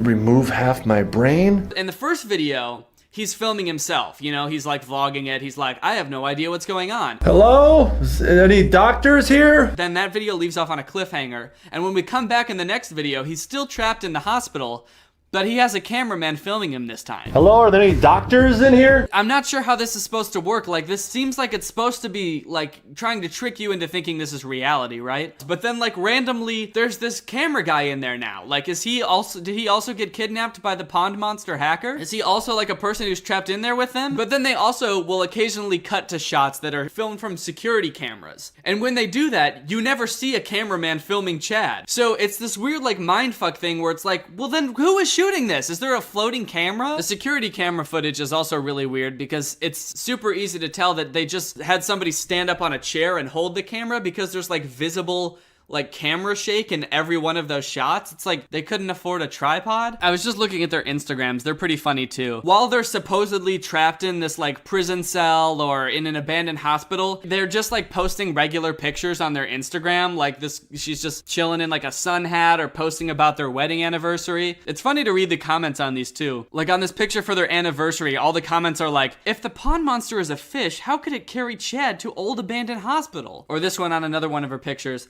I know who the hacker is Jake Paul, but she doesn't do box forts, and he's doing your Tesla one in his videos. Well, I think it's safe to say that this guy has cracked the case. Now, by now, you're probably pretty attached to these characters, and you're wondering how this whole thing ends. Well, unfortunately, there's not really any real resolution. In their most recent videos, they're still being followed and stalked by the hacker. They did get out of the prison, though. V got out of the prison, Chad got out of the abandoned hospital, they met up, and they had this epic drone chase. Come on, drone, I'm gonna get you! And, well, do you remember earlier when I said that Chad is sort of like a ninja? Well, you're about to see that in full effect here. I'm gonna do a jump spin side kick, a ninja kick. I kick the thing down. I think that'll knock it out of its commission. You get on the other side of it to distract it, and then I'll jump spin side kick it. Ready? Okay. Go, go, go, go.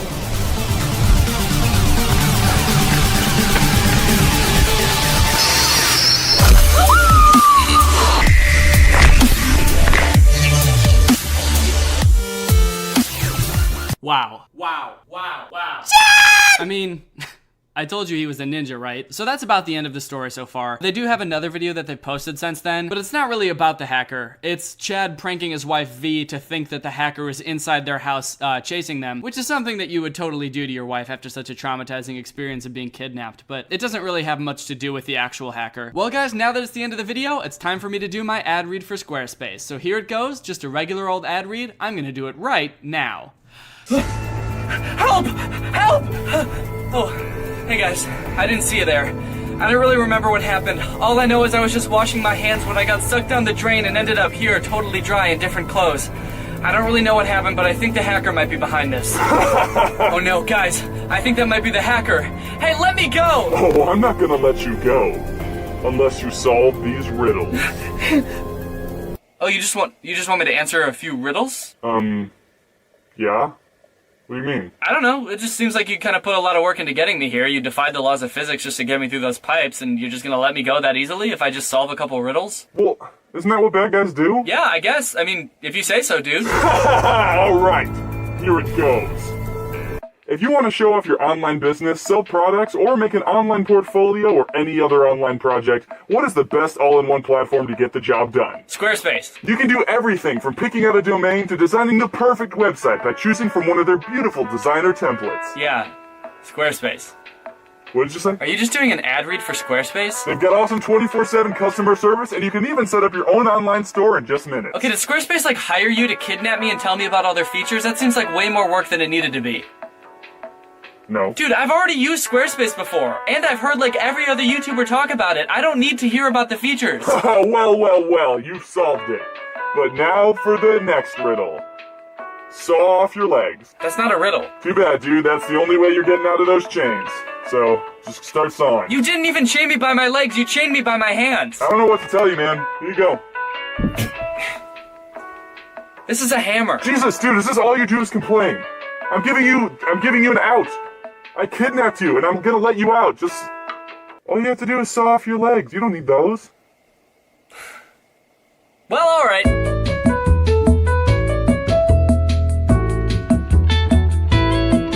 Alright guys, I hope you enjoyed this video. If you're new here, subscribe to join Greg. We're the strongest army on the internet. I'll see you guys next time.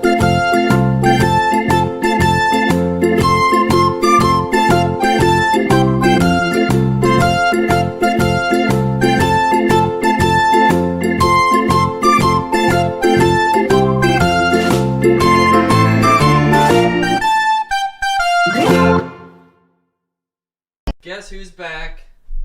Back again. Daddy boy.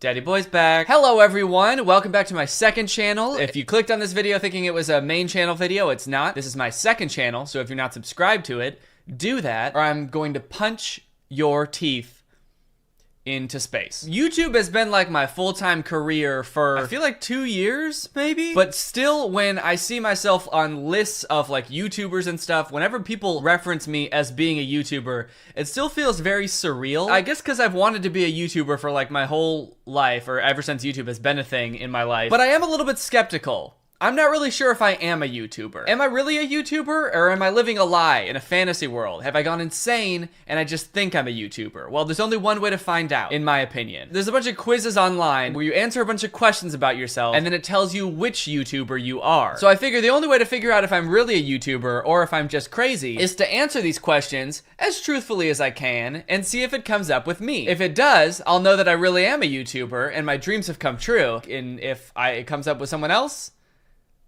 then shit. So I googled, what YouTuber are you? And it brought up a few quizzes, so I'm just gonna go through and see if it comes up with me. So this first one is on this website called Do Quizzes. Yeah, bitch, I'm about to. At first I thought that these things down here were part of the quiz, but these are actually different quizzes they have. So these look like they could be fun later. Does your crush like you? What type of girl are you? Leave a comment below if you want me to try that one out sometime. Find out what kind of girl I am. Cool or not cool? Name this YouTuber. I don't know who that is. That seems like a tough quiz. All right, let's start this quiz. The first question is, hey, are you ready for this quiz? Okay, we got, I'm ready, bro. Yeah. Are you kidding me? Of course I'm ready. Totally, I'm so excited. Yeah, whatever. Okay. And yes, I'm ready. Some of these responses don't even make sense with the question. Hey, are you ready for the quiz? Okay. I don't know if I'd go so far as to say I'm excited. I'm just gonna say yeah. How could this have any impact on the answer? Would certain YouTubers be more excited to take this quiz? Like if I click totally, I'm so excited, will the quiz just be like, oh, you're Shane Dawson. Okay, I'm gonna click yeah. What is your favorite color? Okay, my favorite color is blue. So this should be pretty easy. The options are black. Who cares if it's not a color? Blue or green? I really can't decide. Orange with a smiley face. Blue or gold? Pink or purple? Obviously. I like the rainbow, but if I had to choose one color, it would be green. Why are these options so weird? Why isn't there just blue? Blue is on here twice, so I can pick between either blue or gold or blue or green. Why can't I just pick blue? Why does orange have a smiley face? Like they're being cheeky. Blue or green says I really can't decide, but I really can. I know that it's blue, so I guess I'll pick blue or gold, even though it's just blue. I really don't give a shit about gold if I'm being honest, but also blue and gold were our tour jacket colors, so I guess that makes more sense anyway. All right, we'll go blue and gold. How would you describe you personality? How would you describe you personality? Well, I'm awkward, sarcastic, and my friends think that I'm funny. I think I'm pretty funny and kind of smart. I can be a bit awkward though. Okay, those are like almost the exact same answer. Okay. 2, describing myself as awesome. I think I'm pretty funny and smart. I can be a bit awkward though. I think that fits me the most. I am at times very awkward in person, but I also think I'm pretty funny, and I think I'm kind of smart. Pick an item. My laptop, a checkered shirt, makeup, I can't live without it, Xbox or PlayStation, lipstick, Starbucks, my flat cap. I think they mean flat brim cap, right? Not just like a flat cap. I simply can't get by without my flat cap. I'm gonna go with my laptop, even though my laptop does not look like this 2004 Toshiba. How many friends do you have? The only person I need is my best friend. I have lots of friends, but I like my best friend most. That's what a best friend is. You like them the most. That's why you call them the best friend. Okay, I'm gonna go with I have 1 or 2 friends that I hang out with. I don't really have like a huge group of friends. I've got 1 or 2 friends. Laura and Peanut, and I hang out with them quite a bit. So I'll go with that. How much do you swear? I suppose I swear quite a lot. Yeah, I don't even have to read the other ones. I'm gonna do that one. Do you care about your appearance? Oh man, so there's like, I guess so. Yeah, I make sure that I look okay. And then there's no, who cares what anyone else thinks? I wonder what YouTuber that answer corresponds with. If I found out that that was me, I feel like I'd feel pretty bad. Like the person making this quiz was like, Danny, from the looks of him, clearly does not give a shit how he looks. So he's gonna be that answer. Yeah, I make sure that I look okay. What is your favorite emoji? Yes, all of the most popular emojis, like the laughing emoji, the alien emoji, and the boar emoji. Everybody loves the boar emoji. Honestly, out of these ones, I like that one the most. I'm gonna pick that. Which of these is your favorite animal? Llamas, lions, guinea pigs, dogs, cats, monkeys, unicorns. I gotta go with dogs, to be real. I love a good dog, and my dog is a good dog.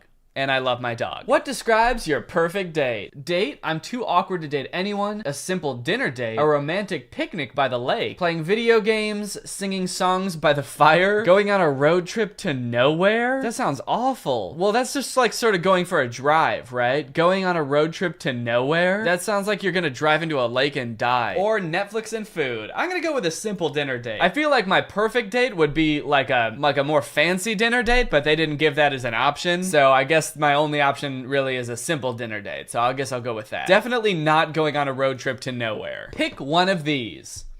That one. Oh, okay, I think this is the last question. Okay, did you enjoy this quiz? Sure. All right, baby, let's see who I got. Phil Lester. Okay, so I got Phil of Dan and Phil. I honestly did not see that coming. I feel like I answered these questions pretty truthfully, and yet I am Phil Lester. So that is 1 point for me not being a YouTuber. I wonder if other people who took this quiz got who they wanted to. Okay, this person said they got their favorite YouTuber. This person said that they're PewDiePie. This person said that they're PewDiePie. This person said that they're PewDiePie. These 2 people said that they're PewDiePie. Okay, it seems like a lot of people got PewDiePie. Now I'm kind of upset I didn't get PewDiePie. You know, I've never watched any of Phil's videos. Maybe I am similar to him. Maybe I am him.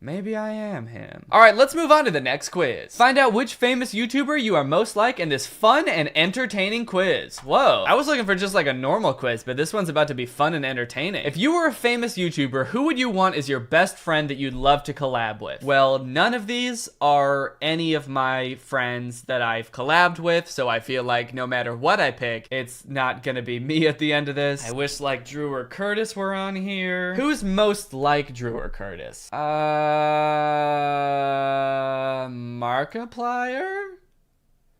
Well, it's too late to change my answer because the second I clicked it, it moved on to the next question. So I guess I'm going with Markiplier. What's your favorite / most used emoji? See, the thing is, they're not giving me all of the emoji options. I don't use any of these emojis. I guess maybe the laughing one? I really like the one that's like this, but that's not even on here. Okay, I guess the laughing to tears. I use this after literally every text. Okay, I don't do that, but I guess I have to pick this one. What do you think is your Patronus or spirit animal? Huh. Honestly, I fuck with otters in a pretty big way. I like how they hold hands when they're asleep, so I'm gonna have to go with otter. On a first date, what would you enjoy most? I would like a hike. That seems nice. It seems like a good way to get to know someone. You get to talk. See, in movies, you don't really get to talk. You just kind of sit next to the other person for 2 hours in silence. Doesn't really seem like much of a date. At least not a good first date to me. Unless you're just trying to make sure that the person you're on a date with knows how to sit still for 2 hours. In which case, I guess it's a fine idea. If you got the opportunity to name a child, what name would you pick? I can already guess without even looking at the names that none of them are going to be names that I would pick. So I guess I just have to pick the one that I like the most. Let's go with Levi, because he's got my genes. What do you think your friends would describe you as? I'm definitely pretty cool, confident, and fun. I'm gonna have to go with that. I'm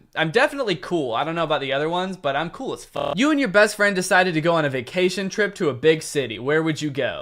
Actually, I just went to Tokyo on vacation last year, so that. Perhaps somebody picks up your iPod. Which song are they likely to find on it? Oh, you know your boy's a Drake boy. You know your boy's got Started from the Bottom on his iPod. Did that say iPod, by the way? Is there any way to go back? Did that say iPod? Do people still have iPods? Wait, when was this quiz written? 2017? I wasn't very popular back then. There's no way I'm on this quiz. But I'm already 11 questions deep. I guess I gotta keep going. I really should have looked at when they made this quiz. Out of the following, which outfit would you most likely find or want in your closet? Okay, these all seem like kind of girly outfits. Is this quiz for girls? It doesn't say it's for girls. I guess I wear flannels sometimes. I'll do that. In the summer, you're looking to be a bit more outgoing and dye your hair. Which color would you like it to be? Now, these are all girly hairstyles too. Wait, this quiz is for girls? Come on, man.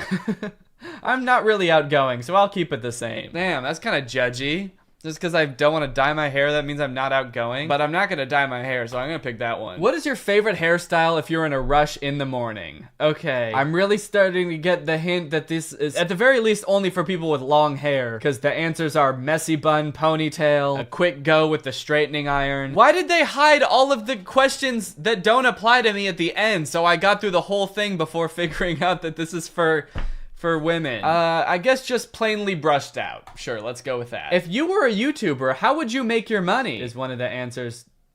But from YouTube, by making YouTube videos. Creating music and selling it to fans. Well, I guess I do that. Promoting my new book. No. Selling ads by making great videos every day. I do that as well. Having a real job on the side. Okay. Kind of a dig at being a YouTuber. Calling YouTube not a real job. Going on a world tour to meet my fans. I did go on a nationwide tour. Designing and selling awesome merch. Being sponsored. Okay, that's the same thing as selling ads. Being in commercials on TV to promote a product. I'm gonna go with by making great videos every day. Well, no, because I don't make them every day. Shit. I'm gonna say creating music and selling it to fans. On Saturday night, which one of these TV shows can you binge watch? I don't like any of these shows, but if I had to pick one, I guess I'd pick Friends. Okay, that's the end of the quiz. Calculating results. And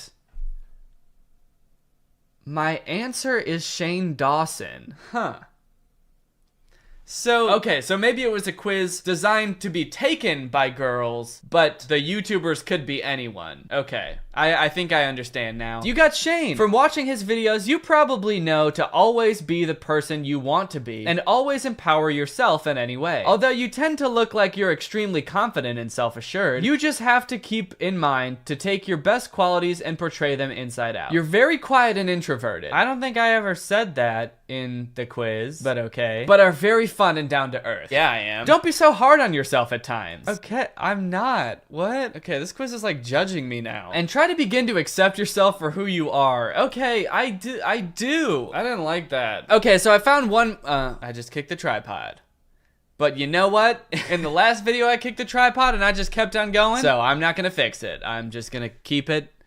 Okay, I'm gonna fix it a little bit. Okay, so I found one more quiz. Since I haven't really had the best of luck with the last two, this one, I'm gonna try to answer it as if I was someone who only watched me on YouTube. Because like the type of videos I make are different than like who I am in real life. Like I'm not just going around making fun of people all the time in real life. So I'm gonna try to answer this one with that in mind. Like this was written by someone who only watches me and doesn't actually know me in person. What's your favorite type of film? A fantasy with dragons and stuff, Fantastic Mr. Fox, and that's it. Sing? Anything about sport, really. What? Sing? Is that a genre of movie? Do they mean musicals? Hey dude, what type of movies are you into? Sing! This also does not cover every type of film. This is only 4 types of film here. In fact, it's really only 3 and then one just title of a movie. So I feel like this would not kick the tripod again. But I'm gonna say Fantastic Mr. Fox, because he's kind of sassy, and in my videos, I can be a little bit sassy sometimes. What's your idea of a perfect lunch? A slice of pizza, a nice bowl of soup, and a cup of tea. Something that will give me energy like pasta, and some chocolate.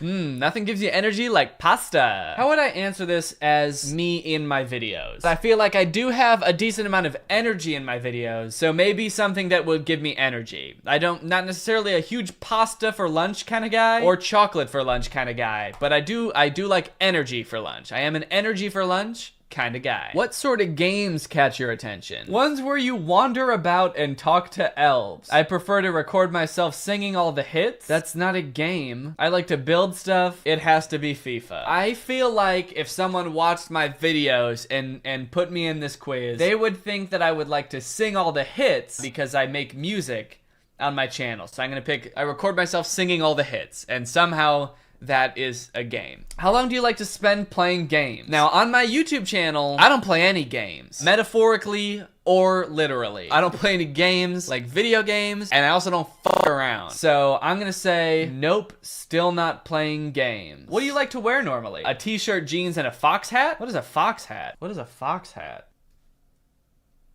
Oh, it's literally just a hat made out of a fox. What YouTuber is that? What YouTuber walks around with a fox on their head? A dress and slippers, tracksuit, or a football kit, a cardigan, and something sparkly. I feel like a t-shirt, jeans, and fox hat is closest, but I don't ever wear a dead fox on my head. But I guess I'll pick that. What are you wearing on your feet right now? Minecraft socks, muddy football boots, slippers, or trainers like Adele might wear. Why is normal socks none of the answers? I guess the closest thing is Minecraft socks. I don't understand. Do they expect every person who takes this quiz to be wearing one of these 4 things? These are so specific. All right, I'm gonna say Minecraft socks. Okay, last question. What is your ultimate ice cream flavor? Can I have custard instead, please? So the first option is I don't want ice cream. Okay, I'm gonna go with the last answer. A scoop of everything plus chocolate sauce and sprinkles, please, because I feel like in my videos sometimes I'm a little bit extra. I like to do a little bit too much. So I'm gonna go with that one, and we'll figure out who I am. What? Shirley Curry? That's right, you're most like the gaming grandma who loves to play Skyrim. What the fuck? I don't understand this at all. What did I do to deserve this? Alright guys, well, I have taken 3 quizzes to find out which YouTubers I am. The YouTubers I got are Phil, I got Shane Dawson, and I got Shirley Curry. None of them are me, so I guess I'm not a YouTuber. That concludes this video. Bye. Alright everybody, welcome back to the second channel. I'm gonna do another Reddit video today. I've got a sparkling water. This one is completely brandless sparkling water. I poured just some random ass shit into this cup, so you will never know what it is. First off, before we get into it, I will have to be keeping things a little bit more brand friendly today. I received limited ads on my last Reddit video, I think because the thumbnail was so hot and spicy. So from here on out, no more talking about adult rat content. So if that's what you came here for, sorry. Bye. I've been keeping up with the subreddit a little bit. It looks like lots of people are posting on there, so I'm very excited to see what's new. Very excited to see what's been popping off. Now it's not loading. Do I not have internet? Is Reddit just broken right now? What's going on? Can I load anything? Google.com? Google.com/G. No, not my mail. Yeah, today we're gonna be going through my email. Off to a disastrous start right off the bat. Okay, it's loading now. So I'm thinking it's been 2 weeks since I've been on the subreddit, so let's go top of the month again. I'm sure there's gonna be some good stuff here posted in the last 2 weeks. I just found this pic I took of Danny at VidCon in 2016. Holy shit.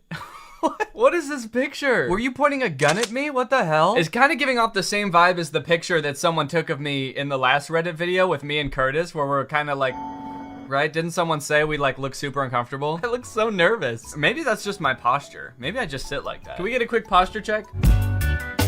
Do I just look nervous? Do I just have nervous guy posture? That's quite possible. But I am gripping that microphone like it's the only thing keeping me from flying off into space. Love that caption too. He saw me! It kind of sounds like frightened. Oh shit, he saw me. He's gonna get me. Meanwhile, I'm like, don't nobody ever look at me. I remember the context of this picture, despite it being 6 years ago. This was when Vine was still around, obviously, as you might be able to tell by the giant V behind me. This is the Vine logo. This is the summer that we did Camp Unplugged, which if you didn't know was like a short film series of Vines that was produced by Vine. So I was at VidCon because I was in that. And I believe I was doing some sort of Q&A panel with my boy Chris Melberger. That's my boy right there, Chris. That's my boy! That scene from Harry Potter Goblet of Fire. That's my boy! My boy! Let's see what the comments are on this. Oh my god, he looks so uncomfortable. I've never seen a more uncomfortable human being. And the person who posted this said, I know, right? I feel bad. 6 years later, this person still feels bad. I don't know why I looked so nervous. I got probably always just a little bit uncomfortable at these sorts of things, so that makes sense. Props to you for like being a fan of me for 6 years. That's crazy that you took this picture and then are still like in my subreddit, active on my subreddit. That's really cool. I like that you circled his face as if we were going to get confused on who you're talking about. You know, the guy in the background does like vaguely look like me, so it kind of makes sense. You'd be like, no, this one is Danny. That one is, oh, I don't know who that guy is. The one who looks like he is about to poop his pants? That's our boy Dan. Uncomfy king. We stand an uncomfortable king. Not the uncomfortable eye contact. Yeah, everybody is commenting on how utterly depressing this picture is. I wish he'd move over so we could see if Curtis or Drew is there. Probably not in this picture, but Drew definitely was there because he was in Camp Unplugged too. So he was around, he was certainly at VidCon at this time. Why is his ass not in the seat all the way? Danny's straight up sitting on the edge. Oh my god, dude. These people are tearing me to shreds. I deserve it too. That's the worst part. All right, I'm gonna recreate the picture, all right? 6 years later. Ah, take me back to this, dude. I gotta recreate this. Let's see, I think I have a microphone.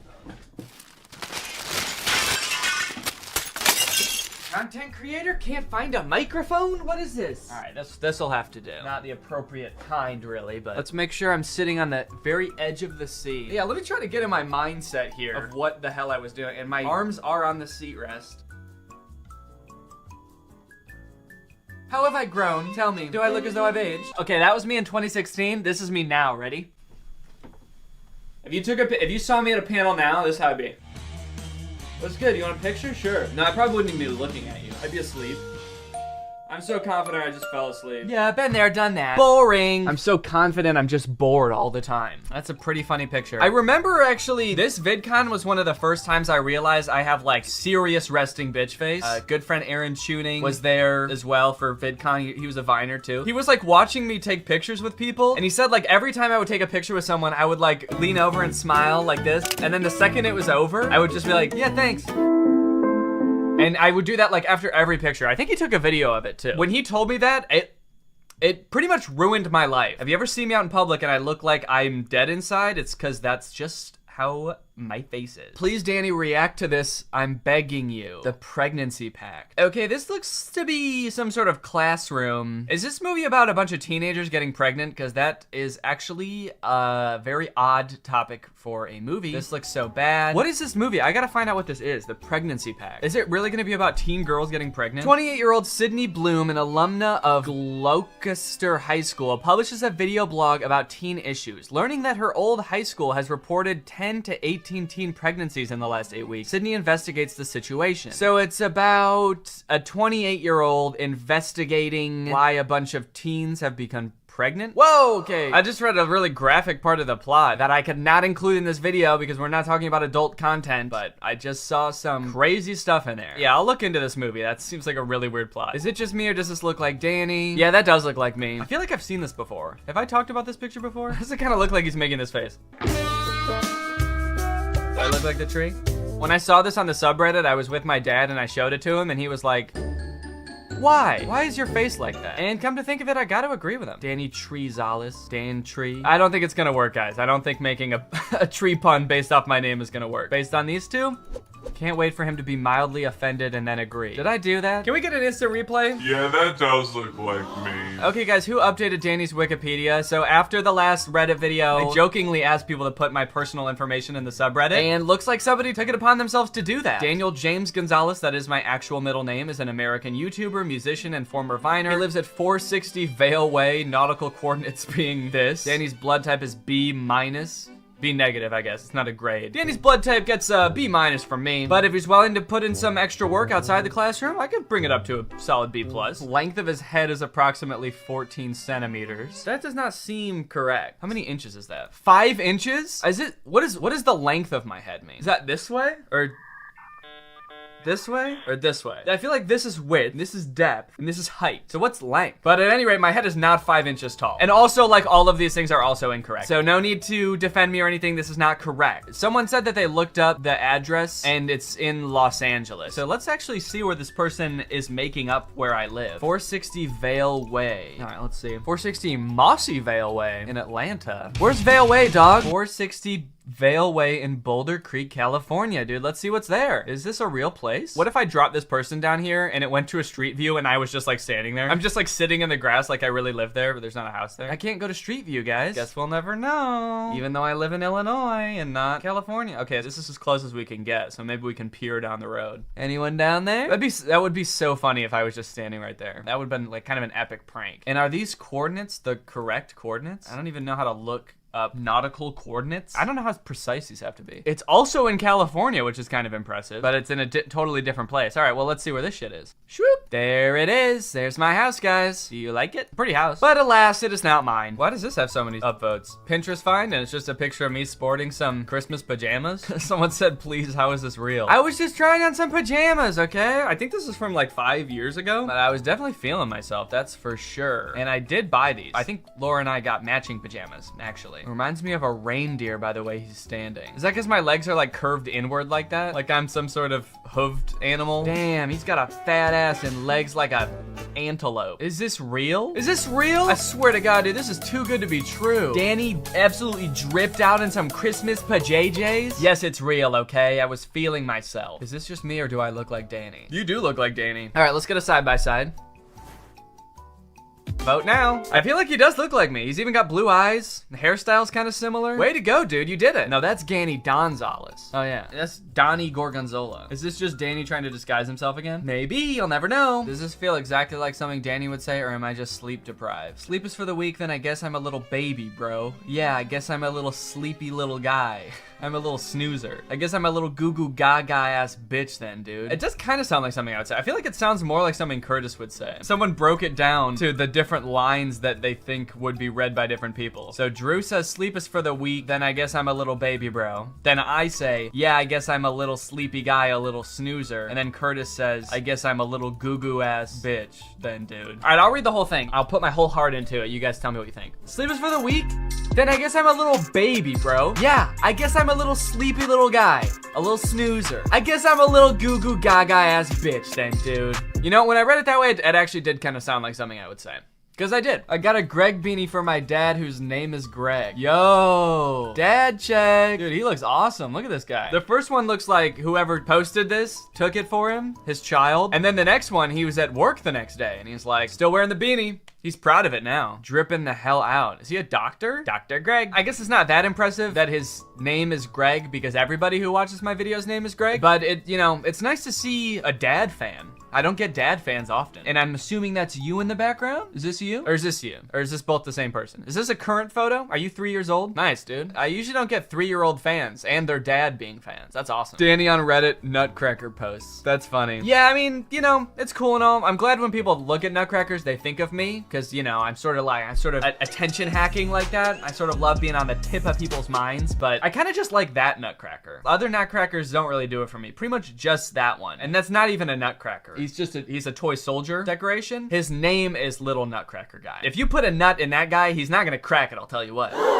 Gonna tell my kids this was Danny, Drew, and Curtis. Okay, this seems like something we would do.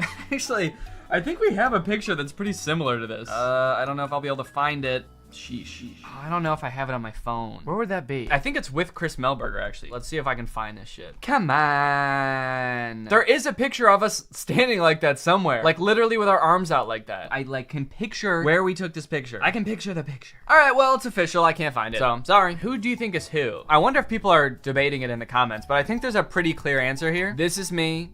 This is Curtis, and that's Drew. I think we can all agree. Even though you can barely see this, but I feel like this guy actually kind of looks like me. If anyone's got Curtis's hair, it's this guy. This guy's hair kind of looks like Drew's. Deadass thought the middle was Curtis. Okay, let's see if my ranking is correct. Here's shown from left to right, Drew, Curtis, Danny. Nope, incorrect. This person agrees. The right is Drew. I was gonna say left to right, Danny, Curtis, Drew. That is correct. Why does the one on the left actually look like Danny though? Yeah, that's what I'm saying. But Danny was 3 feet tall as a kid. Yeah, that's true. I was really small as a kid. I wouldn't have been able to get up there. My friends would have had to hoist me up. Dude, this is kind of sick. Minecraft fan art? Okay, I asked for fan art in the subreddit. Thank you for delivering. Here we go. Look at that, dude. That's sick. That's really good. It looks just like my Minecraft character. We got some redstone in the background. We got some lapis lazuli. I don't know why I've got a wooden shovel though. That's kind of messed up. Couldn't give your boy some dimey? Yeah, I want to see if there's more fan art in here. Give me some fan art. That's actually really cool. Wow. It's like all, I was gonna say it's all fucked up, but I mean it in a good way. Like weird, but really cool. Wow, that's awesome. This is really fucked up. No, it's cool. Someone said very charming. I would agree with that. Very charming. Me trapped in Danny's basement, people having fun. It's kind of fucked up. You should not have Wi-Fi down there, and you definitely shouldn't have a phone. How the hell did you post this? And how are your hands free? Dude, my guy in the basement's been practicing his shroom kidnapping life hacks. That's awesome. Danny needs to dress himself up as the Nutcracker with the face paint and stuff, and then edit himself into the corner to see if we notice. To see if you'll notice? Is there a chance that no one would notice? If instead of that back there, it was me? A full-sized real person? What if he has already been doing this? I have not! You would notice, I swear to God, if there was a real person back there, you would definitely notice. Okay, that's some nice fan art as well. We got some memes, we got some fan art. That's what I'm talking about. We got some personal information. I'd say that subreddit doesn't really get much better than this, guys. I redesigned Danny's office. Huh. You put my little U2s there. My U2s actually is in the background. It's right there. So now he's there twice, you idiot. No, yeah, I don't know if I really vibe with the style. It kind of looks like a little kid's room, which I do think is the aesthetic that I did go for in the last office, so I understand why you feel this way. But no, I don't know. I need to get some new shit in here. It's getting a little bit boring. That little cubby thing I've had for like 6 years, and I got it in our apartment in California. And then it's sort of just been like floating around in miscellaneous places and various places, and I kind of feel like I want to get like actual nice looking furniture in here. I don't want it to be too cool though, because then it'll be too distracting. And then no one will look at me during my videos if my office is too cool looking. Some YouTubers have their studios look a little bit too professional, I feel like too, where they've got like LED lighting all over the place and it's all super sleek looking, and it's like, I feel like that makes it look like I'm taking myself a little too seriously. And if I'm gonna film second channel videos in here where I'm getting goofy and wacky, then it can't look too over the top serious. I just want it to look nice. Next subreddit challenge, somebody redesign my office in a cool style that you think fits me. Because I don't know what style fits me, dude. Another screenshot from a video. Very nice, guys. Good work. You did it. Anyone know where I can find a similar lamp? Dude, just wait for me to get my office redesigned. You can have this one. I'm about to kick that shit to the curb once I get a cool new office. No, it's from Target. I'm pretty sure, yeah. I'm almost positive that I got it from Target. Let's see if anyone in the comments guessed it. I think it's this one from Target. Yeah, let's see. Dude. It is. So if you want to get it, we can be lamp buddies for a limited time. Sleepy time peanut. I'm not gonna lie, when I saw this in the subreddit a couple days ago, I literally almost cried. Yeah, that's really sweet, dude. That's so cute. Thank you for that. I want to print this shit out and put it in a frame, honestly. Hang it up in my house. She's so cute. Look at her. Chubby little dog. Did Danny get highlights? I've seen some discourse about my gray hairs lately. It's kind of interesting. Yeah, I think he has gray hairs. Yeah, they are. They're just gray hairs, man. It's kind of interesting that people have just started noticing it now, because I've actually had gray hairs in my head for a while. It's just, I guess it hasn't gotten noticeable until now. But my dad has always had just like a streak, like this much hair right here was white. He has like brown, almost black hair, and he just had a streak of white hair right here for like his whole life. So I guess I just have a little bit of that genetics, because it kind of is like just in one streak, and then I've got some little peppering all around my hair kind of, but isn't he like 27? I'm 26 and I have a few gray hairs, LMAO. It happens sadly, although to be frank, it looks great on Danny. Yo, thank you. I'm not really self-conscious about it, honestly. I think it looks kind of cool. Sheesh, Danny is getting gray hairs and he's not even 30 yet. Yeah, Buster, and it's because of you. It's all your fault. You guys make me watch these shitty ass videos and these bad movies, and the stress is slowly turning me into an old man. Actually, not slowly. It's quickly turning me into an old man. I googled oldest man in the world. This is about to be me in a year. If I keep this up at the rate I'm going, burning the candle at both ends, man, this is how I'm gonna be. And you better believe I'm gonna look damn good doing it. No, Danny is aging? It is weird though, because I do have, you know, people say I have a young face. It is weird that like that's the first sign of like me looking my age is having white hair. But honestly, I'd fuck with it. If the only way that I show age is by having like totally white hair, that would be sick. Okay, that's enough top of the month. Let's see what's hot right now. Okay, this is a post from a different subreddit, but it has me in it. I had a dream that Danny Gonzalez completely disappeared for a month, and then he posted this photo on Twitter with no explanation. Later, it turned out to be a clue in a giant cicada 3301 like internet ARG. Okay, I don't know what the last half of that means, but I am curious about this dream. So I disappeared for a month and then posted this. Please find me. Follow the cat. That's such an ominous thing to post after being missing for a month. That's so fucking funny. What is this subreddit? Thomas the Plank Engine? Memes from your dreams. Oh, okay. So it's all about weird shit people saw in their dreams. One weird thing that I feel like I have never seen people mention before about being an influencer is that sometimes people like tag me in tweets being like, you were in my dream last night. It's super weird to think that like people that I don't know are having dreams about me, because it's normal for like your friend to be like, hey, you were in my dream last night, but for like someone that I've never met before to be dreaming about me, it's like, dude, why are you so obsessed with me, man?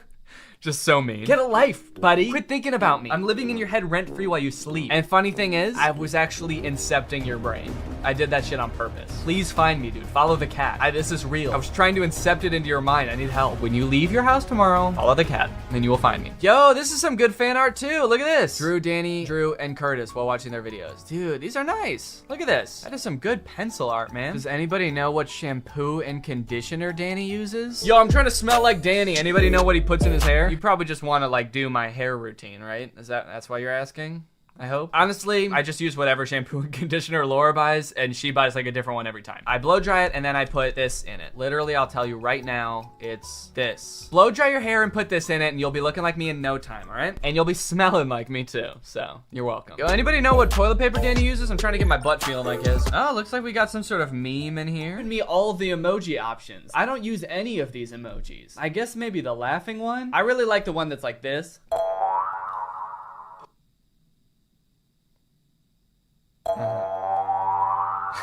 Oh, Jesus. Yeah, I sure hope you do. I carved your face into it. It's a good meme. Carved your face into it, a way to put it. Yeah, that is terrifying.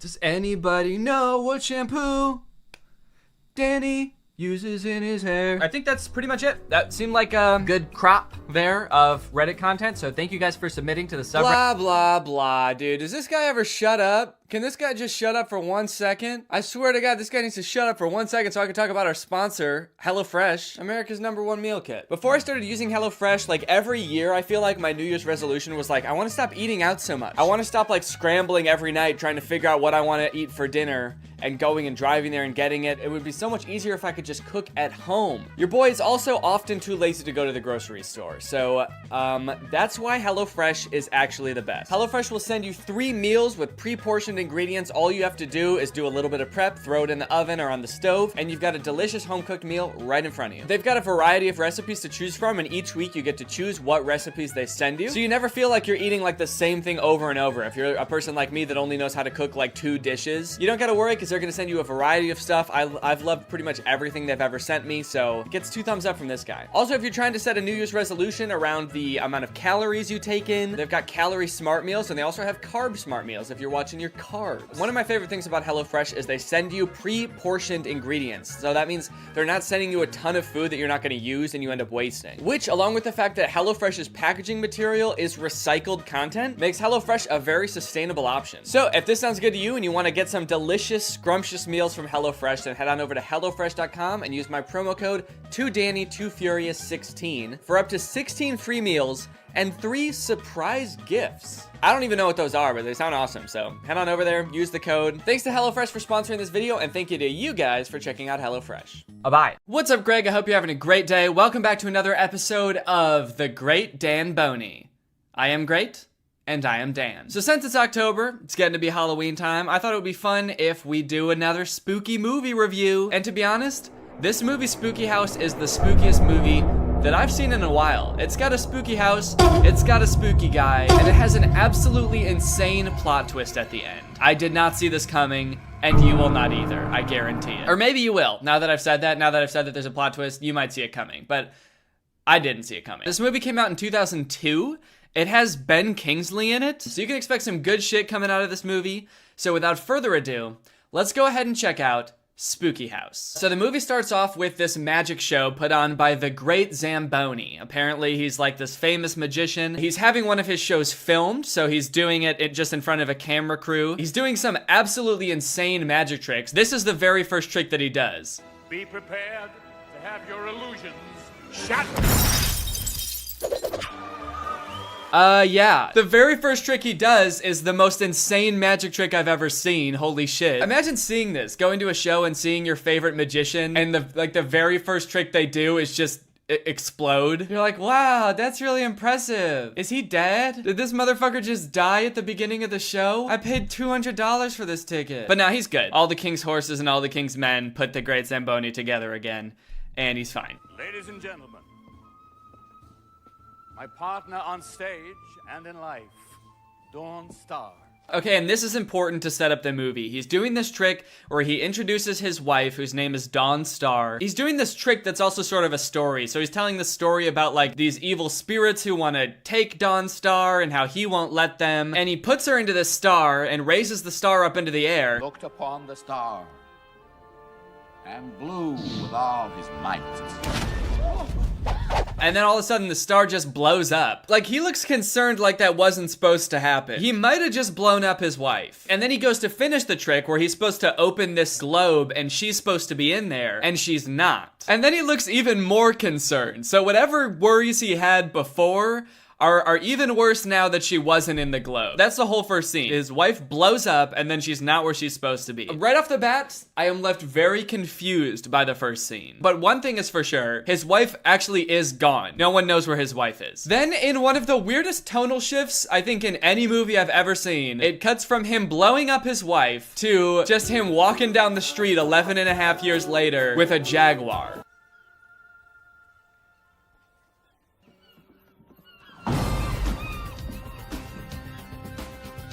Just not a care in the world, just walking around outside with a Jaguar in public. People are like jumping out of the way, they're all scared. They're like, holy shit, it's a panther, right? Is that even legal to do? Can you just walk around with a jungle cat? Seems like that shouldn't be legal, but there he goes. Just with this nice, delicate gold chain walking around his murder animal after he killed his wife. So I guess they, you know, they have a lot in common. If you're watching closely, you'll see someone ghostly. Kind of guy. And I think one of my favorite parts about this movie is that during this scene, they're playing a theme song for the movie. This movie has a theme song. He's a little creepy, always acting freaky. Everybody wonders why. So you know this movie's about to be fucking awesome, right? He's a little creepy, might have blown his wife up. He's a creepy kind of guy. Also, I don't know if anyone can relate to this, but the tune of this song reminds me of that Vine that's like, if your name is Junior and you're really handsome, come on, raise your hand. Does anybody else get that reference? So the Great Zamboni is one of the main characters of this movie, but the actual main character is this kid, Max. He's the littlest one in this group of friends that the movie follows. And while all of Max's friends seem to have like loving families, Max is a little bit different because he's an orphan. And apparently the day after Halloween, November 1st, the DCFS or whoever is going to come take him away and put him in an orphanage. And to be honest, he is a little bit of a downer about the whole thing. Like, he's kind of putting a damper on everything. Hey, Mom. Prescott, Yuri, and I want to go to the clubhouse. So can you watch Max and Zoe? I'm going to go to the clubhouse. Us too. And besides, Princess is there and I have to feed her. I want to go too, because they're taking me away soon. Damn, Max, I get it. You're gonna get taken away soon. You don't have to make everyone else sad, too. The movie never explains this. I don't know where he's living right now. They never say what he's doing now. I don't know if he's just like living on the streets and DCFS is coming soon to take him away. I feel like if that were the case, they would maybe try to expedite that a little bit quicker. I don't think they'd just be like, he can fend for himself for a few months. He'll be fine. But maybe that is the case. I don't know. I've never been an orphan, so. Fuck yeah. Okay, these are the villains of the movie, basically. They're like the bullies in town. They're always bullying the main group of kids. And they're also thieves. They work for this like mysterious woman who just hires, I guess, like high schoolers to be thieves for her. So in this scene, they've just stumbled upon this van, which is parked outside of the great Zamboni's house, who's the magician from earlier. And they're gonna steal the coffin that's inside of the van. There's a dead guy in here.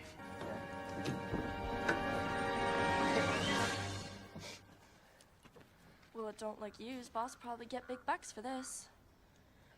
Okay, does anyone have a match? So they steal the coffin and then light the whole van on fire. Doesn't that seem a little bit drastic? Imagine if robbers did that in real life. Like every time a robber broke into a house and stole like a TV or something, they just lit the whole ass house on fire. Doesn't that kind of draw more attention to the crime scene? You get mugged, the person steals your wallet and then lights you on fire. That's how it goes. That's how robberies work. You gotta destroy the evidence by lighting the evidence on fire for everyone to see.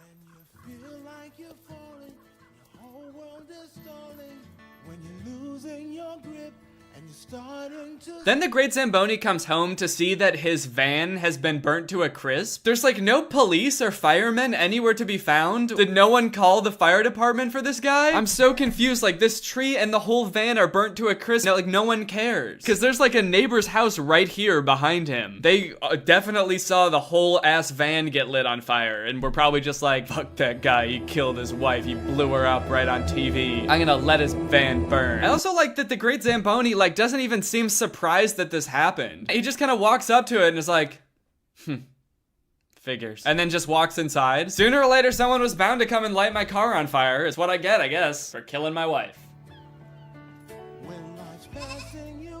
Hey, Maxie boy. Look what I got for you.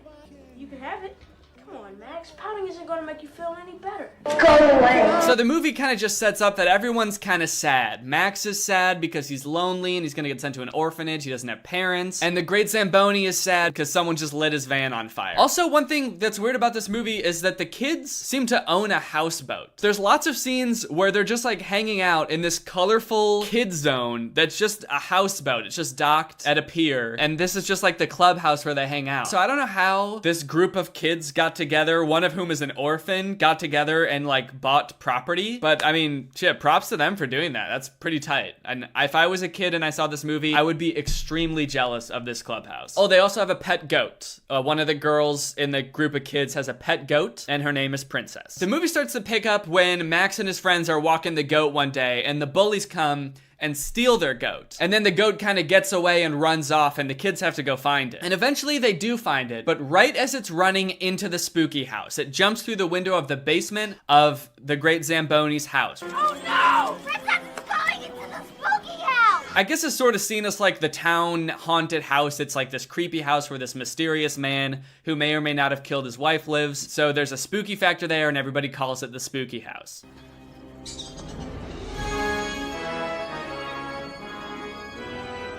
And all the kids in the group seem to very much not want to go into the spooky house, except for Max. No, Max, wait. Max, don't go in there. The spooky guy might get you. He's be feeding little kids to his lion. I know all that stuff. So why do you want to go in there, Max?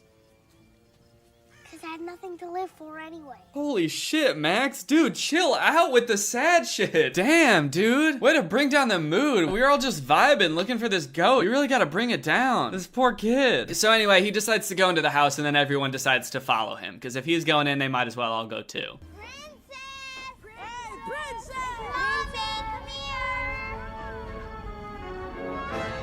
Uh-oh. What's he doing up there?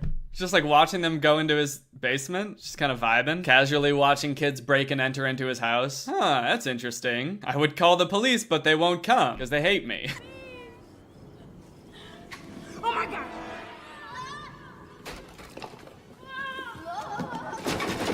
It sounds like they're jumping to their death in there. They're like, ah! And then there's like crashing noises. Maybe his basement is like really far down, and so they're all just kind of jumping and like breaking their legs, so he's just standing there watching them like, hell yeah, dude. I love watching kids just break their fucking legs in my basement. What was that sound? I think that kid shit his pants. That's such a gross sound effect. One thing about this movie is that it has really gross sound effects at times. I'll point them out as they come up, as if you wouldn't already know that they're gross. But this movie's got some nasty stuff. Go find a light. Go find a light.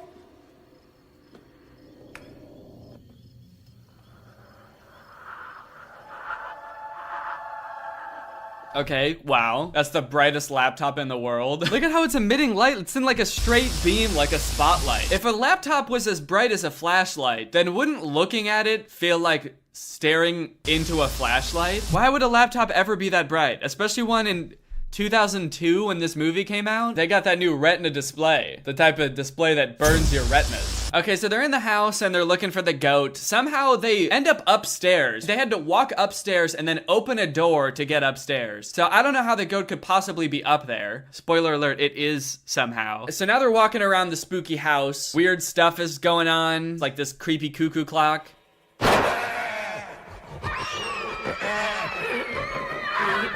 I don't know why a cuckoo clock with a bird that comes out of it is making a noise like a dying pig. I don't know what that noise is. One thing's for sure though, it is nasty. Then we see that the Great Zamboni is like walking around the house behind the walls and like peering in at the kids as all this creepy shit happens to them. Like he's loving the fact that these kids are like getting horrified in his house. Like there's one part where Max gets his head stuck in this like spider thing. He's stuck in there and then he scares the other kid. Then that kid runs away and gets stuck inside the couch. Then lightning strikes and this girl's butt gets stuck in this bucket. And they like sped up the footage here and it's like pretty creepy looking.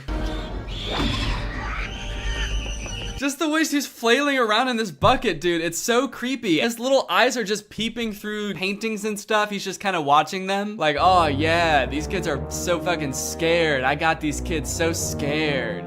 Yeah. So they find the goat. They're still walking around his house though, and they stumble across this like crypt, this like tomb thing, and the Great Zamboni comes out of it.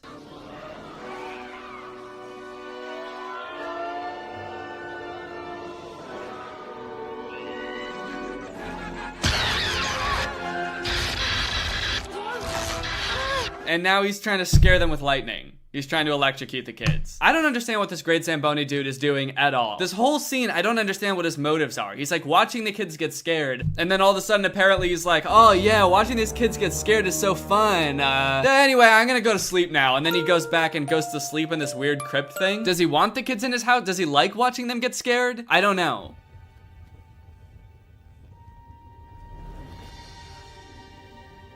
Ooh.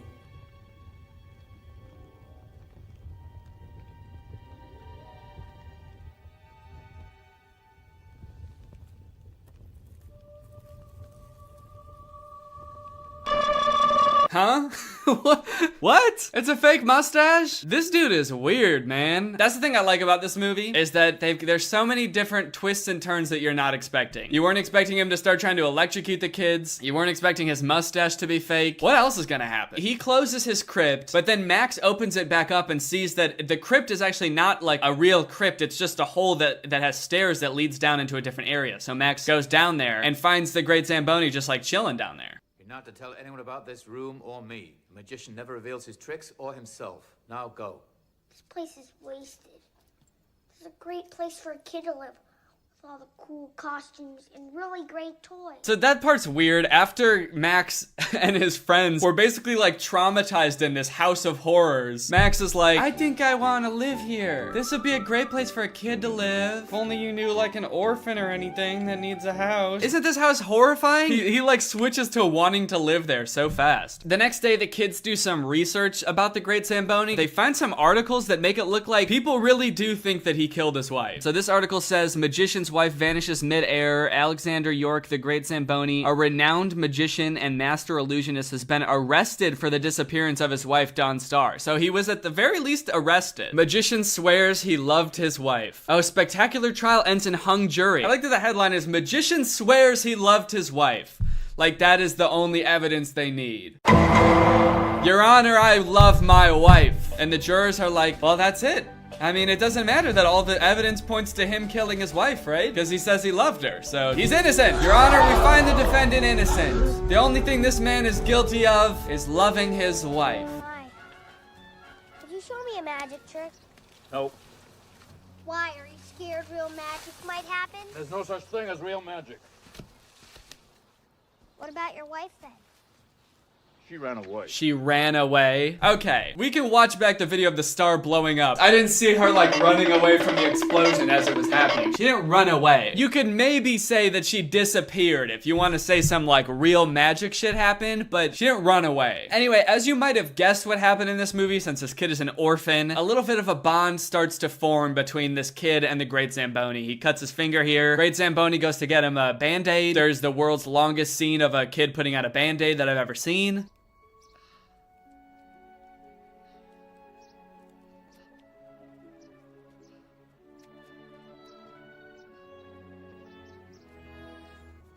And I don't really know how I feel about Max forming a relationship with this dude. Well, for one, he might have killed his wife, but let's put that aside for a second, because he did love his wife. But he also, like, spent a whole night causing, or at the very least, allowing these kids to be spooked heavily in his house. Max, Doug, I don't really know if this is the right fit. I think that maybe an orphanage would be better than this dude. Maybe he's home, but he won't answer the door.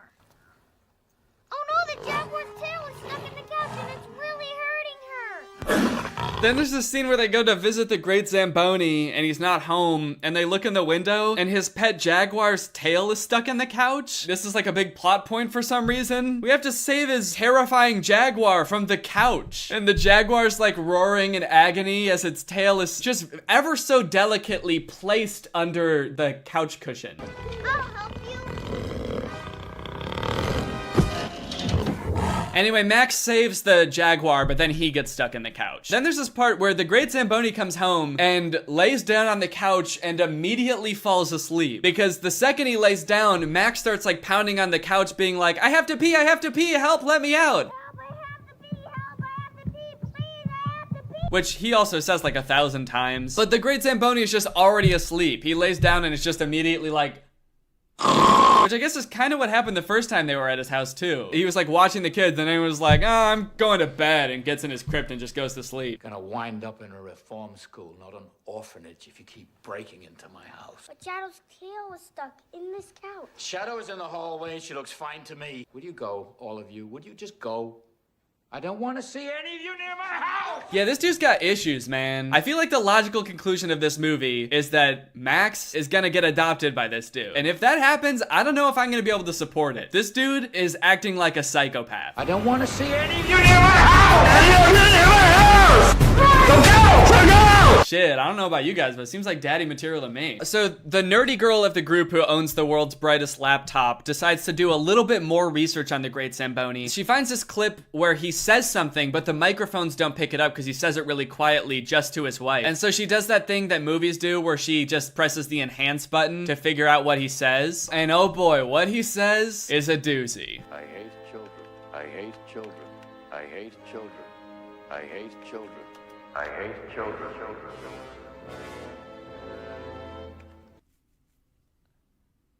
Huh? Okay, so this is like this critical moment. It's like in the middle of when he's recording a performance of his magic show. He's got his wife, he's about to do a trick, and you're telling me he just mumbles? I hate children. And then just like continues on with the trick? What a weird thing to do. Why is this guy so weird? Like in the middle of a performance, he's just like, by the way, I hate kids. Anyway, my wife is gonna explode now. I don't know. I don't understand this part at all. But this whole thing does make Max very sad. I don't really know why. I guess in his eyes, they were like bonding and he saw maybe a potential new home so he wouldn't have to go to the orphanage. Literally in the previous scene, he was just screaming at them, telling him to get out of his house. Go! I don't know what he thought they had or like where he got the impression that he liked kids, but I think it's been pretty clear the whole time that he fucking hates kids. Yeah, Max seems pretty worked up about this. He's just like longingly staring out the window now.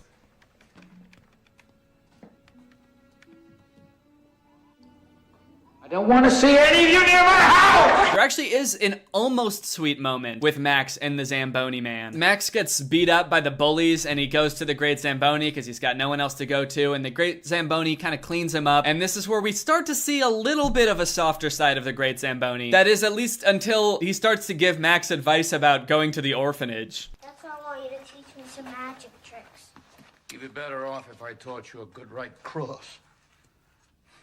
Okay, dude, chill. Magic tricks to impress people and make friends? Yeah, you'd be better off if I taught you how to beat the shit out of people instead. That's how you make friends. With a good right cross. Well, I never knew my mother, so I'm not as lucky as you. There was nobody there to tell me not to fight. Because all the other kids always picked on me, I got into a lot of fights. I had a great right cross. Why is this dude obsessed with great right crosses? We get it, dude. You know about the great right cross. Old Dawn Star wanted to do was to have a great right cross. People used to tell me I'd make a good father. But she was the only one woman I ever wanted as a wife. What I said to her that night was the coolest thing I could ever say. He's admitting that he did say, "I hate children," right before she ran away, and that was the last thing he ever said to her. That really did happen. That is so weird. This is like one of the most bizarre characters in the world. I don't understand his motives at any point in time. Do I understand what this character is thinking or doing? You got the good thing that I want. Oh yeah, it's Halloween now, baby. So on Halloween night, the bullies are working for their boss, this lady. They're getting orders for like what to steal on Halloween. Right before Halloween, the bullies steal the goat again, and they also steal this magic wand from Max. So on Halloween night, while the bullies are meeting with the boss, the kids go to steal back the goat and the magic wand, which they do. But then the bullies start chasing them, and they chase them all the way to the Great Zamboni's house, where we're gonna get yet another crazy scene of people running through the Great Zamboni's house.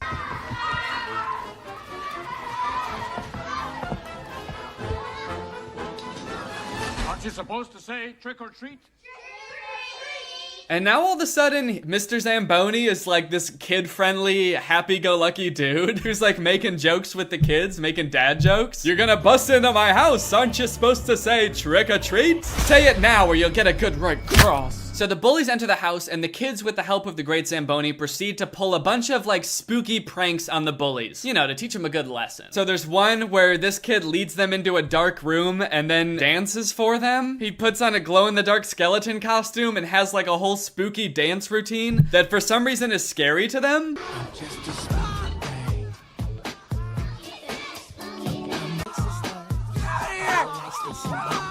Then this girl goes and hides in a pumpkin, and the bullies are like, wait. Instead of just opening the pumpkin and pulling the girl out, let's all stab the pumpkin. They're like, I think we've been thieves long enough, actually. I think it's about time that we graduate from stealing goats to, fuck it, murdering kids. Let's do it. Let's stab this girl 15 times. So they do. But because the whole house is magic or whatever, everything is like a prop thing, she's not in there, obviously. Imagine if it was. Holy shit, that would be dark. While all this is going on, also Max and the Great Zamboni have another moment where Max is like, you should let me live in your house. It's a nice comfy bed. Cool ceiling too, I like it. It's a great room for a kid to have. I don't know, man. It just gives me the creeps. I do not like the Zamboni character. I gotta be honest. He's just weird. Then the bullies get spooked some more. There's this like wall closing in on them gag, and then they have to go down this slide. This sliding scene is like 40 seconds long. It's like way too long of them sliding. They play like a whole ass song while they're sliding. The slide finally leads them to one last little show where the Great Zamboni is pretending to saw one of the kids in half. All these victims delivering themselves into my hands.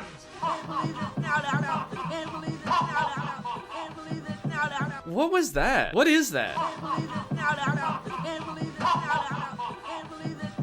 Did they just repeat the same clip 3 times? What is he even saying? Is he saying, can't believe this now, can't believe this now? Why did they do that? Why did they pick that shot and repeat it 3 times? That's so weird. And then the last thing they do is the bullies run into this room that's like this hypnotism torture chamber. It's like this swirly thing on the wall, and the Great Zamboni turns on the room and they just start spinning around and going insane. That's kind of fucked up. It kind of seems like they're really going insane in there. Why does the Great Zamboni even have this room in his house? Is there a practical use of this room aside from torturing people? Okay, so that all gets solved, and now we're at the end of the movie, the resolution, where everything's gonna be made right. The Great Zamboni decides to come back to the world of magic after being gone for so long. I kind of figured that he was gone because no one wanted to come see him anymore because they all thought he killed his wife, so I don't know why that has changed, but he decides that he wants to do magic again. For some reason, people now want to come see him again. So he does this trick where he says he needs a volunteer. He picks Max out of the crowd as a volunteer, which is kind of sweet. And then he does this trick where Max gets in one of these rockets and his Jaguar gets in the other rocket. And then they spin around a bunch and then Max actually comes out of the other rocket. So they switched places and everybody cheers like it's this great trick and Max is happy. And then of course, as we all predicted, this happens. This afternoon, before coming to the theater, I signed the official adoption papers that give me the great privilege of becoming Max's father. Okay, so that is probably what we all expected. The Great Zamboni has adopted Max. What happens next, I fully did not expect, okay? Because you might remember that Max came out of the rocket, but the Jaguar has not yet. So let's see what happens next. Oh, you mustn't forget Shadow, a big hand for Shadow.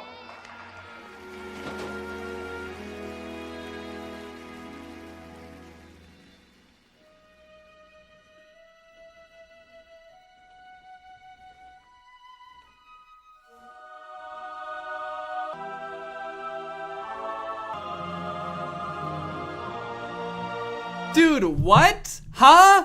What? What? Dude, explain that. No.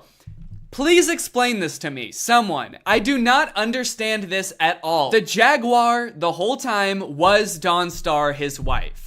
I'm so confused about how and why that is. First off, the whole movie, they make it seem like this dude isn't really magic. There's no actual magic in this movie. It's all sleight of hand. Like, all the things in his house are just like, you know, things popping out. All of his magic are very basic sleight of hand tricks. I guess except for the one where he turns into glass and shatters. That one is pretty weird. They make it seem like it's all within the realm of possibility. And then all of a sudden they come in with this shit where the Jaguar's been like a shape-shifting woman the whole time. But that's not the only confusing part, because why? Why did that happen? I have to assume that the Great Zamboni didn't know that Dawnstar was the Jaguar, because for the whole movie, he treats it like a Jaguar. It shows him at home by themselves several times, and she stays a Jaguar. Like, she doesn't transform back into a woman when they're alone. He even calls her Shadow when they're alone. There's one time in the movie where he's like, well, Shadow, it's just you and me in the house.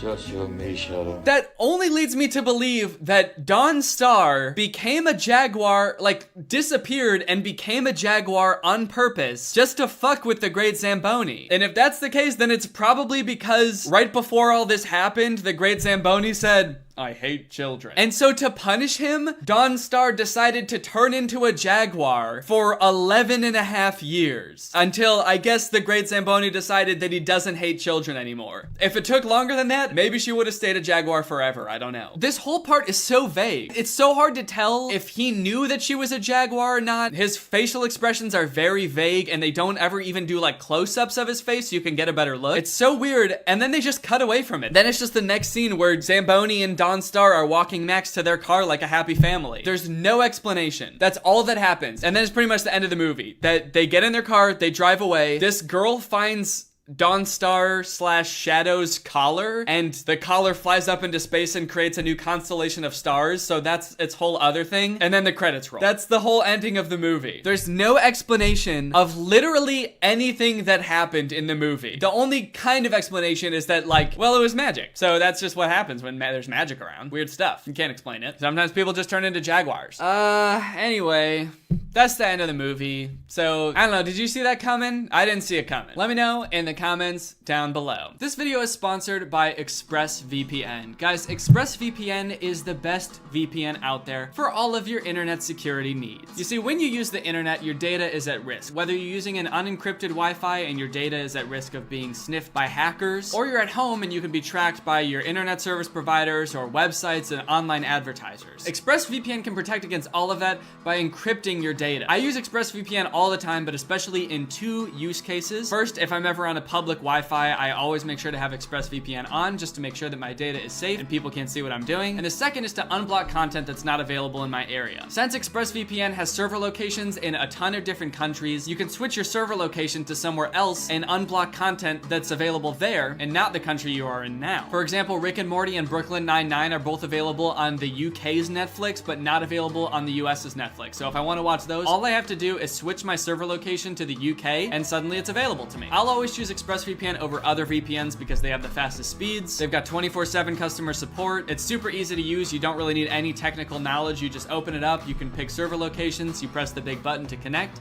and you're connected. And on top of that, ExpressVPN is consistently rated the #1 VPN by a bunch of different sources. It's been rated #1 by TechRadar, CNET, The Verge, and many more. So if you want to find out how you can get 3 months of ExpressVPN for free, then click the link in the description. That's expressvpn.com/Danny Gonzalez. That's expressvpn.com/Danny Gonzalez. Thanks to ExpressVPN for sponsoring this video, and thank you to you guys for checking out ExpressVPN. When you check out my sponsors, it helps me get more in the... Oh God, I don't feel so good. I hope this doesn't impact my ability to make YouTube videos.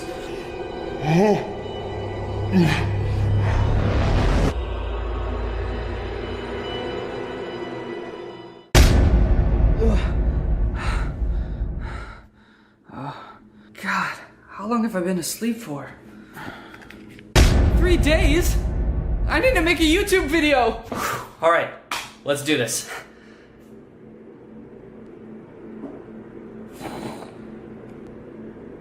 Where's the camera? Camera.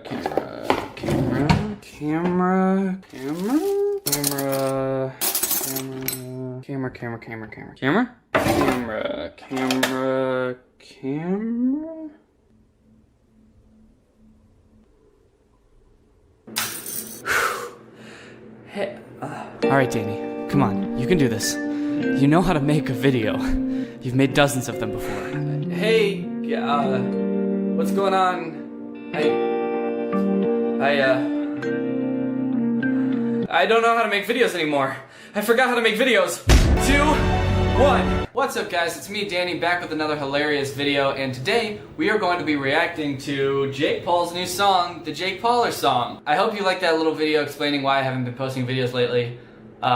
None of it's true, but I hope you like it. The real reason I haven't been making videos is because I have this autoimmune disease that made it so all of my joints were swollen and painful for a really long time. But for a while I couldn't walk or get out of bed, so that makes it kind of hard to make YouTube videos. So I'm feeling a little bit better now, so I'm gonna start posting more videos here on JakePaulHate.com, or sorry, YouTube. So let's just dive right into it, because there's this new song called the Jake Pauler song by Jake Paul.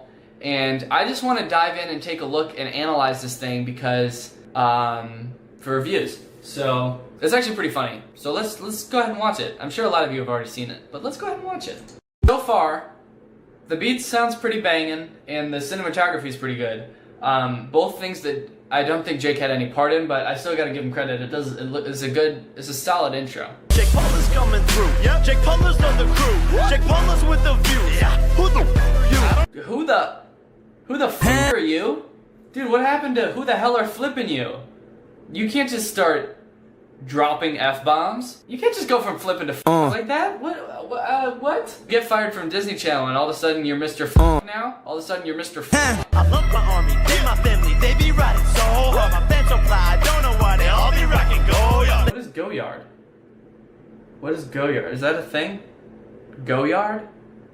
What is that? Did he just make that up so that he had something to rhyme so hard with? Goyard? A French trunk and leather goods maker.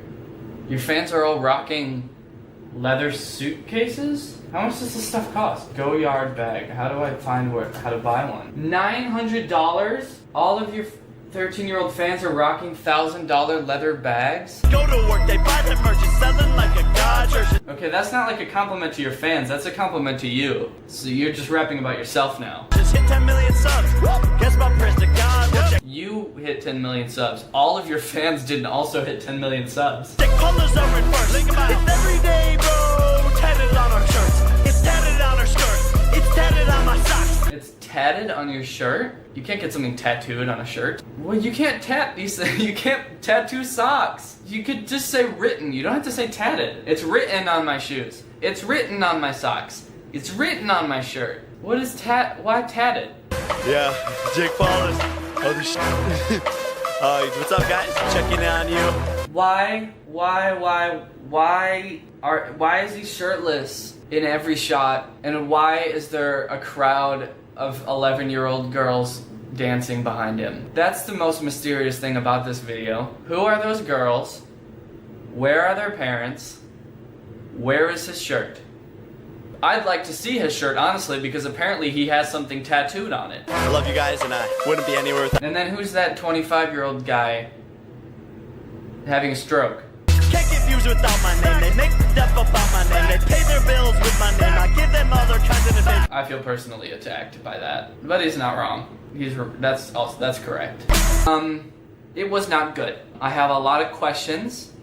Where is his shirt? How did you get somebody to tattoo your shirt? Where did those girls come from? Every time he releases a song, I'm like, okay, this got less than 300,000 likes and 310,000 dislikes. There's no way he's gonna keep making music, right? And then I see somewhere in the news, now he's making a song with Gucci Mane. Gucci Man? Is it Gucci Mane or Gucci Man?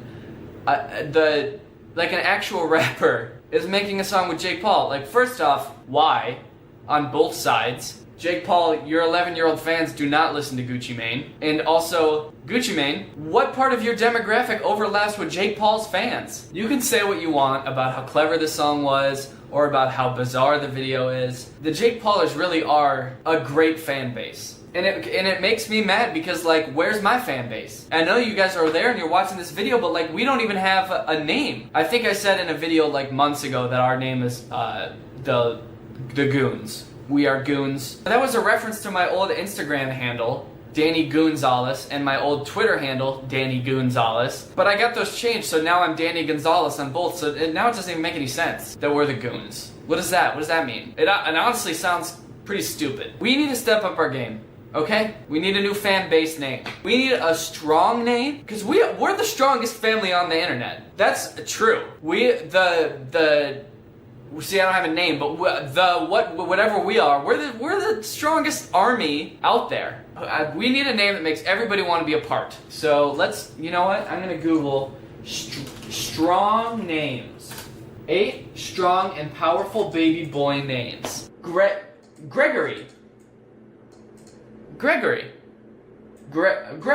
That's a good strong name. What do you think when you think Greg? You think strong?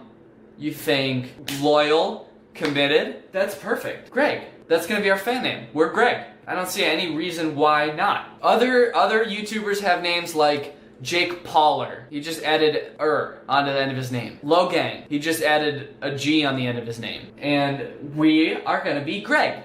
Our fan base is called Greg, and we are all individually Gregs. I'm a Greg. You are Greg. We're all Greg. Greg is beautiful. Greg is the strongest family on the internet. Greg is changing the world. Greg is a savage. Greg doesn't care what you think. We're gonna be Greg, okay? And I don't already regret this decision. So Greg, it sounds cool, right? Yeah, that's cool. Greg. That sounds cool. Greg. Shout out to Cat Fable. Thank you for turning on my notifications. You are truly Greg. And so thanks for watching, Greg. If you're not Greg yet, go ahead and hit the subscribe button. Hit that notification button to turn on our notifications. And you can be Greg. It's cool. It is cool. It's cool, right? It's cool. Greg is cool. Okay, so subscribe if you want to be part of Greg. Make sure you throw a like on this video. And I will see you guys next time. Logan Paul, diss track. Rice Gum, diss track. All getting millions of views. At first I'm like, what the fuck's up with these dudes? Till I saw they were getting views like cheaper seats. I know that I'm an all-around really nice guy, but why nobody wanna beef with me? I see these other guys roasting each other and raking in views. The channels are flourishing, so if you think I get mad if you roasted me, I can endure it, man. I would encourage it, honestly.